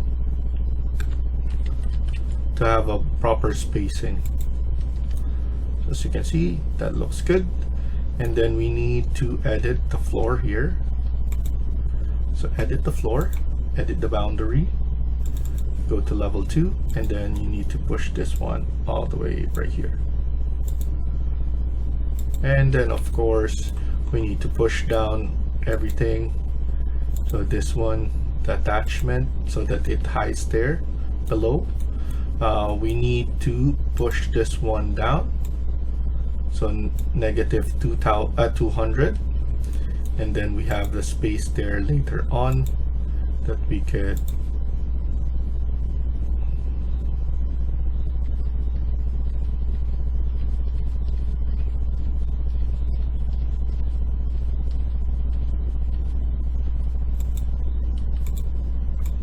just manually do it.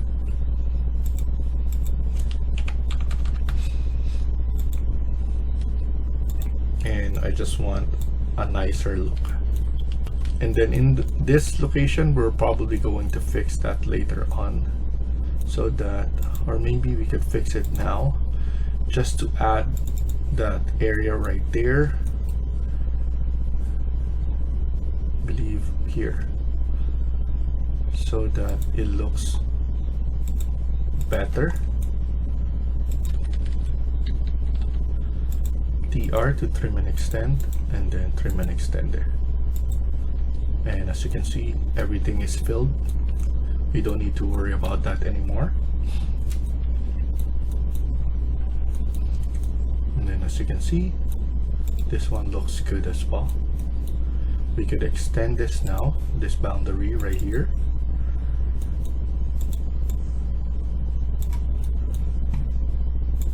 And then we could just add this pick line right here to all the way right here. Trim and extend, and then trim and extend there.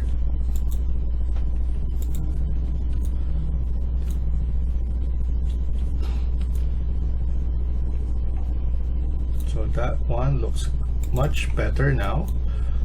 If we turn off the underlay, we have more space here. It's not cramped anymore, so that's why we need to do what we have to do, so that everything looks better. So at least the spacing is much better here, and then as you can see, everything looks, so we have a bigger room, and then of course we have the masters on this side. And then here, what we can do is we could extend this part as well. And actually, I'm just going to unjoin it. I think it's much better to unjoin, or just leave it like that for now. We could just change that later on. And then now that, because we have this now, we could edit the flooring on this.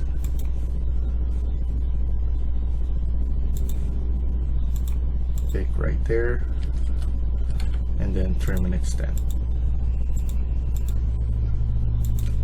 And then I want to align this one as well, so that everything is looking good. And then now the stairs, we can extend this now, and that looks much better. As you can see, looks much better now, and we just need to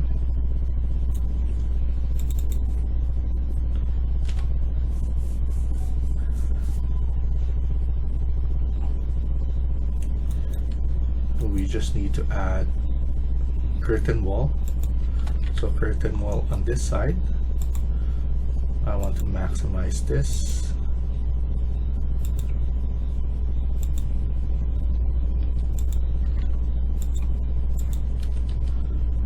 And then cut geometry.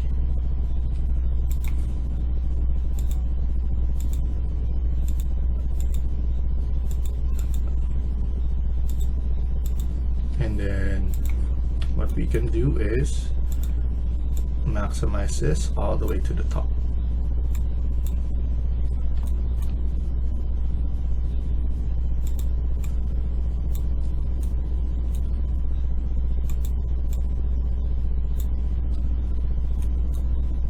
And then cut geometry again.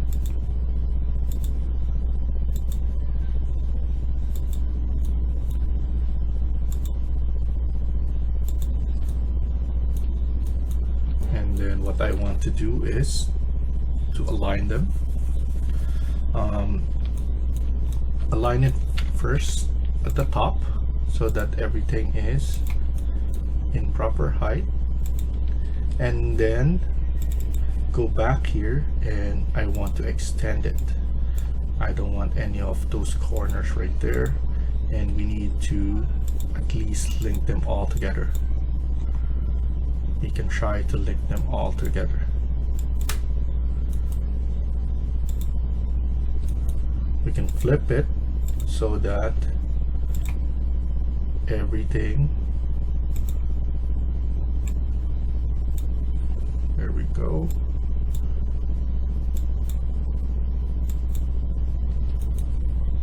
And then we could just push this one back or down. Align it.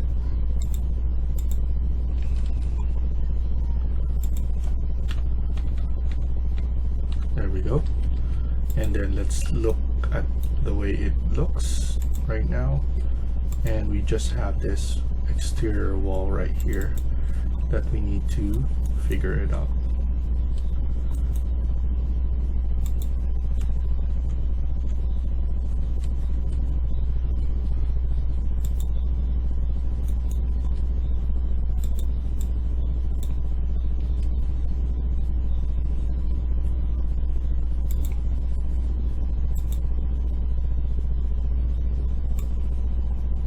There we go.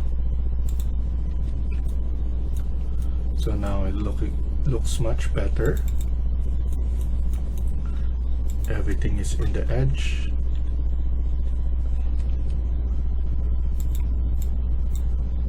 There we go. And then this one we could just push it backwards again. And then we have this nice looking edge window that we're going to cover up, and then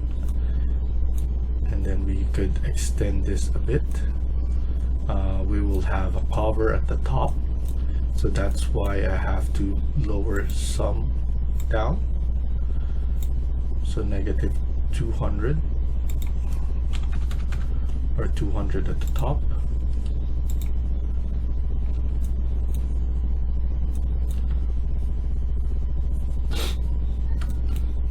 And then let's maybe pull this one down as well. So let's just pull this down right here. So offset should be 200 only.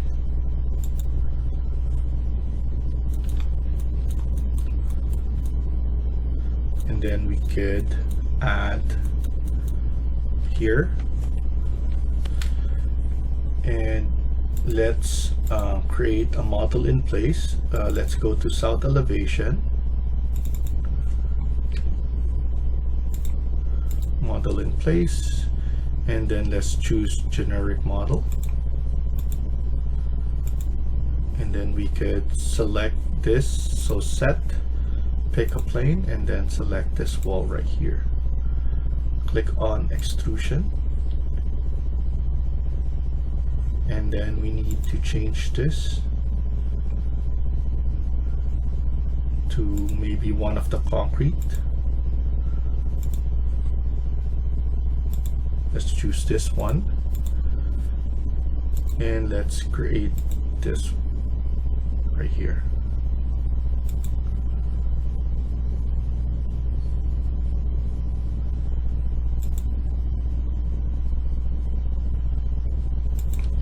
And then here we have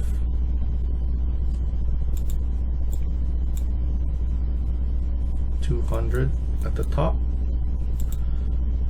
a bottom, and then 200 at the top.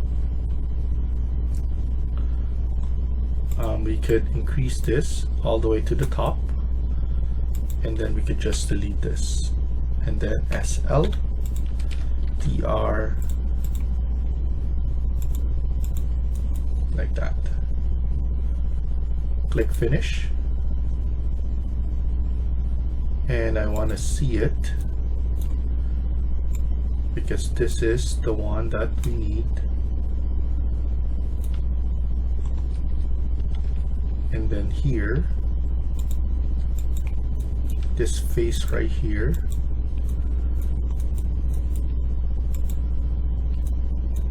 I want to increase it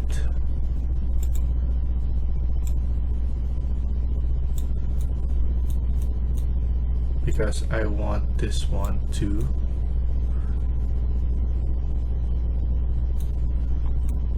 be added there.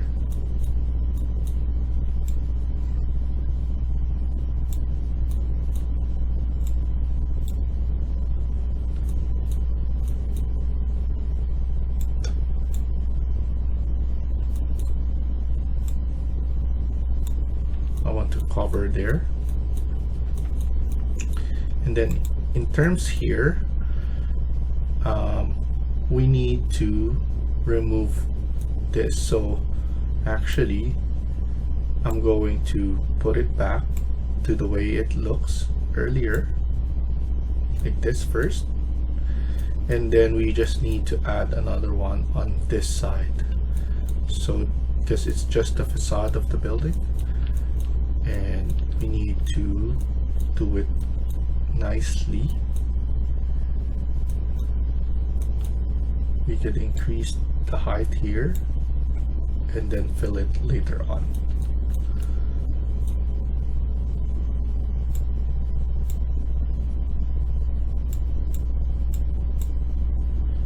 There we go.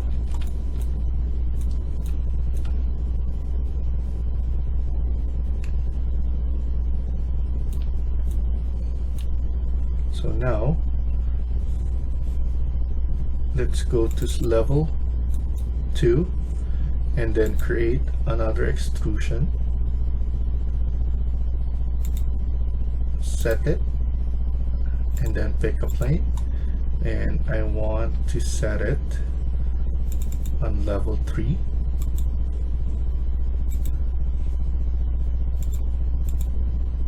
At the top here.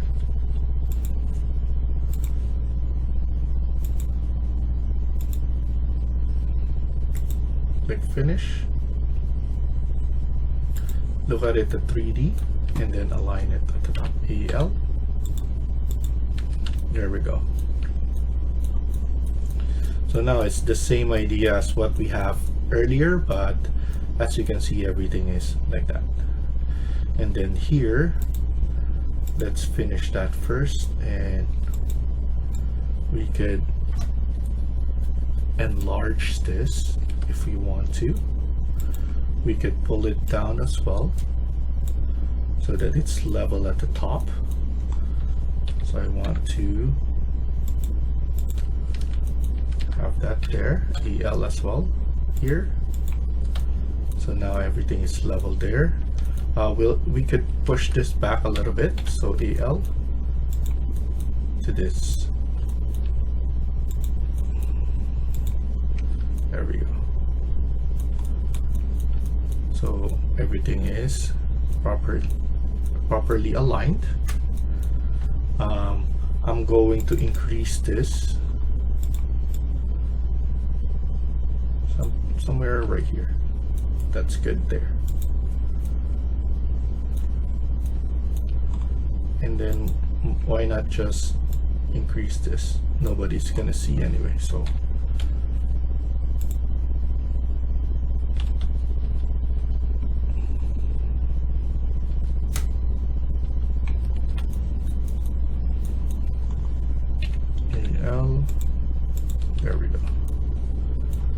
everything is looking good. And then let's change this part right here. I want to incorporate this part. So what I want to do is to just have a different look coming on this side, because I want to showcase this part right here. I want to remove this split face.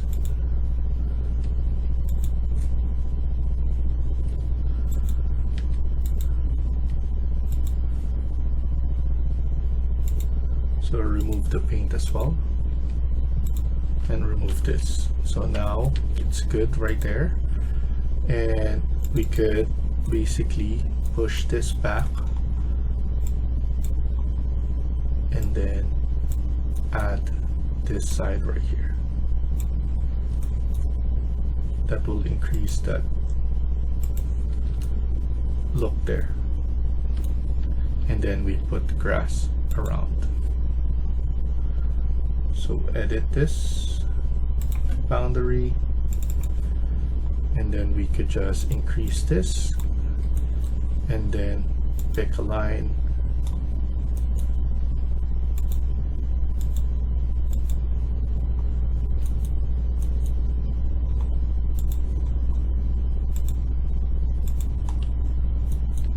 Okay, so now we just need to trim and extend.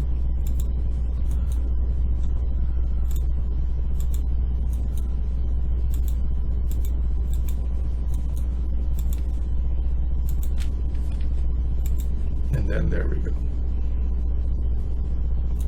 So as you can see, that looks really good.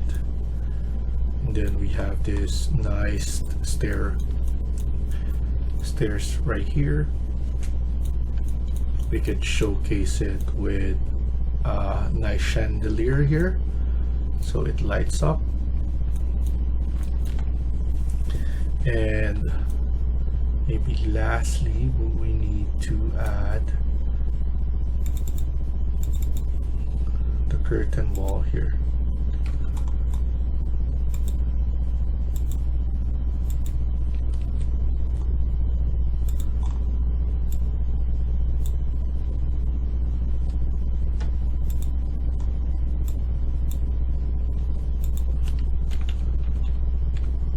There. And then of course we need to lower it down.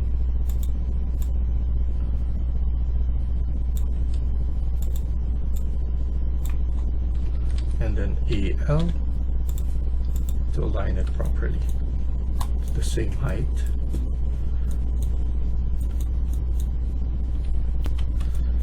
And then here I want to edit this, edit boundary on that.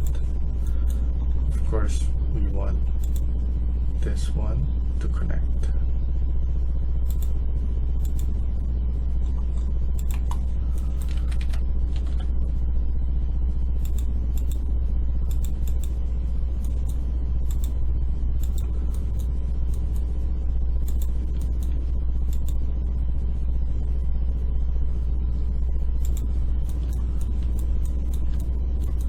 Then here it's too high, so we need something right here as well. So we need that on this side as well, or we could just extend this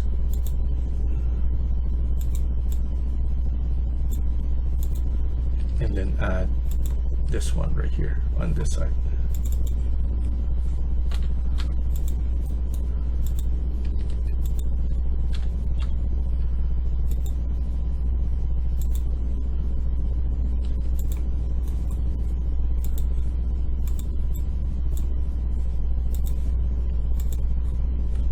Move this one at the edge, and then we could just rotate that and increase. So we have the deck here, that we could go to, and then we have this one right here that they could go down and up, and then we have this space right here.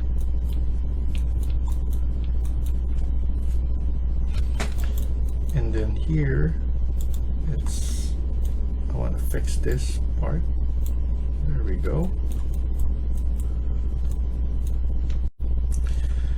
So let's stop here for now and continue on the next video. Thank you for watching and hope you liked the video. Please hit like and subscribe. Feel free to comment down below.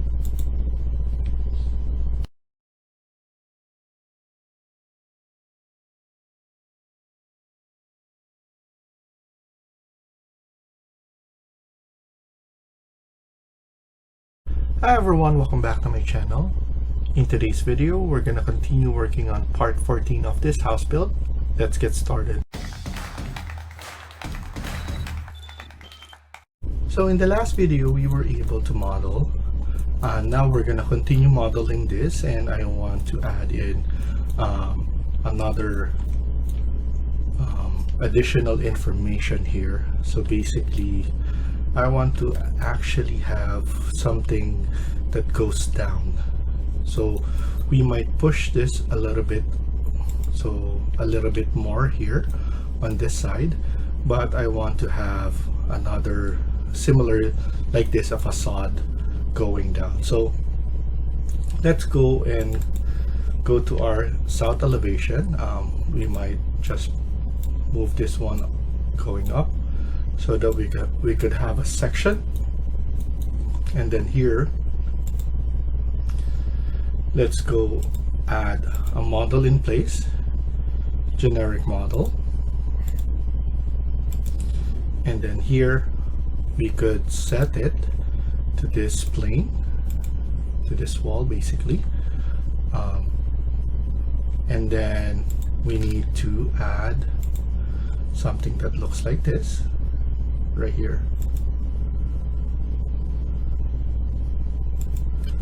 And then align. And then here we could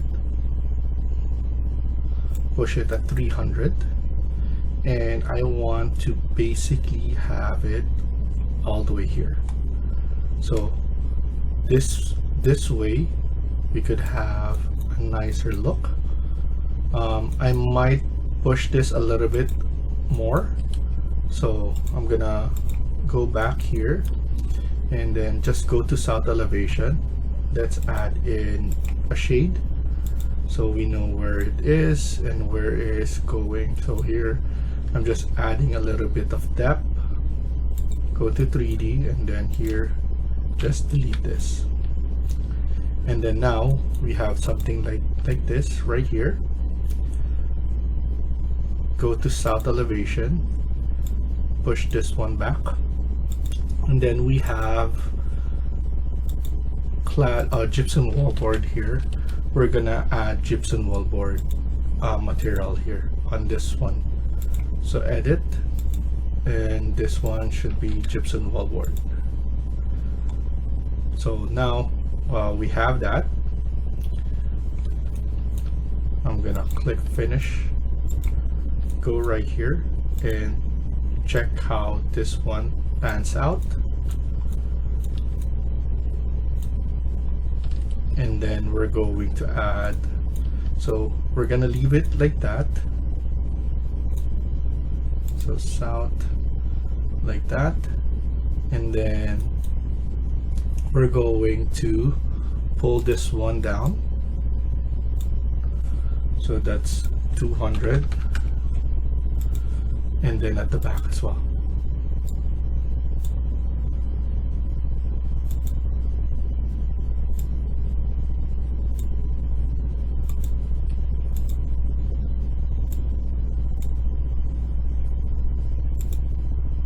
Let's go to 3D to see it much better.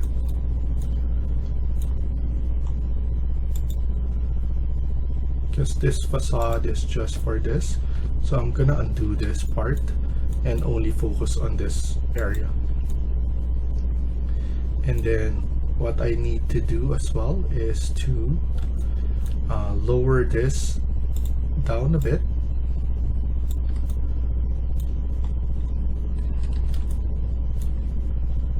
So we're gonna see how this one looks. So I'm gonna move it all the way at the top here,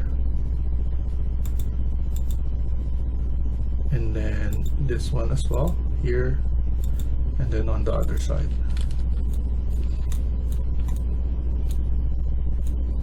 So that's there.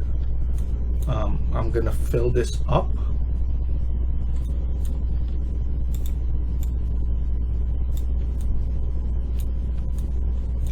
And I don't like the way that looks, so I'm going to make this part like this instead.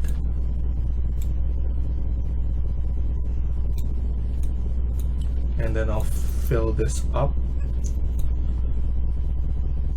using level 3, and then model in place. Or you could just do is go right here, edit in place, go to level 3 and do an extrusion set. We're gonna pick this plane onto this top right here.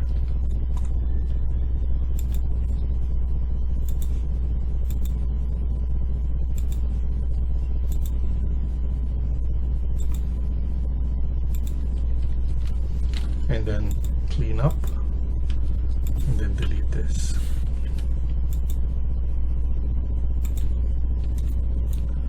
And then pull it down like that.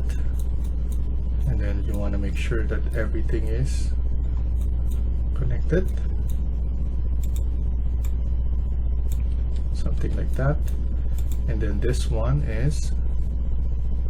needs to be clad or gypsum wallboard.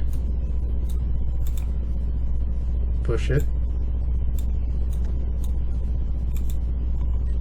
and then align it at the top, or align this one right here.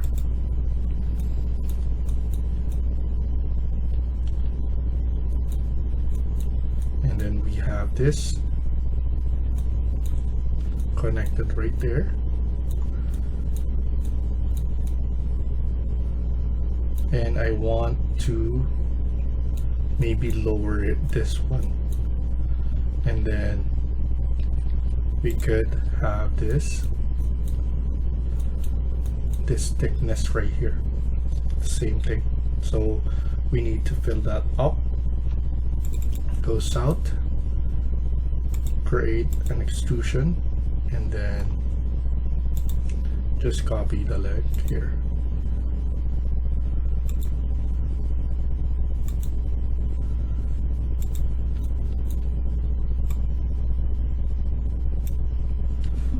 Align it right there. Make sure this is gypsum wallboard as well. We could pull this one out. So go to finish it first, go to south elevation, and then we need to move this one. EL all the way right here. There we go. So now I like that this one is going right here, going all the way down. And then the way that we're gonna showcase that is we're going to add maybe a line here to show that this is illuminating, and then maybe on this side as well. But we need to add a curtain wall on this one. Same thing, just connect it there, connect it on this side. You can flip it and then just nudge it in place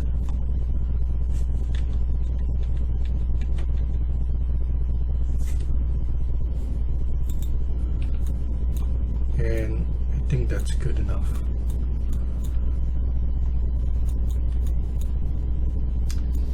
And then I'll probably going, so for this part I'm going to have to do an extrusion, but avoid extrusion or void sweep. So here I'm going to edit, avoid sweep, pick path, and then I'm gonna select this path right here.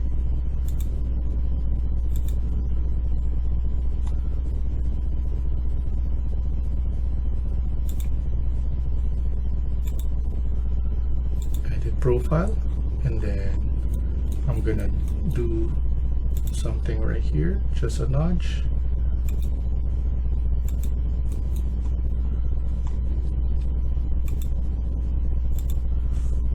Make it 50, and then click finish, and then finish, and then cut geometry, and then finish. And then as you can see, a simple nudge there changed the look completely. I should add this part right here.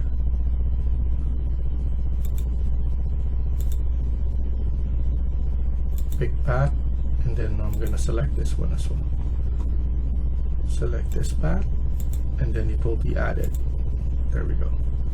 Cut geometry, and then there we go.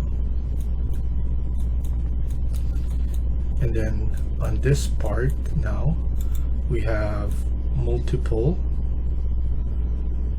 faces. So what I want to do first is to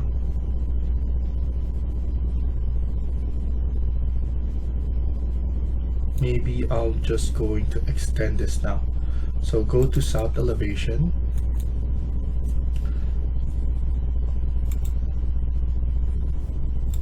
and then edit in place, and then here an extrusion, pick or set it, pick a plane, and then we're gonna select this wall. And then here you just need to have this area right here set going down, and then trim and extend.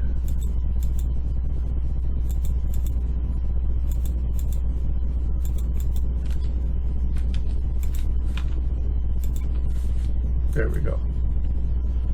This one should be gypsum wall board. Click finish, go to 3D, and then extrude it way past here.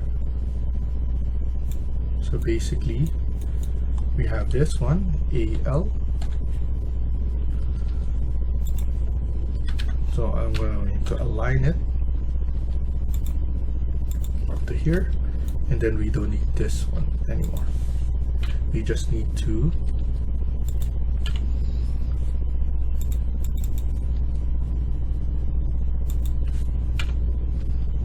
push this one all the way, and then we're good.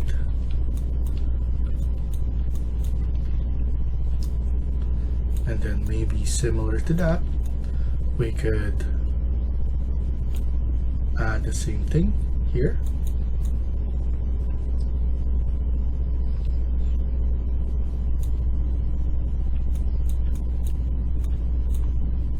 So we could edit in place now, and then do a sweep void again.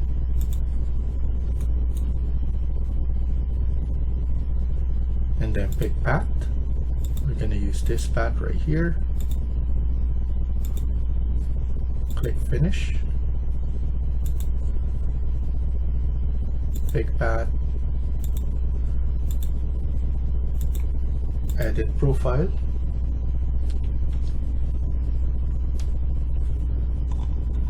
And then here we could just add 50 by 50, and then click finish, and then finish.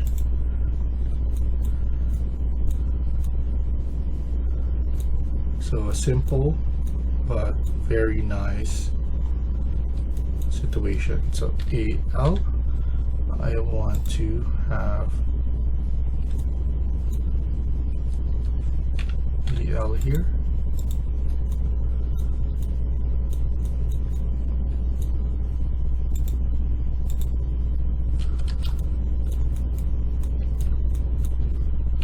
AL.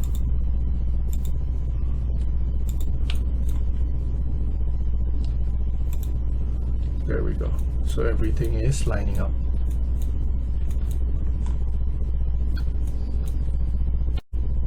So what I want to do next is I want them to glow.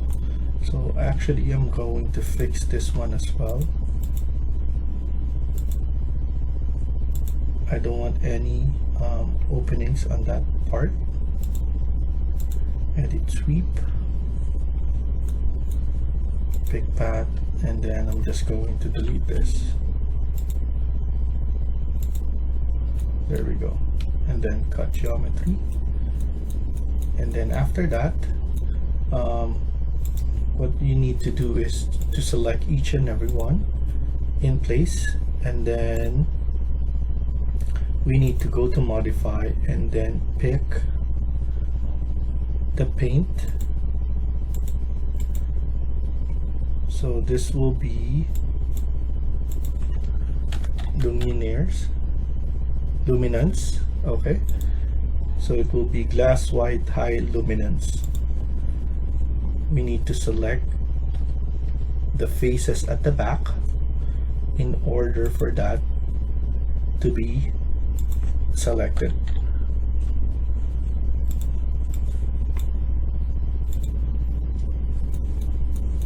And then once we're in Twinmotion, we're basically going to be able to select neon, and then it will nicely illuminate. And then here, same thing. We're going to use paint, and then we need to select the face at the back.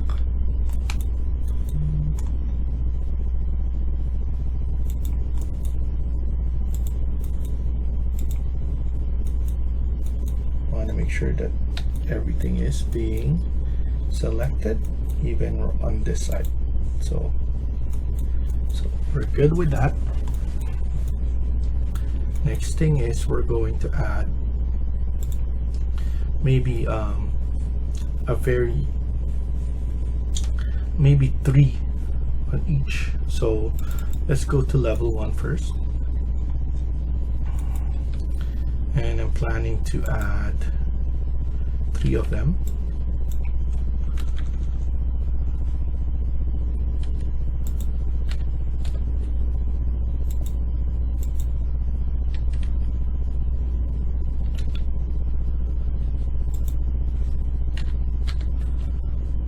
Or maybe 2, just 2.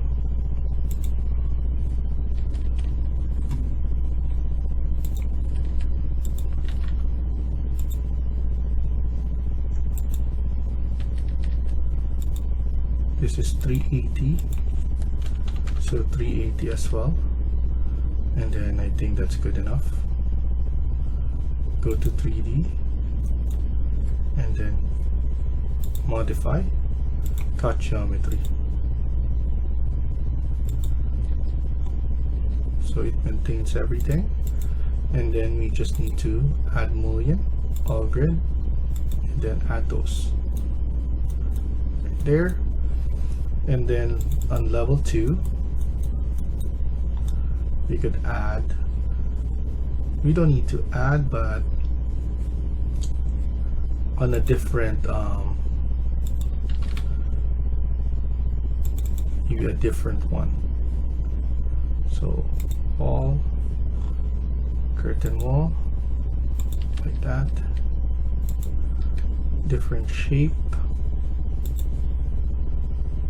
cut geometry,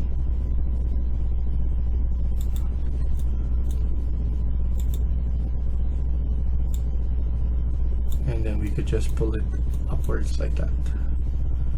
And then let's add a mullion as well, all grid, 50 by 65. So that's good there. I don't want to add any curtain grid and mullions on this side, but we're going to add it here. So now let's add a curtain grid. So I'm gonna use south elevation curtain grid. Let's add it like that. Maybe 700 from the top, and then I'm going to add the door 800 there.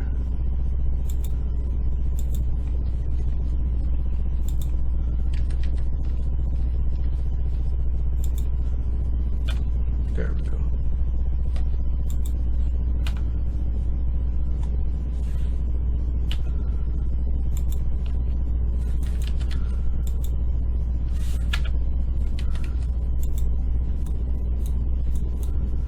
So actually, that was actually this one right there. So we're going to add mullion, and then we're going to select this and change it to door, curtain wall, single glass. And like the other, we need to delete this down there, and we need to make sure that there's no offset, so 0 offset. And then we're going to change the orientation by going to the plan, and then we're going to flip it like this. And similar to others, make sure that there's no offset, because those offset are usually default, so you won't even notice that there's an offset for those. So by doing that, you were able to just change it, and then we're just gonna leave it like this for the others, and we're good with on this side. Over on this side though, inside we need to add a curtain wall on here.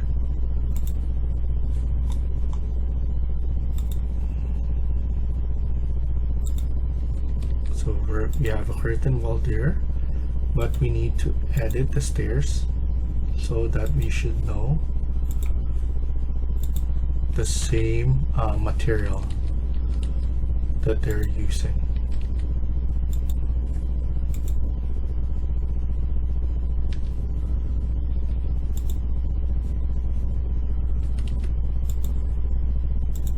So that we could use that as well.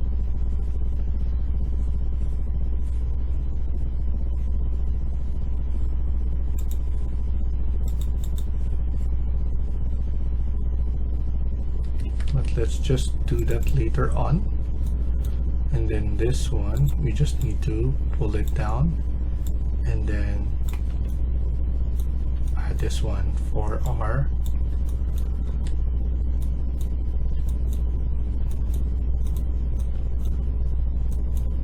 railing there. So that's good.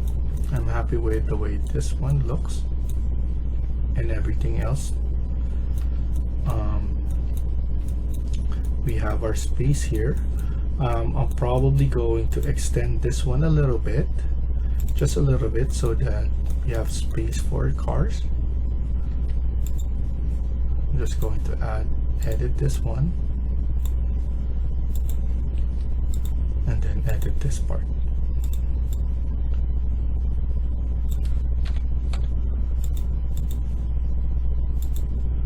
And then that's more than enough space. And then here I'm going to align those walls right there. So I'm happy with this. So we're gonna continue on the next video. Thank you for watching. I hope you liked the video. Please hit like and subscribe. Feel free to comment down below.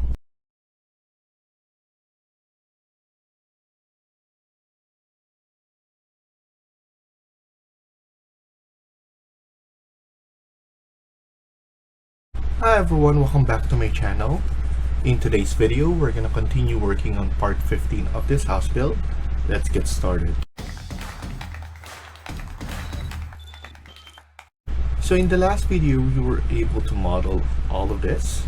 Now we're still gonna continue working on this, especially with the stairs that we created before. So now what I want is to maybe extend it a little bit, especially on this side. I want this grander entrance to have a nice looking stairs. So we're going to create the lighting that we have on this models. So I'm gonna select that, edit in place, and then we could create the void form and then void extrusion or sweep. So pick a path, and we're gonna select this one, click finish, and then go right here and then edit profile again. And then from here we could create our void extrusion. So maybe I want 30 from the top, and then here I wanted 20 by 20.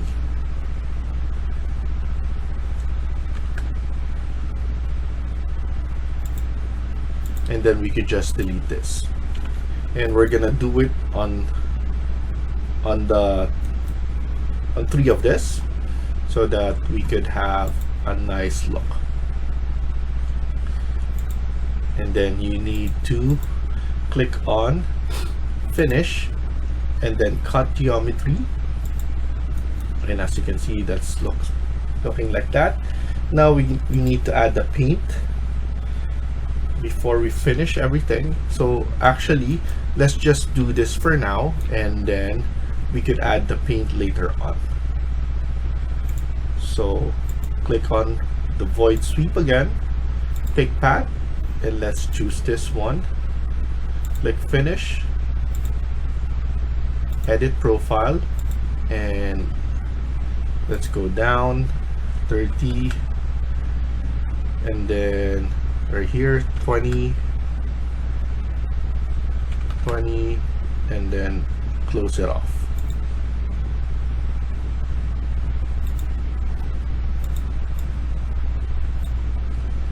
And then let's delete this, trim this one, and then click finish again, and then finish, and then cut geometry. And then here, let's do it again, void sweep, pick path first, and then choose the profile. We have 30 here, and then 20 for the depth, another 20 here, and then 20 here, and then click finish, and then cut geometry, and then don't click finish because we need to set the paint again, and we have luminance.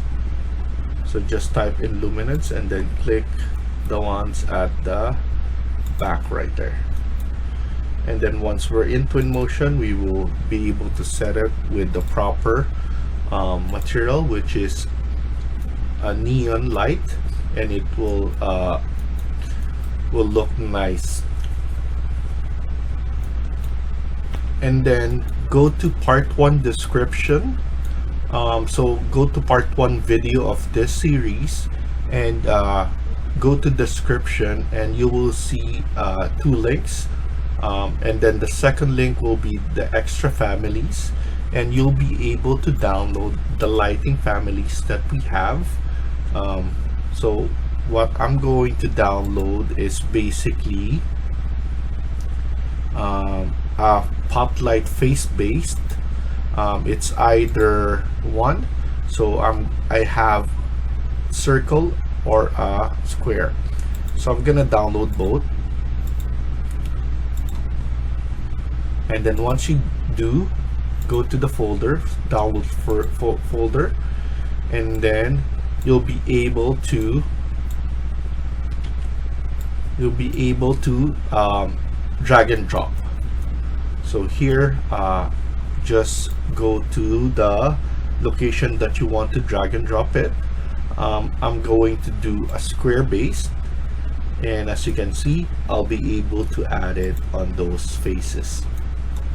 Also right here, I'm going to add it on this face and around here, and then this one as well. Also, I'll probably going to add it here as well, and then also on this side.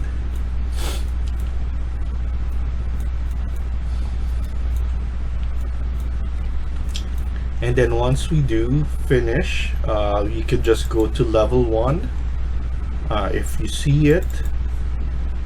So if not, go to the ceiling plan,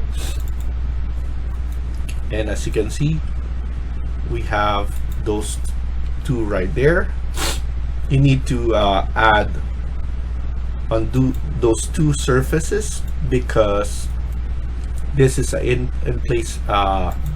in place mass, and this is a regular floor. So you will need to add it first on those two faces, because they are separate or different basically. So here I'm gonna highlight both of them, CO, and then every 1000 I'm going to add it. You want to make sure CO again, and then click multiple. 1000, and then another 1000, and then we need to move it in place.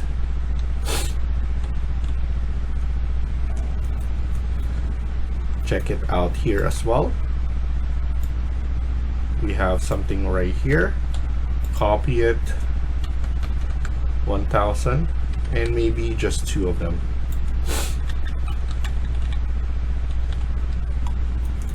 And then here as well, we could do one more here, and then maybe just estimate in the middle, and then here as well, estimated that it's in the middle. And then let's go to level 2, because we need to add in that area as well.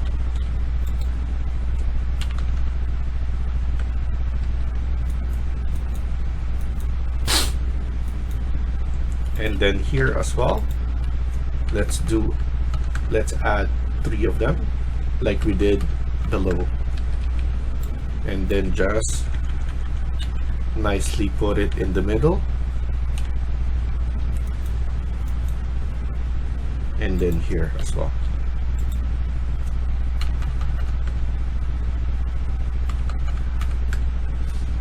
I think 3 is enough here, and then let me see how this one looks right here.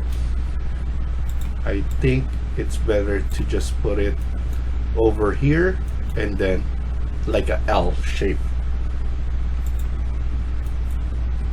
So I'm gonna move it here first, copy, and then 1000 every 1000, so that everything will be easy for us once we're in Twinmotion.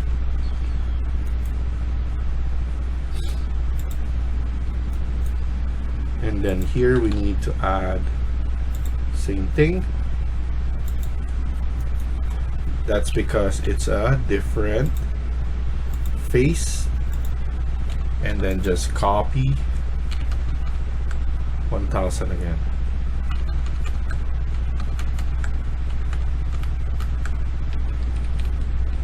And then I think that's good enough. That looks good. Next thing we're going to finalize and doing is, so let me just delete this one, is adding the side, the road and then the sidewalk. So we're going to add floors again, so ground, and then let's add in floor, edit, duplicate, so that will be 11, and then just add different kinds of concrete. So I'm just gonna duplicate this,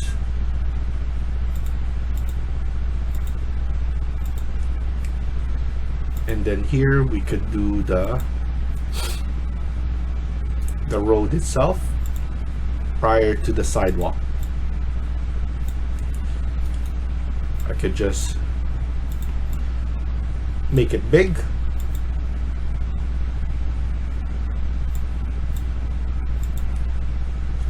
so 20, that's good enough.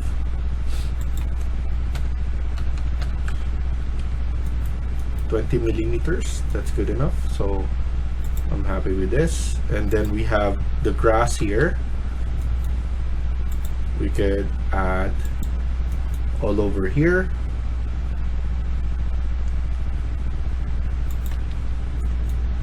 and then on this side as well, and even at the back. So what we could do is delete this part, add this one there, you can trim and extend so that we don't have those extra. And then here we could just trim and extend and click finish. And let's actually add on this side as well.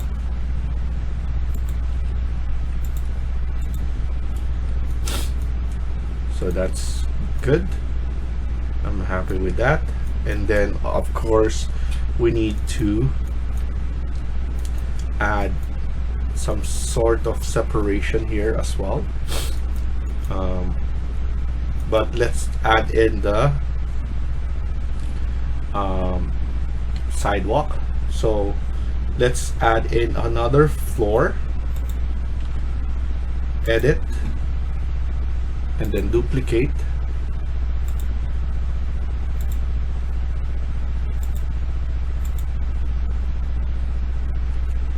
and then we could duplicate this one as well,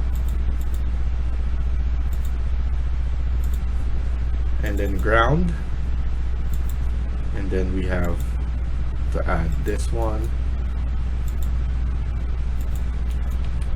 2000, it's good enough. Align it, and then also on this side,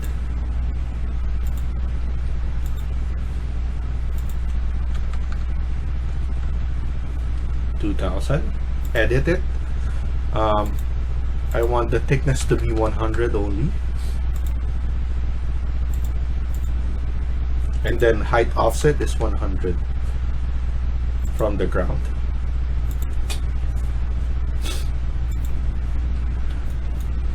So that's good.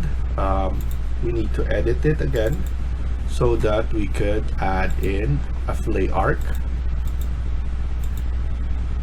for a 1000.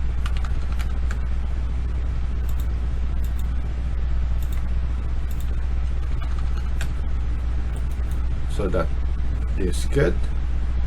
We can click on finish.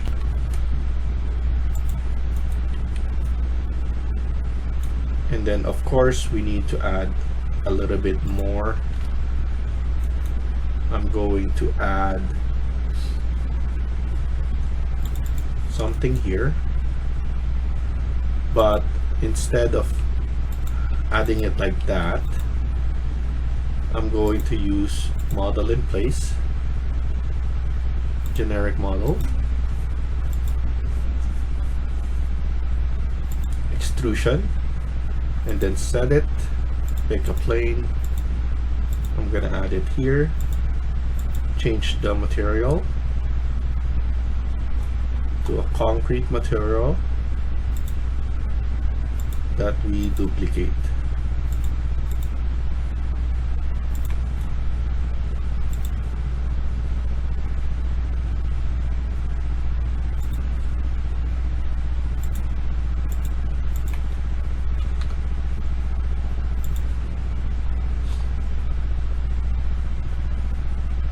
And then let's copy this, click finish.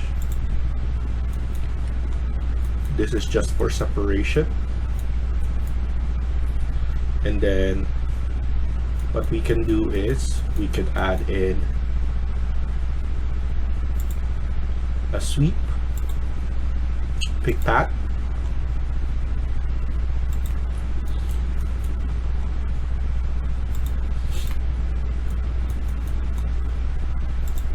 click finish, and then let's make our change the material to the one that we have.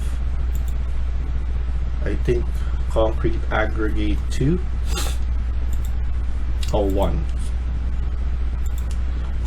and then here we can create this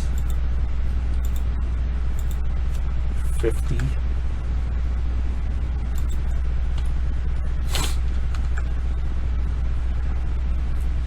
and then I want something right here like 10. That's good. And then I'm gonna trim this one, and then we're gonna fillet art this 20, and then this one is 75. That's good. And then let's click finish, and then finish. So that's looking good there. And then we have that change. And then let's do the other side. So we're gonna do the same thing. Create, sweep, pick path first.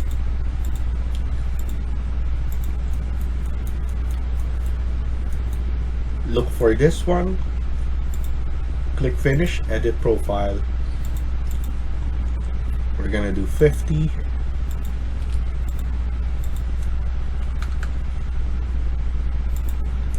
And then 10 by 75.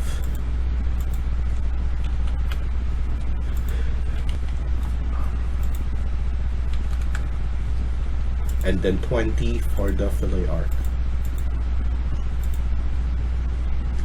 Then clean up, trim and extend, and then click finish. And then lastly, on this side,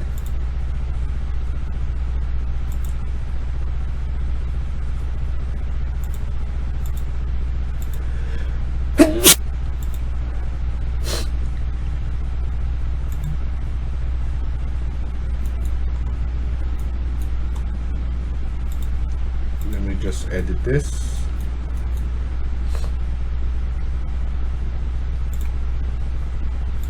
Pick path again.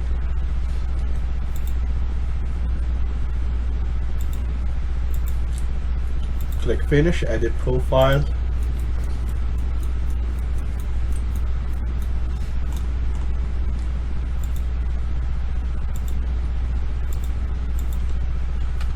$50.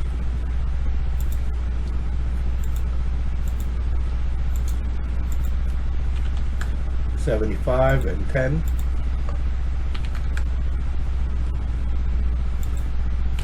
Delete these. And then 20 for the art.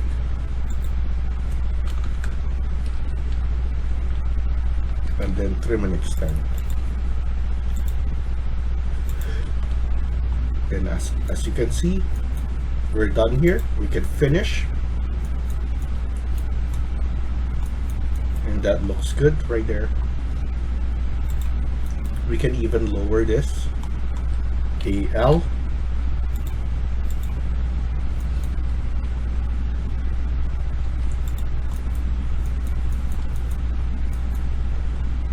just gonna increase it a little bit.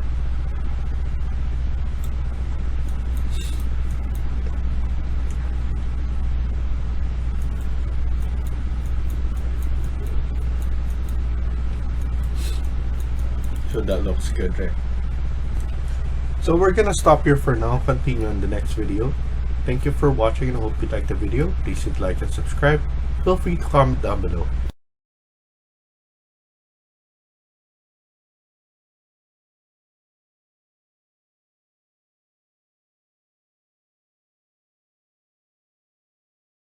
Hi everyone, welcome back to my channel. In today's video, we're gonna continue working on part 16 of this house build. Let's get started. So in the last video, we were able to finish our models. Now I'm gonna show you how to create the sheets. So now what we need to do first is go to ground,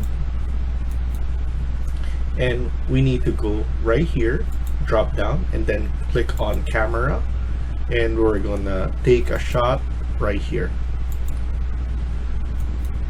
So with this, we'll be able to create our image or our rendering, and that's the one that we're gonna place to our cover. So here I'm going to make it realistic, and then from here we could go to view and then click on render,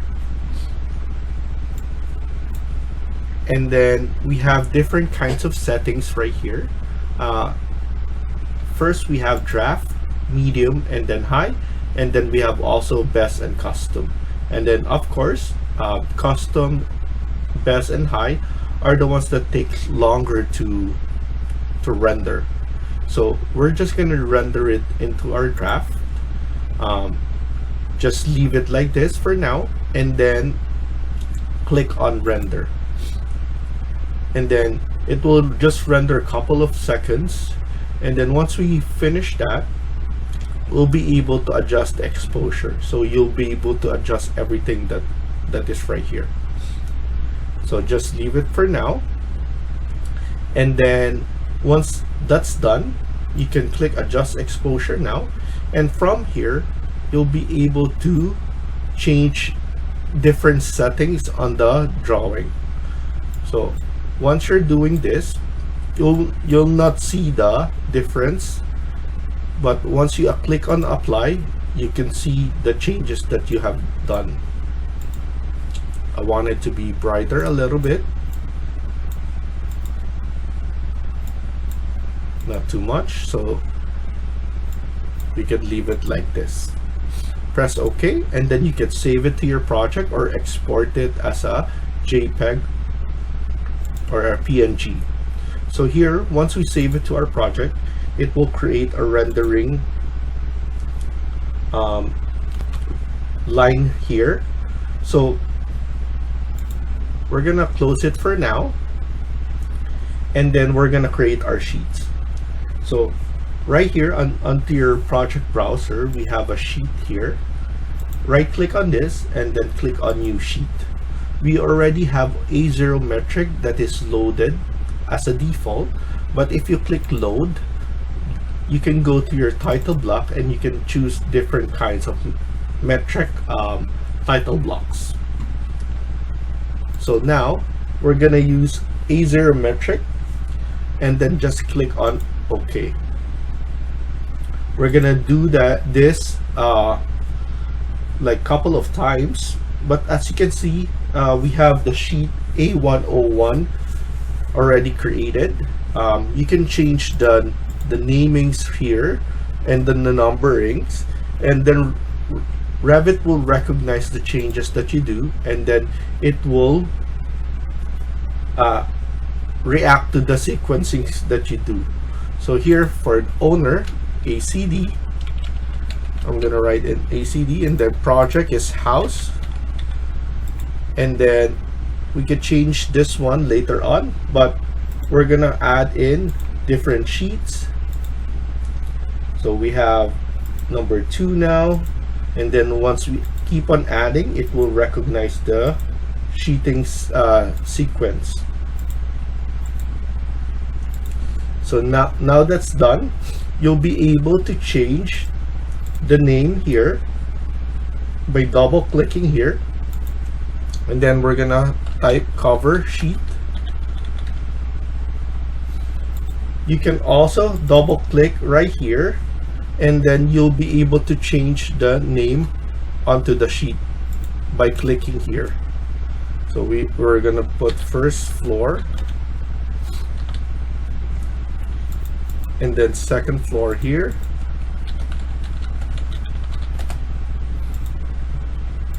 and then elevation,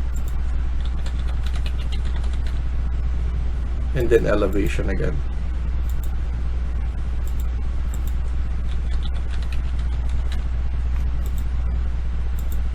And then elevation here.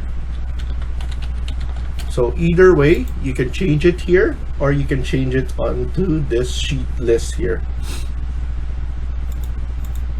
But first, let's finish this first floor. For some reason, it didn't save. But I'm gonna double click on cover sheet, and I'm going to drag the rendering that we created. And the good thing about this one is we could increase the size, and let's basically remove the title. So just select this one and then no title, and then just increase the size. We're gonna leave a space onto this side because we're going to add our sheet list, and then we need to go onto the left side and go to our schedule, and then right click, and we'll be able to see new sheet list. First thing we want to do is the sheet number, so I'm gonna add it to the parameter so it will be on the right side, and then sheet name, go to the right side. For some reason you don't like, for example, I put count and I don't want it anymore, just click right here, remove parameter, and it will be removed. Press OK, and what you can do is you can add it first. So go back to cover sheet, and then go to sheet list, and then drag it. As you can see, it's there, but it's not pleasing, and I want to edit the appearance. So what you need to do is select this, or go right here, double click, and you will be able to edit the appearance. And here, first thing I don't want is I don't want any blank space right here, so I'm gonna uncheck this. I'm going to make this one bigger. For the title text, 7 for the header text, and then for the body around 4. And then here I want to put drawing list. And then if we go to cover sheet, we'll be able to increase this size so that everything is showing properly. And as you can see, this looks good.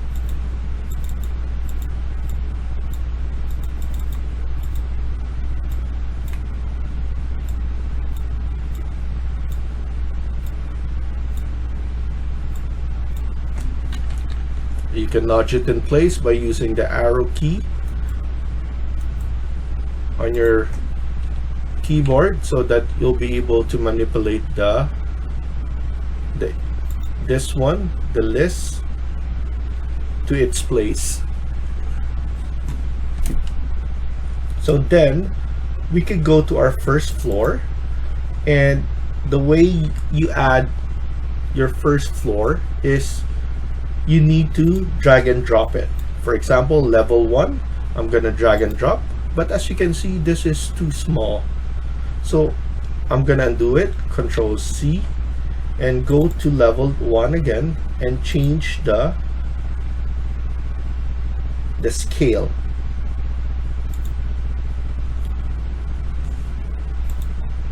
So I'm gonna do 1:2, 50, and I want to crop it. So you need to check all of this and then crop this area so that you'll be able to just show the floor plan.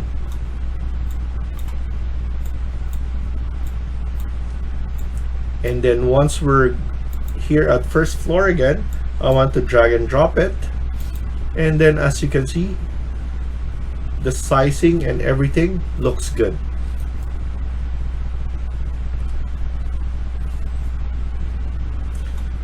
If you notice, the naming here is first floor, but we could change it by not just changing this one, but only for the view. So you need to go is to click on the view and then scroll down and see title on sheet. We could change this to first floor, and then click on the side and then click apply. And as you can see, we have first floor here. If you want to change this tail or line, you'll be able to just grab it by selecting the view first. Usually I press escape first and then click on the view, and then it will appear and you'll be able to drag it. Second, let's go to second floor. Let's change the scale and then go to our properties palette and check all of this under extents, and then we'll be able to size this up. Don't worry if your grid lines are too long. You'll be able to just crop it, and it will, the namings of this grid bubbles will still appear. You won't be able to crop those. And then go to second floor and then drag and drop, and then again it's called level 2, but I just want to change it onto this view, so I'm gonna select the view and then scroll down, go to title on sheet, and then put in second floor. Click here and then click apply. Select this view and then drag this line right here, and everything looks good. Now let's go to our elevation. We have 2 elevation, and then actually 4 elevation and 2 elevation sheets, and then we're going to add 2 elevation on 1 sheet. So we need to see first if the scaling is good. So it looks like we need to undo this and go to the elevation to change the scale, and then at the same time crop this so that we have a proper view.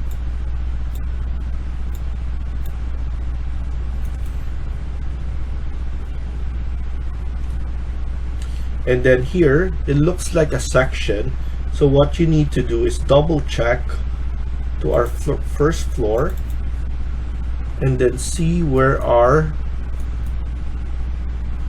elevation tags located,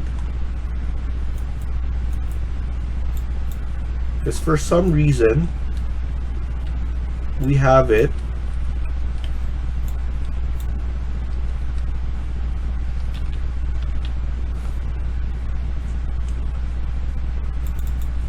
so here everything looks good, but for some reason going to our elevation, our east elevation, I'm just seeing this one because our visual style is onto wireframe, so we need to go hidden,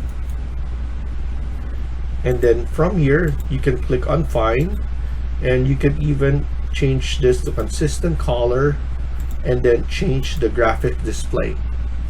So here I only change the background to gradient, and you can even turn on shadow right here, so you have shadows, and then crop it.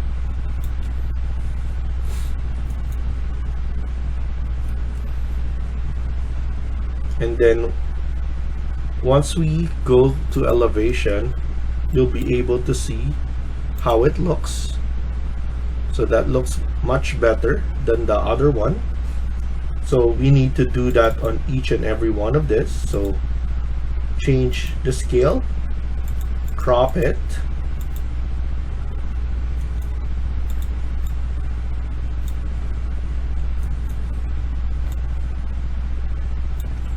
so similar to grid lines, if you crop this, it will follow along. It will be still showing the name of the level, so you don't need to worry about that. Change it to fine, consistent color, and then click here, graphic display again, change background to gradient, and then click apply. And then let's add it to this one.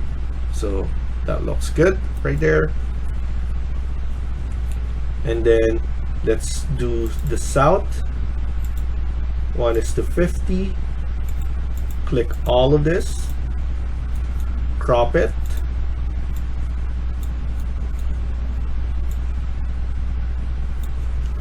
change this to fine, consistent color, and then graphic display option, background to gradient, click apply, okay. And let's go to west so that we could just drag and drop all together. Click fine, consistent color, and then crop it.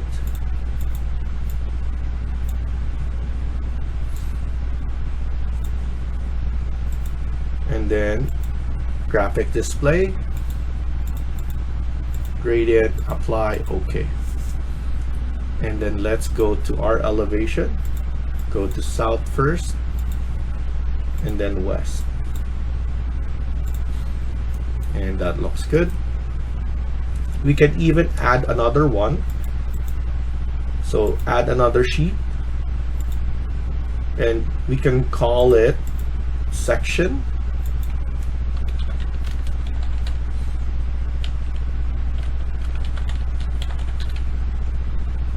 Click OK.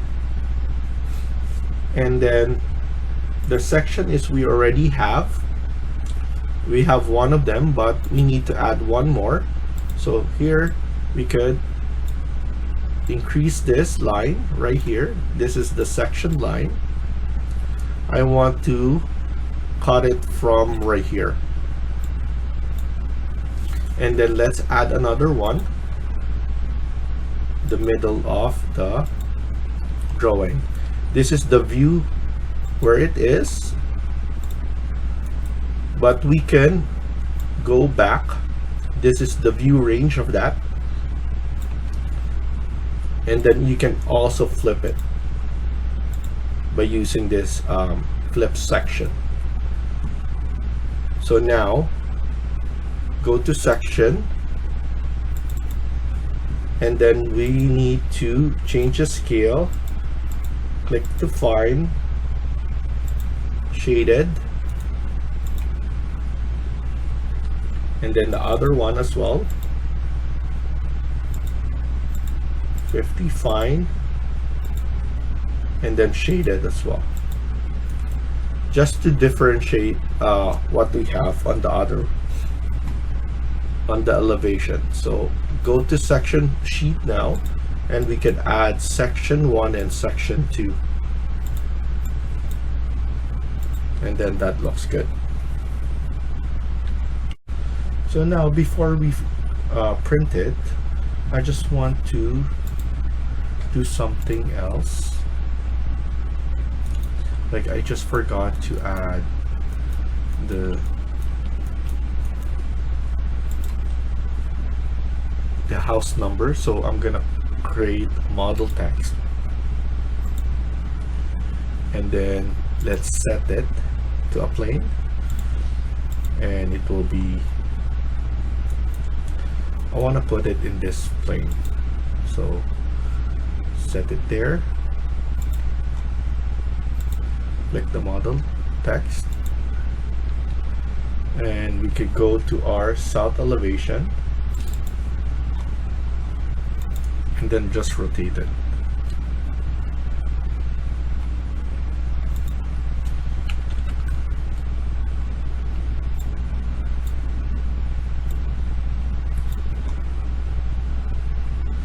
I'm just going to add it here instead.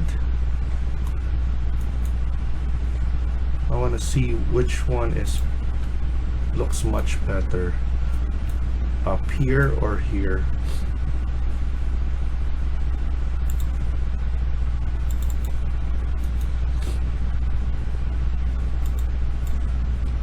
So I'm just going to pick this part right here. I think this is the best. And then we could just edit, duplicate, house number, and then here we could just put Arial, and then the text size maybe 150, and then here the text, let's put this one maybe 55,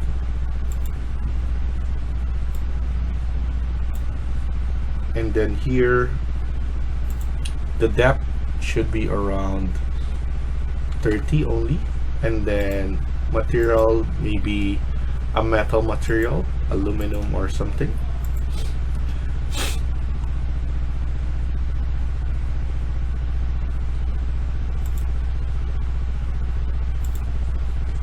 Then click apply, okay, and then let's look at it at 3D. So that looks good right there.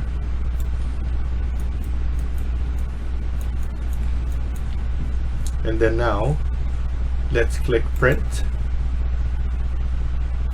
and then here we need to select view sheet, but we need to click combine again, because if you select this one, it will just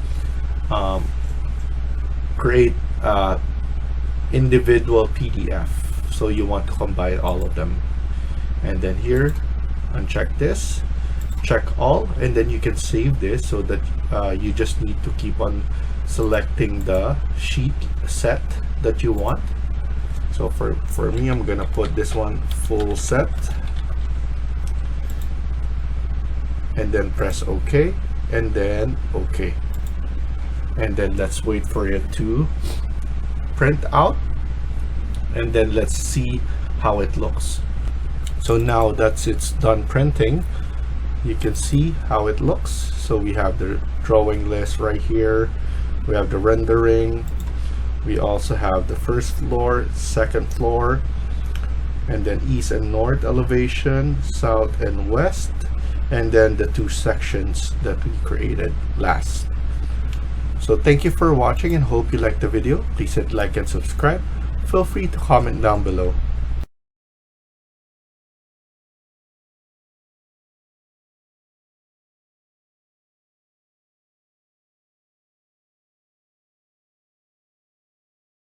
Hi everyone, welcome back to my channel. In today's video, we're gonna continue working on part 17 of this house build. Let's get started. So in the last video, we were able to finalize this model. We created the sheet. I'll show you how to put in our views to our sheet, and to create renderings, and to create drawing lists. Now we're finished our modeling, and we're finished on Revit. Now we're going to export this as a Datasmith to Twinmotion. So click on Datasmith plugin, and then here export to Datasmith. You have to make sure that you're in 3D view, and then for me, I like to have it on file, and then save it first. And then after that, export to Datasmith, or export to Datasmith and go to your folder. So I'm just gonna put it into my Revit folder, save it, And then once you save it, just open up your recent Twinmotion version. So what I have at the moment is 2024.1, and go to your import. And then after this, you just need to go to the location that you save it. So go to geometry, click open, and then go to the location, and I have the Datasmith right here. Press open and then import. And then couple of things that you need to remove is that starting view there. So landscape, starting based, and then ground is good, and then landscape, I believe that's good as well. So only that part, and then let's double check if it's still there. So it looks like everything is removed. And then we have it in the proper height that is not interfering with our model. So I'm good with this. Starting ground and then landscape. So we're good with this. After this, go to file and sign in. You want to make sure you're signed in to your Twinmotion account, so that you'll be able to access Megascan and those kind of stuff there. And then here we're gonna save our model. So we're gonna save it to the location, and I'm just gonna put in house as my name, and then let's continue. So first things first, go to material. Don't want this, so hide navigation panel, and then here go to glass, and then we can have the two-sided glass.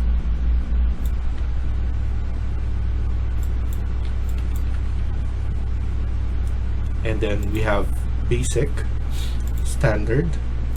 I'm just going to do standard, and then increase the color, and then also the opacity.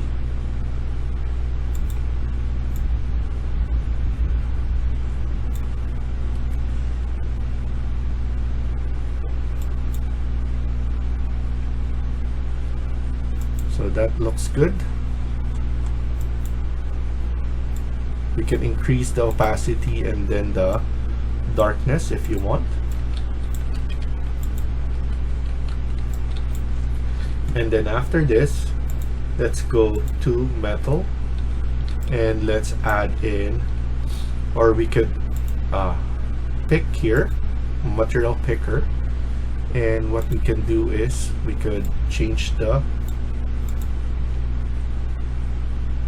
color or the tint, and then we want to make sure that metallic is turned on, because this is a metal material, and it's still applicable to just add the same thing that here we have.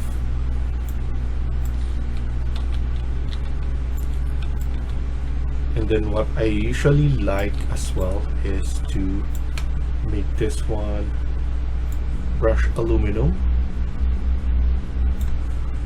and then for the neon, I like this one to be neon.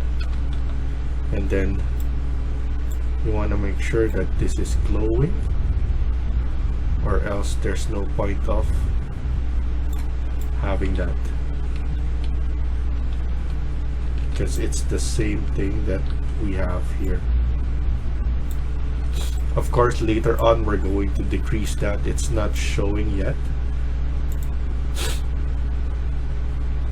And then let's go and click this and go to camera. This is very important that you enable parallelism. So check that. Very important to do. and then go to environment, HDRI, enable this one as well, and backdrop HDRI. And then you could go to library, and we need to access. So we need to access one of the HDRI background. So let's go to outdoor, and you'll be able to choose different kinds of background here.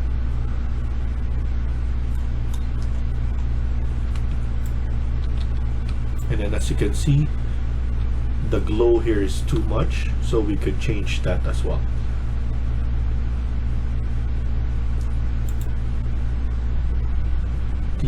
The Tier Garden is nice, one of my favorite background.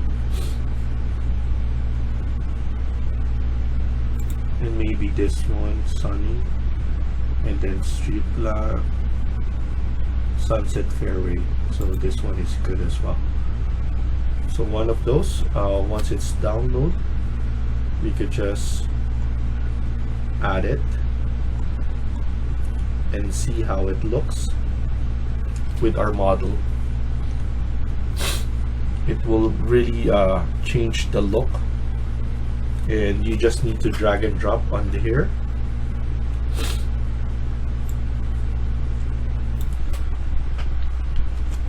And of course, that's only the background. We're gonna fill this up with trees, and then we're gonna put grass so it will look nice. So this one looks nice. I kinda like the dim part of this. I'm gonna change the rotation. I think this is good. We can see the valley here, and then we're gonna put in a lot of trees on this side. So that's kind of nice there. And then as you can see, the glow here is too much now, so we're going to make sure that the intensity is not too much here.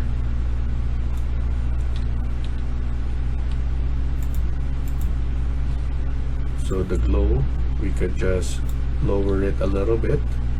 We could put maybe 10, because once this one is rendered, you can see the difference. And then here, this is one of the materials that is from Revit, and if it's lighting like this, that means it's been set for the intensity. I kind of like the brownish, and then the intensity, we're gonna lessen it down even for our glow. And then we have also the lamp here. The lamp has lights as well, so light fixtures, for those we need to set as well, because it's already automatic that it is glowing right here. But to change the temperature or the mood, it's a must as well. So we're going to put it at maybe 20.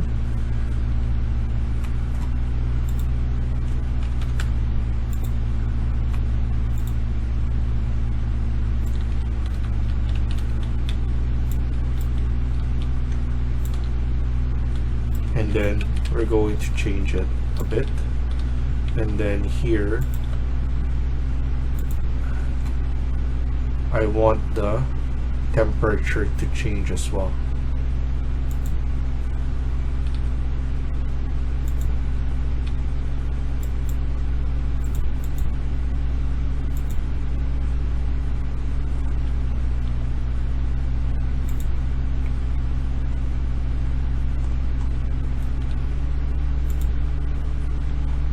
For some reason this is neon, the glow, and then I want to change the tint.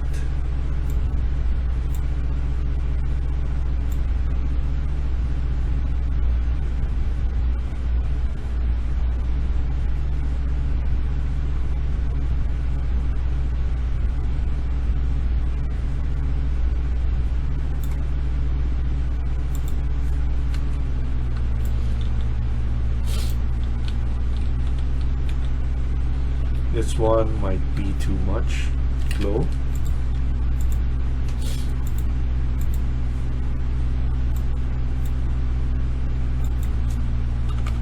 Leave it at 20 as well.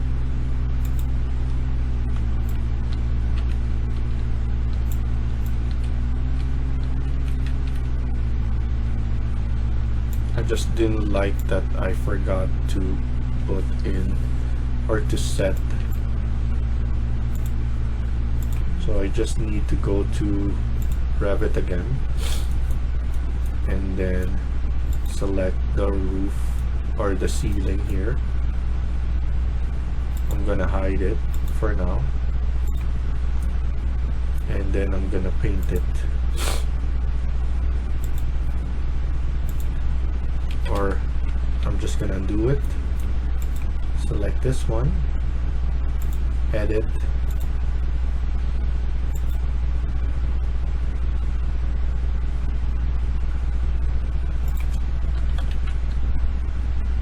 you could choose clad or gypsum wallboard, and then you just need to paint afterwards.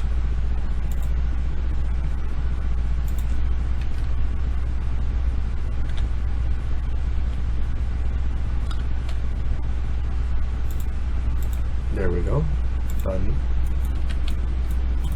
And then you can save it and export it again. Same location, and then you just need to go back here, save it first, and then you just need to refresh.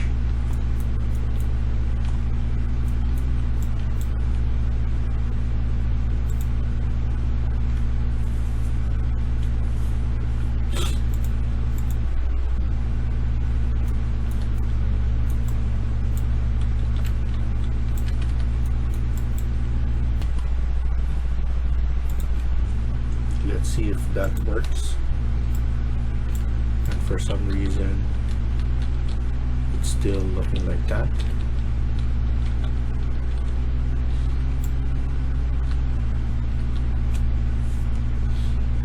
I'm just gonna choose a white material to change that, because this one is more important than the roof. So wall covering, and then white. So that's much better.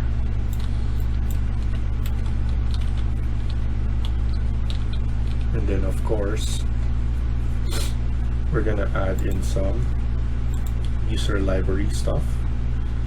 So lighting, I'm going to add probably a nice chandelier here. I'm going to change the speed to probably 3 so that we have more control.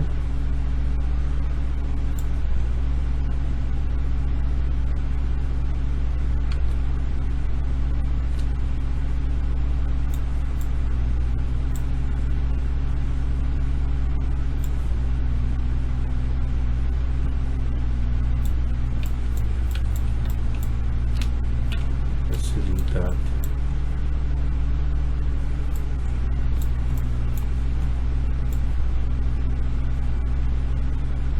It's not. The orientation is different, so we could just do this and pull it up. That's perfect. Change by clicking tab, and I think that's perfect enough for that location.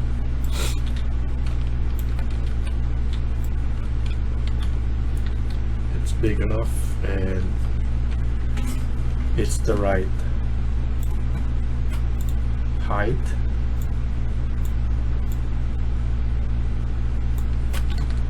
There we go.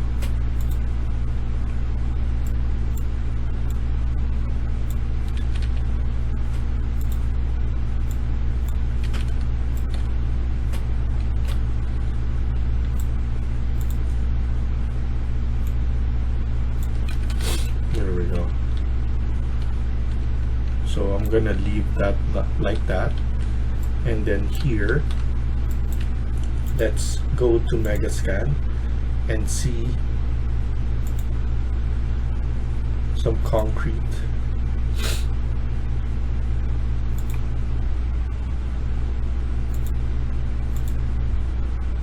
Paint that they have.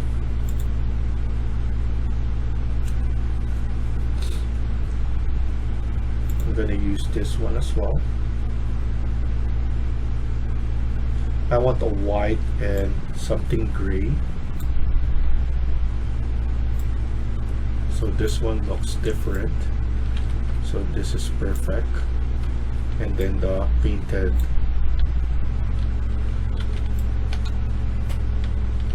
one that we're going to use on other as well.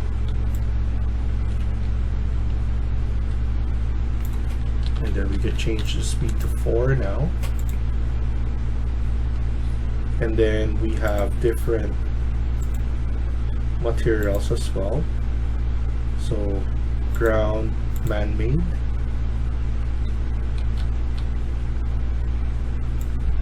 We have it right here. Scale it.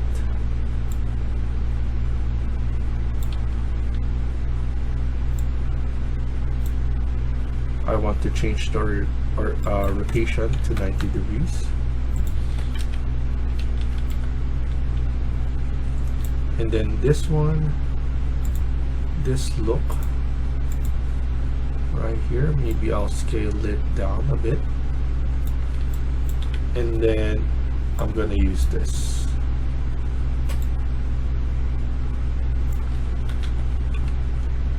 And then a different concrete that is being scaled as well.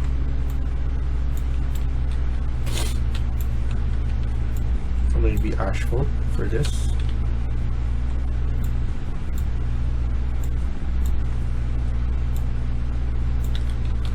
And then that's not, this one looks good as well. I just forgot to change the material there, but I want the contrast of gray and white concrete here. And then what we're gonna do is we're gonna add in car here, like a sedan, and then some bike.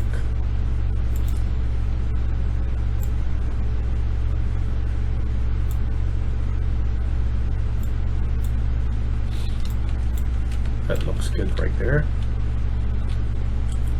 And then here,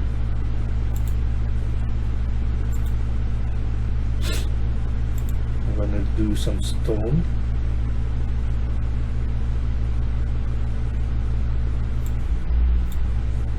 And then scale it a bit.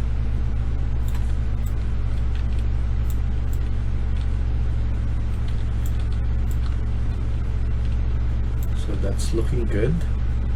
I want to check the way the rendering effect here, so I want to make sure. I'm gonna use path tracer and then lumen.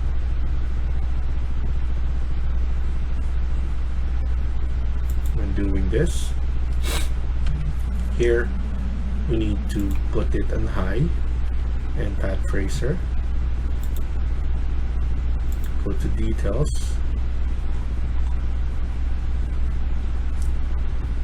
And then undo that, lumen,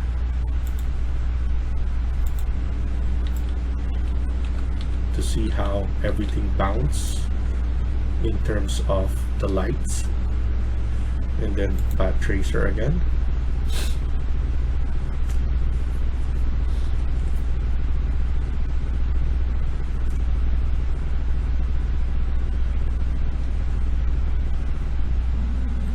Of course, you can increase this and the bounce. And see, that looks very clean. And we just need to populate this with vegetation, and then of course we're going to add in the lights here, because even though it's neon, it being lit, but you need the proper lighting, which is I'm gonna use a spotlight to add. So we're gonna stop here for now and continue on the next video. Thank you for watching and hope you liked the video. Please hit like and subscribe. Feel free to comment down below.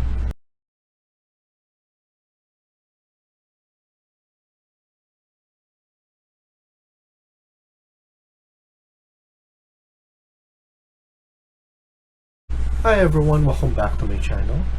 In today's video, we're gonna continue working on part 18 of this house build. Let's get started. So in the last video, we were able to import this from Revit to Twinmotion. Now we're gonna continue working on this. Last thing we did is we added all the materials, and now we're adding lights. But before we add the lights, I just want to look if we have a nice curtain that we can use here, because I still want to showcase the glow of the light. So something like this for the curtain will be good.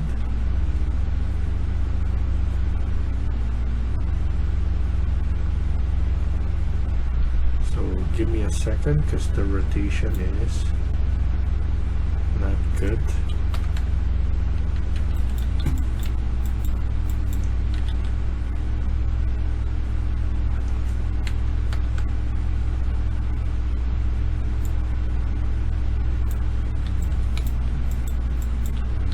It's not something that we need to focus too much, but just adding this one will really make everything nice here.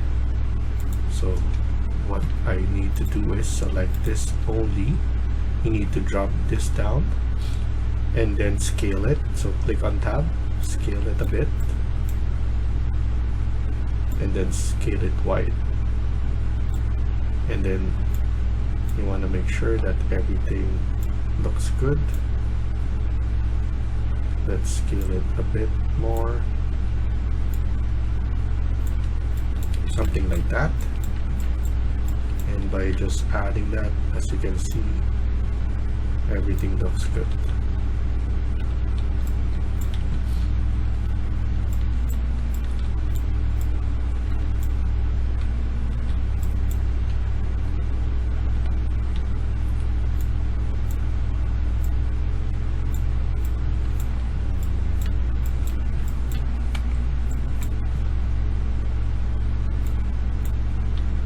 Okay. Make sure it's not touching the wall, right there, and then we just need to push it so that we have curtain here as well. That looks good right there. I'm happy with that. So at least we have curtain, and then it's hiding those kind of stuff there, but it's still illuminating with lights. And then we're going to add lights as well here, so we could add in the spotlight now.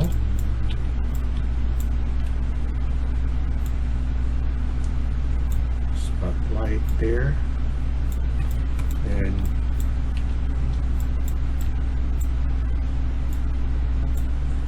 want to make sure that to lessen it, so 10, and then around 3000.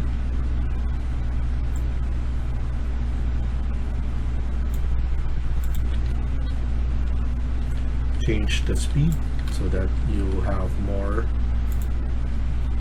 control, and then here hold on shift, and then I know it's 1400, so 1.4 for two more. There we go.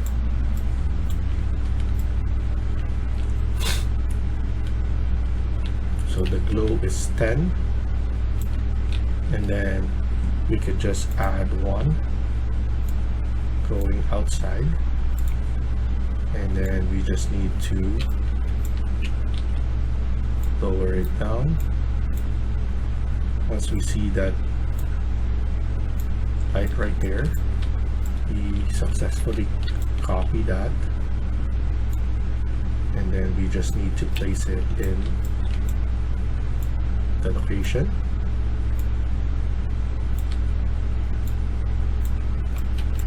And then we could just hold it every 1000, maybe I think 3 more, then like add one more,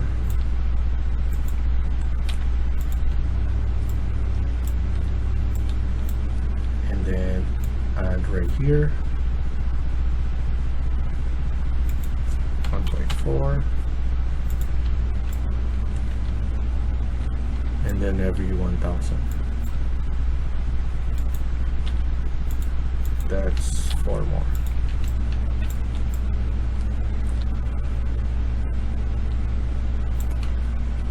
I think this is too much. I forgot the spacing that I did here.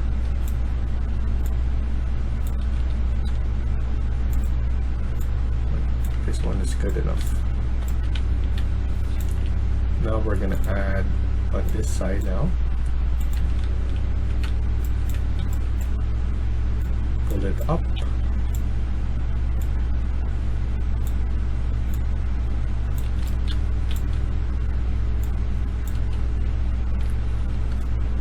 And then every 1000, 2 more.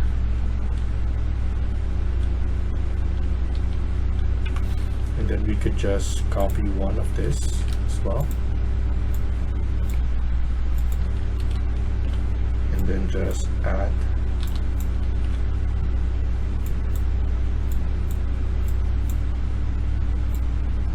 grab it to the proper arrow,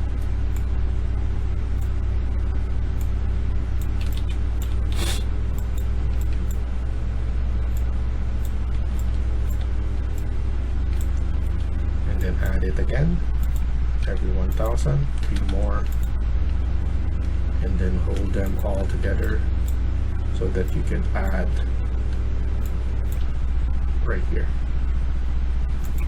1.4, 1. There we go.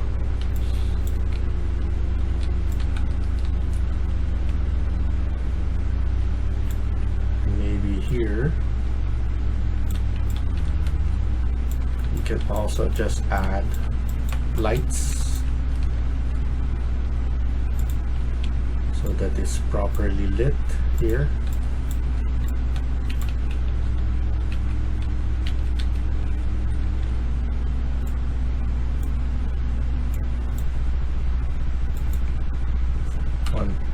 .3, and then maybe 4 more.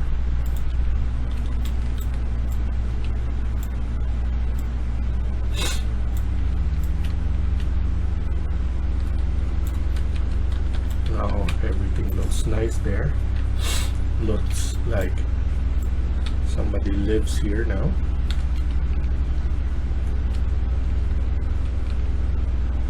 And by just adding that, it will increase the natural look of an image. And then let's try this one. Let's see how the light bounce and everything. And as you can see, this one looks good, so I'm happy with that. Now let's just add some vegetation here. So we're gonna start with 3. I want to add something like this here. I could rotate it a bit, each lower it out, actually make it high enough.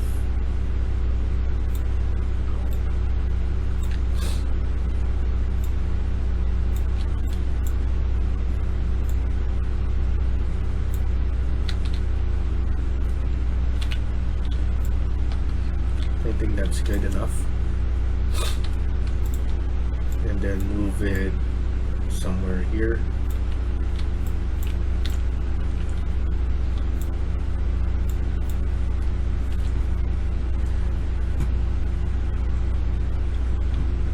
And then give something like this.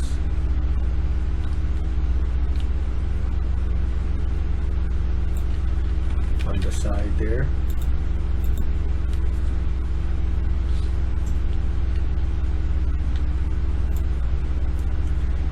And then this one as well.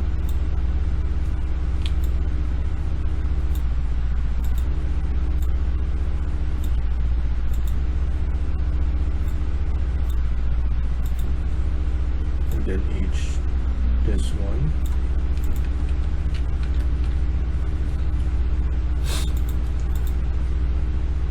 Lower it a bit.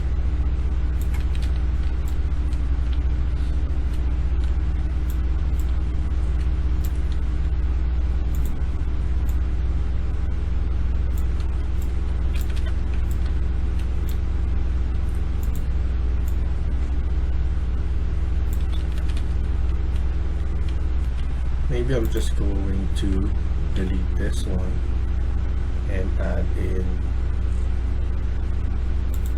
some nice vegetation here.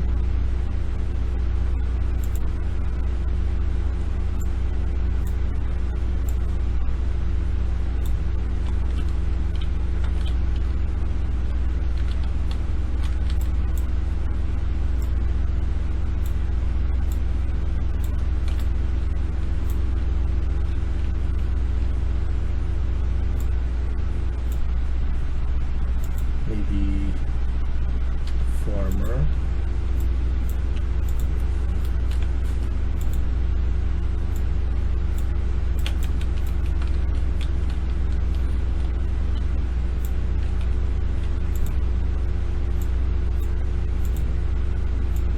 Space it off nicely.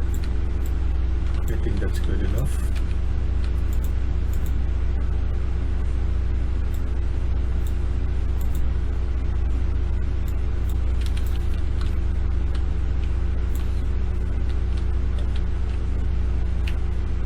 And then on this side,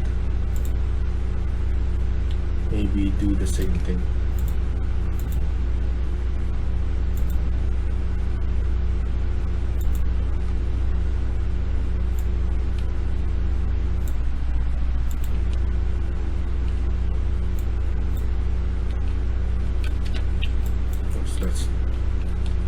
That looks good enough.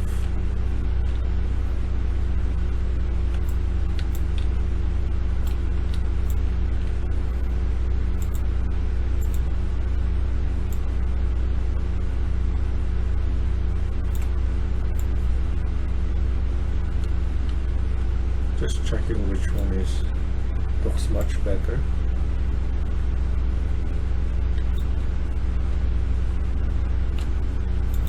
I think this one is good. King palm.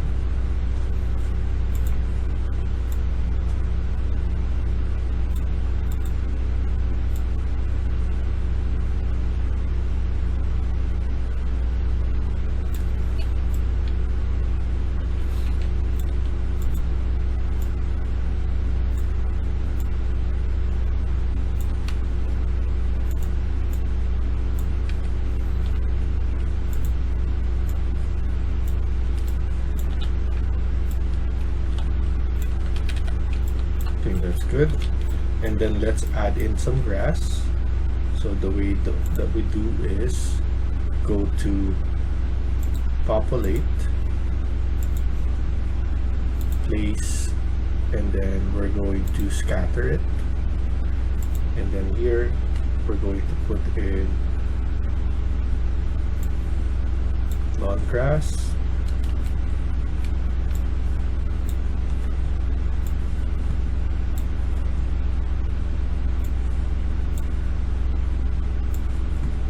Grass, and then all of them, and then here size main, and then Once you're good with this, you just need to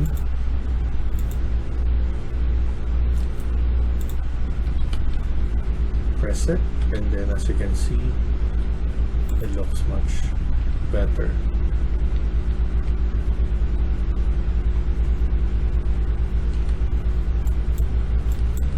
And it populated the area, so I'm gonna make it nice as well.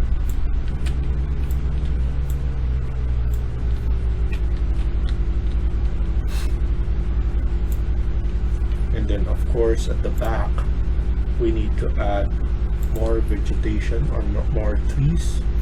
What I want to do now is populate, place, and then we choose the trees that we want to add.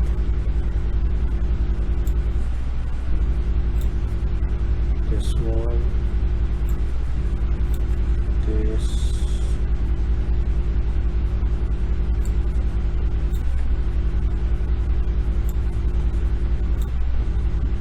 and then select all of them. Not this one, but we want to paint it. So I made a mistake, so we need to add them again.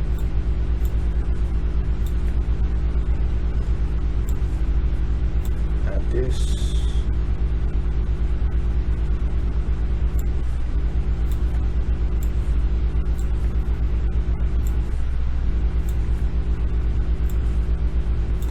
Okay.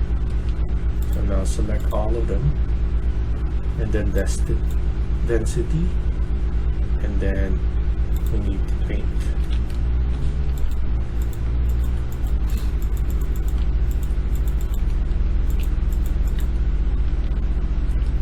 Then at the back for sure.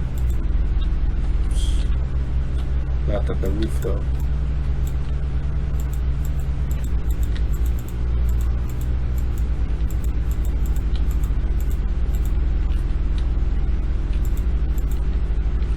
I'm going to make the space,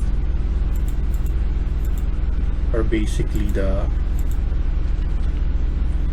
this sphere or this background bigger. So once I finish this, I'm going to add more.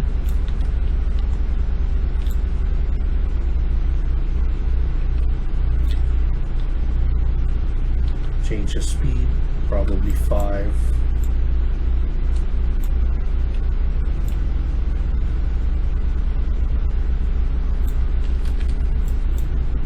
And then here we need to go back here, environment, and then details, the size, make it bigger so we have more room. And then let's add more of this tree, king palm, and then you can just add it like this.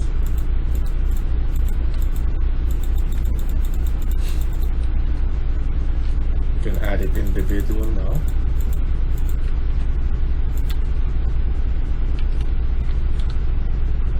And then this is important for reflection.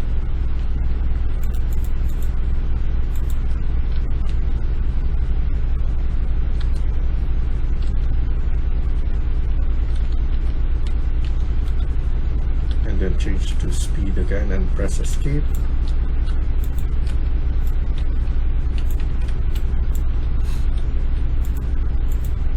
I don't like that this is too much here, so I'm just gonna delete some of them.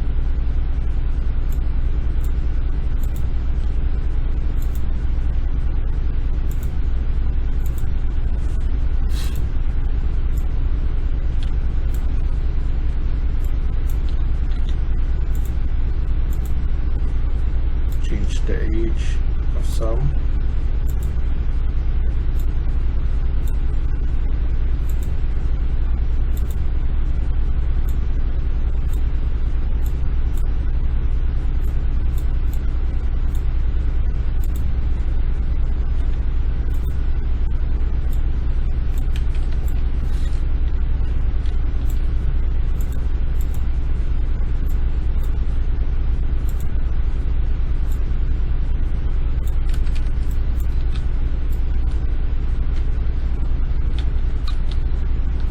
And then let's check the way it looks. That looks good right there.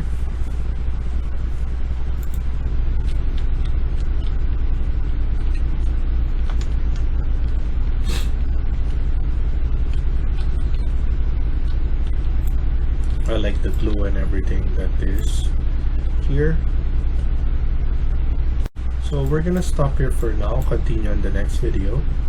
Thank you for watching and I hope you liked the video. Please hit like and subscribe. Feel free to comment down below.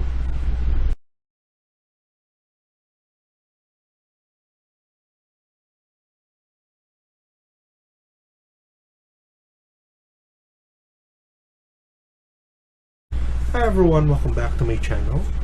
In today's video, we're gonna continue working on part 19 of this house build. Let's get started. So in the last video, we were able to add in the grass and then the trees, and also we added the lights. Now we're gonna continue working on this. So what I want to do is to create our image and also our video. So here, what I want to do is to set the mood first. So here we have environment, and I want to basically have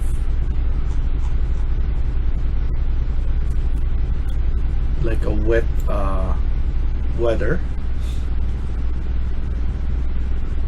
So something like this, because I like the way this one balanced everything and it looks real. So I'm gonna set it like this, and then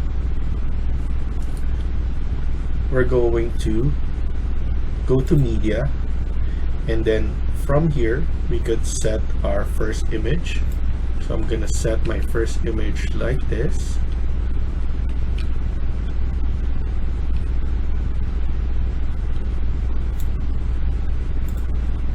And you want to make sure that this is on, so that once you export this, path tracer is selected.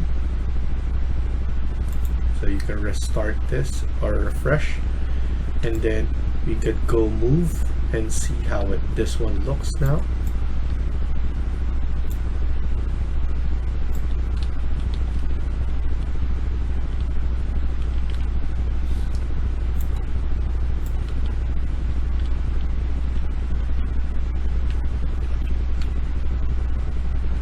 I'm going to go back a bit,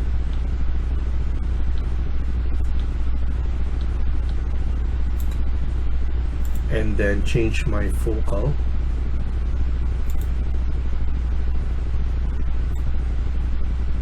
Something like that. So to focus on the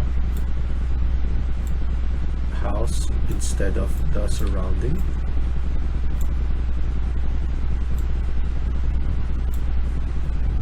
So I'm going to finish that, and then same goes here.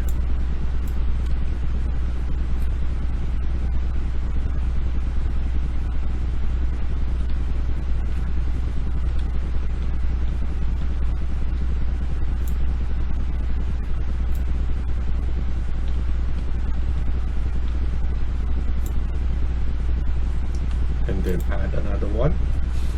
And then here I want much farther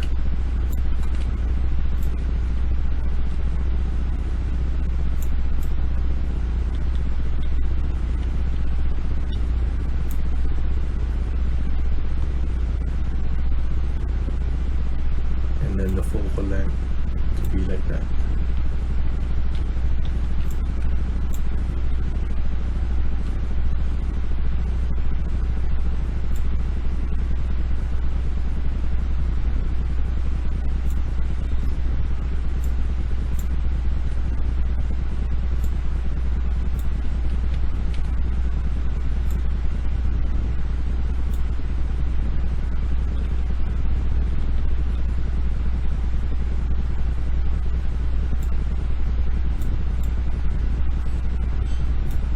that's good.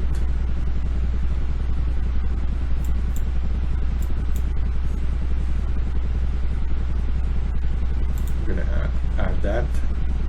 So now we have different look.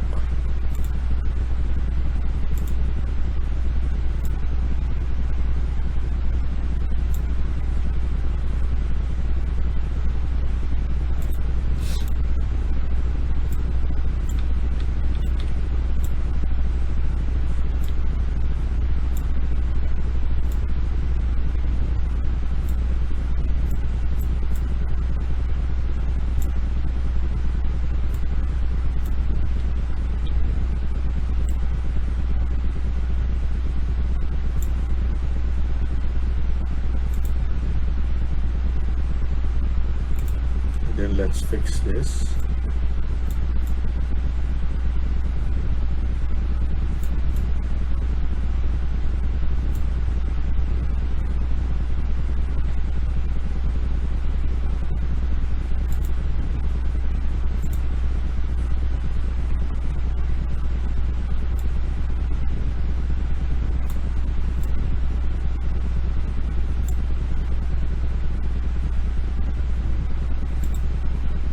So that's good right there.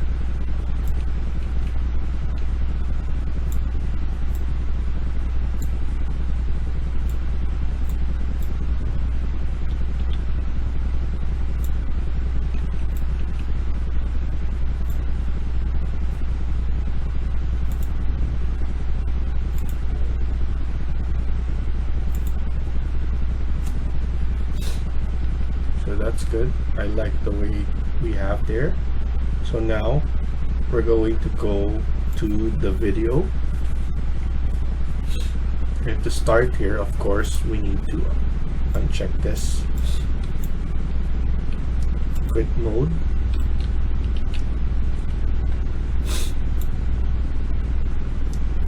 and then we start from here.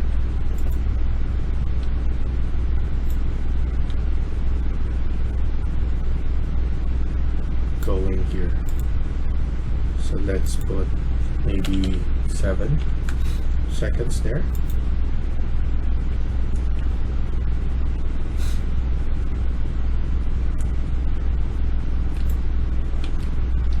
And then here we could go from here.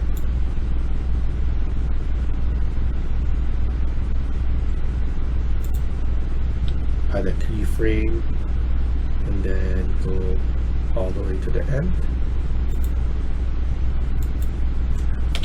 That's 6.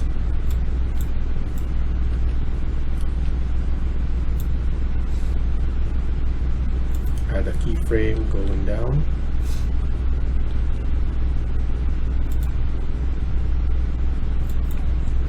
That's 6.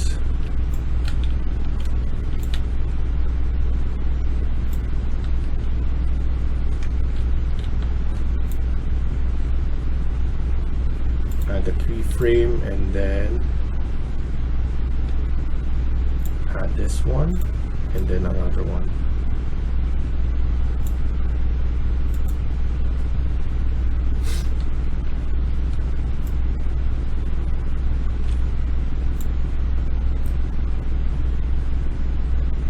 And then add one. Maybe refresh it here and then go and zoom in.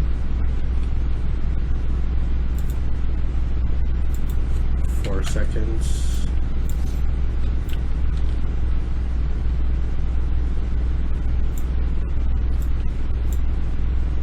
And then add one going in.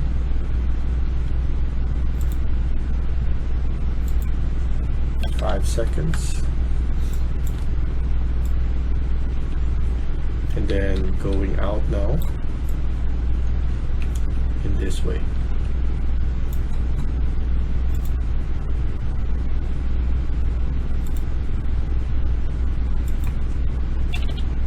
Five seconds, and then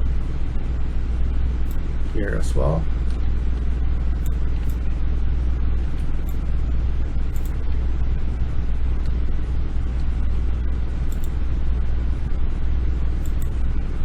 seconds, and one more going out.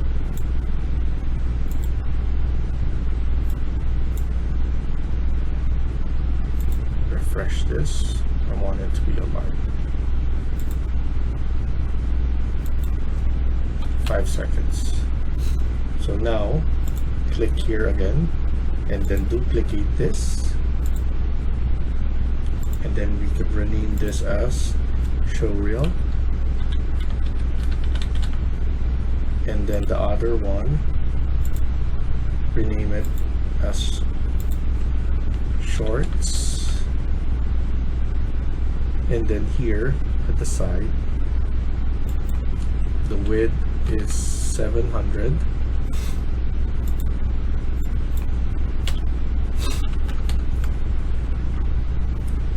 and then here is 1000. You can review it. For this one, I'm going to move it a little bit forward.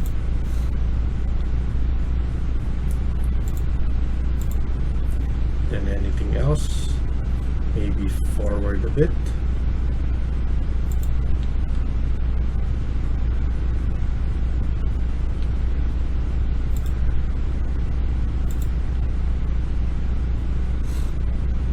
I think that's good enough. And then once you're done, save it first.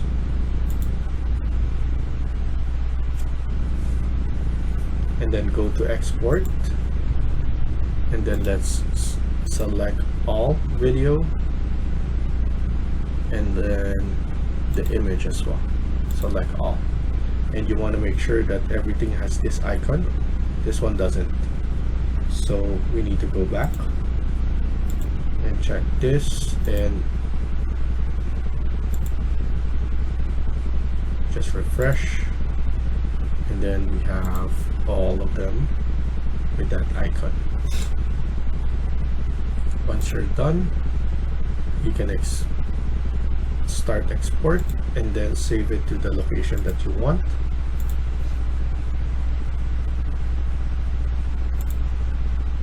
So I'm gonna save it here and select folder. So thank you for watching and hope you liked the video. Please hit like and subscribe. Feel free to comment down below.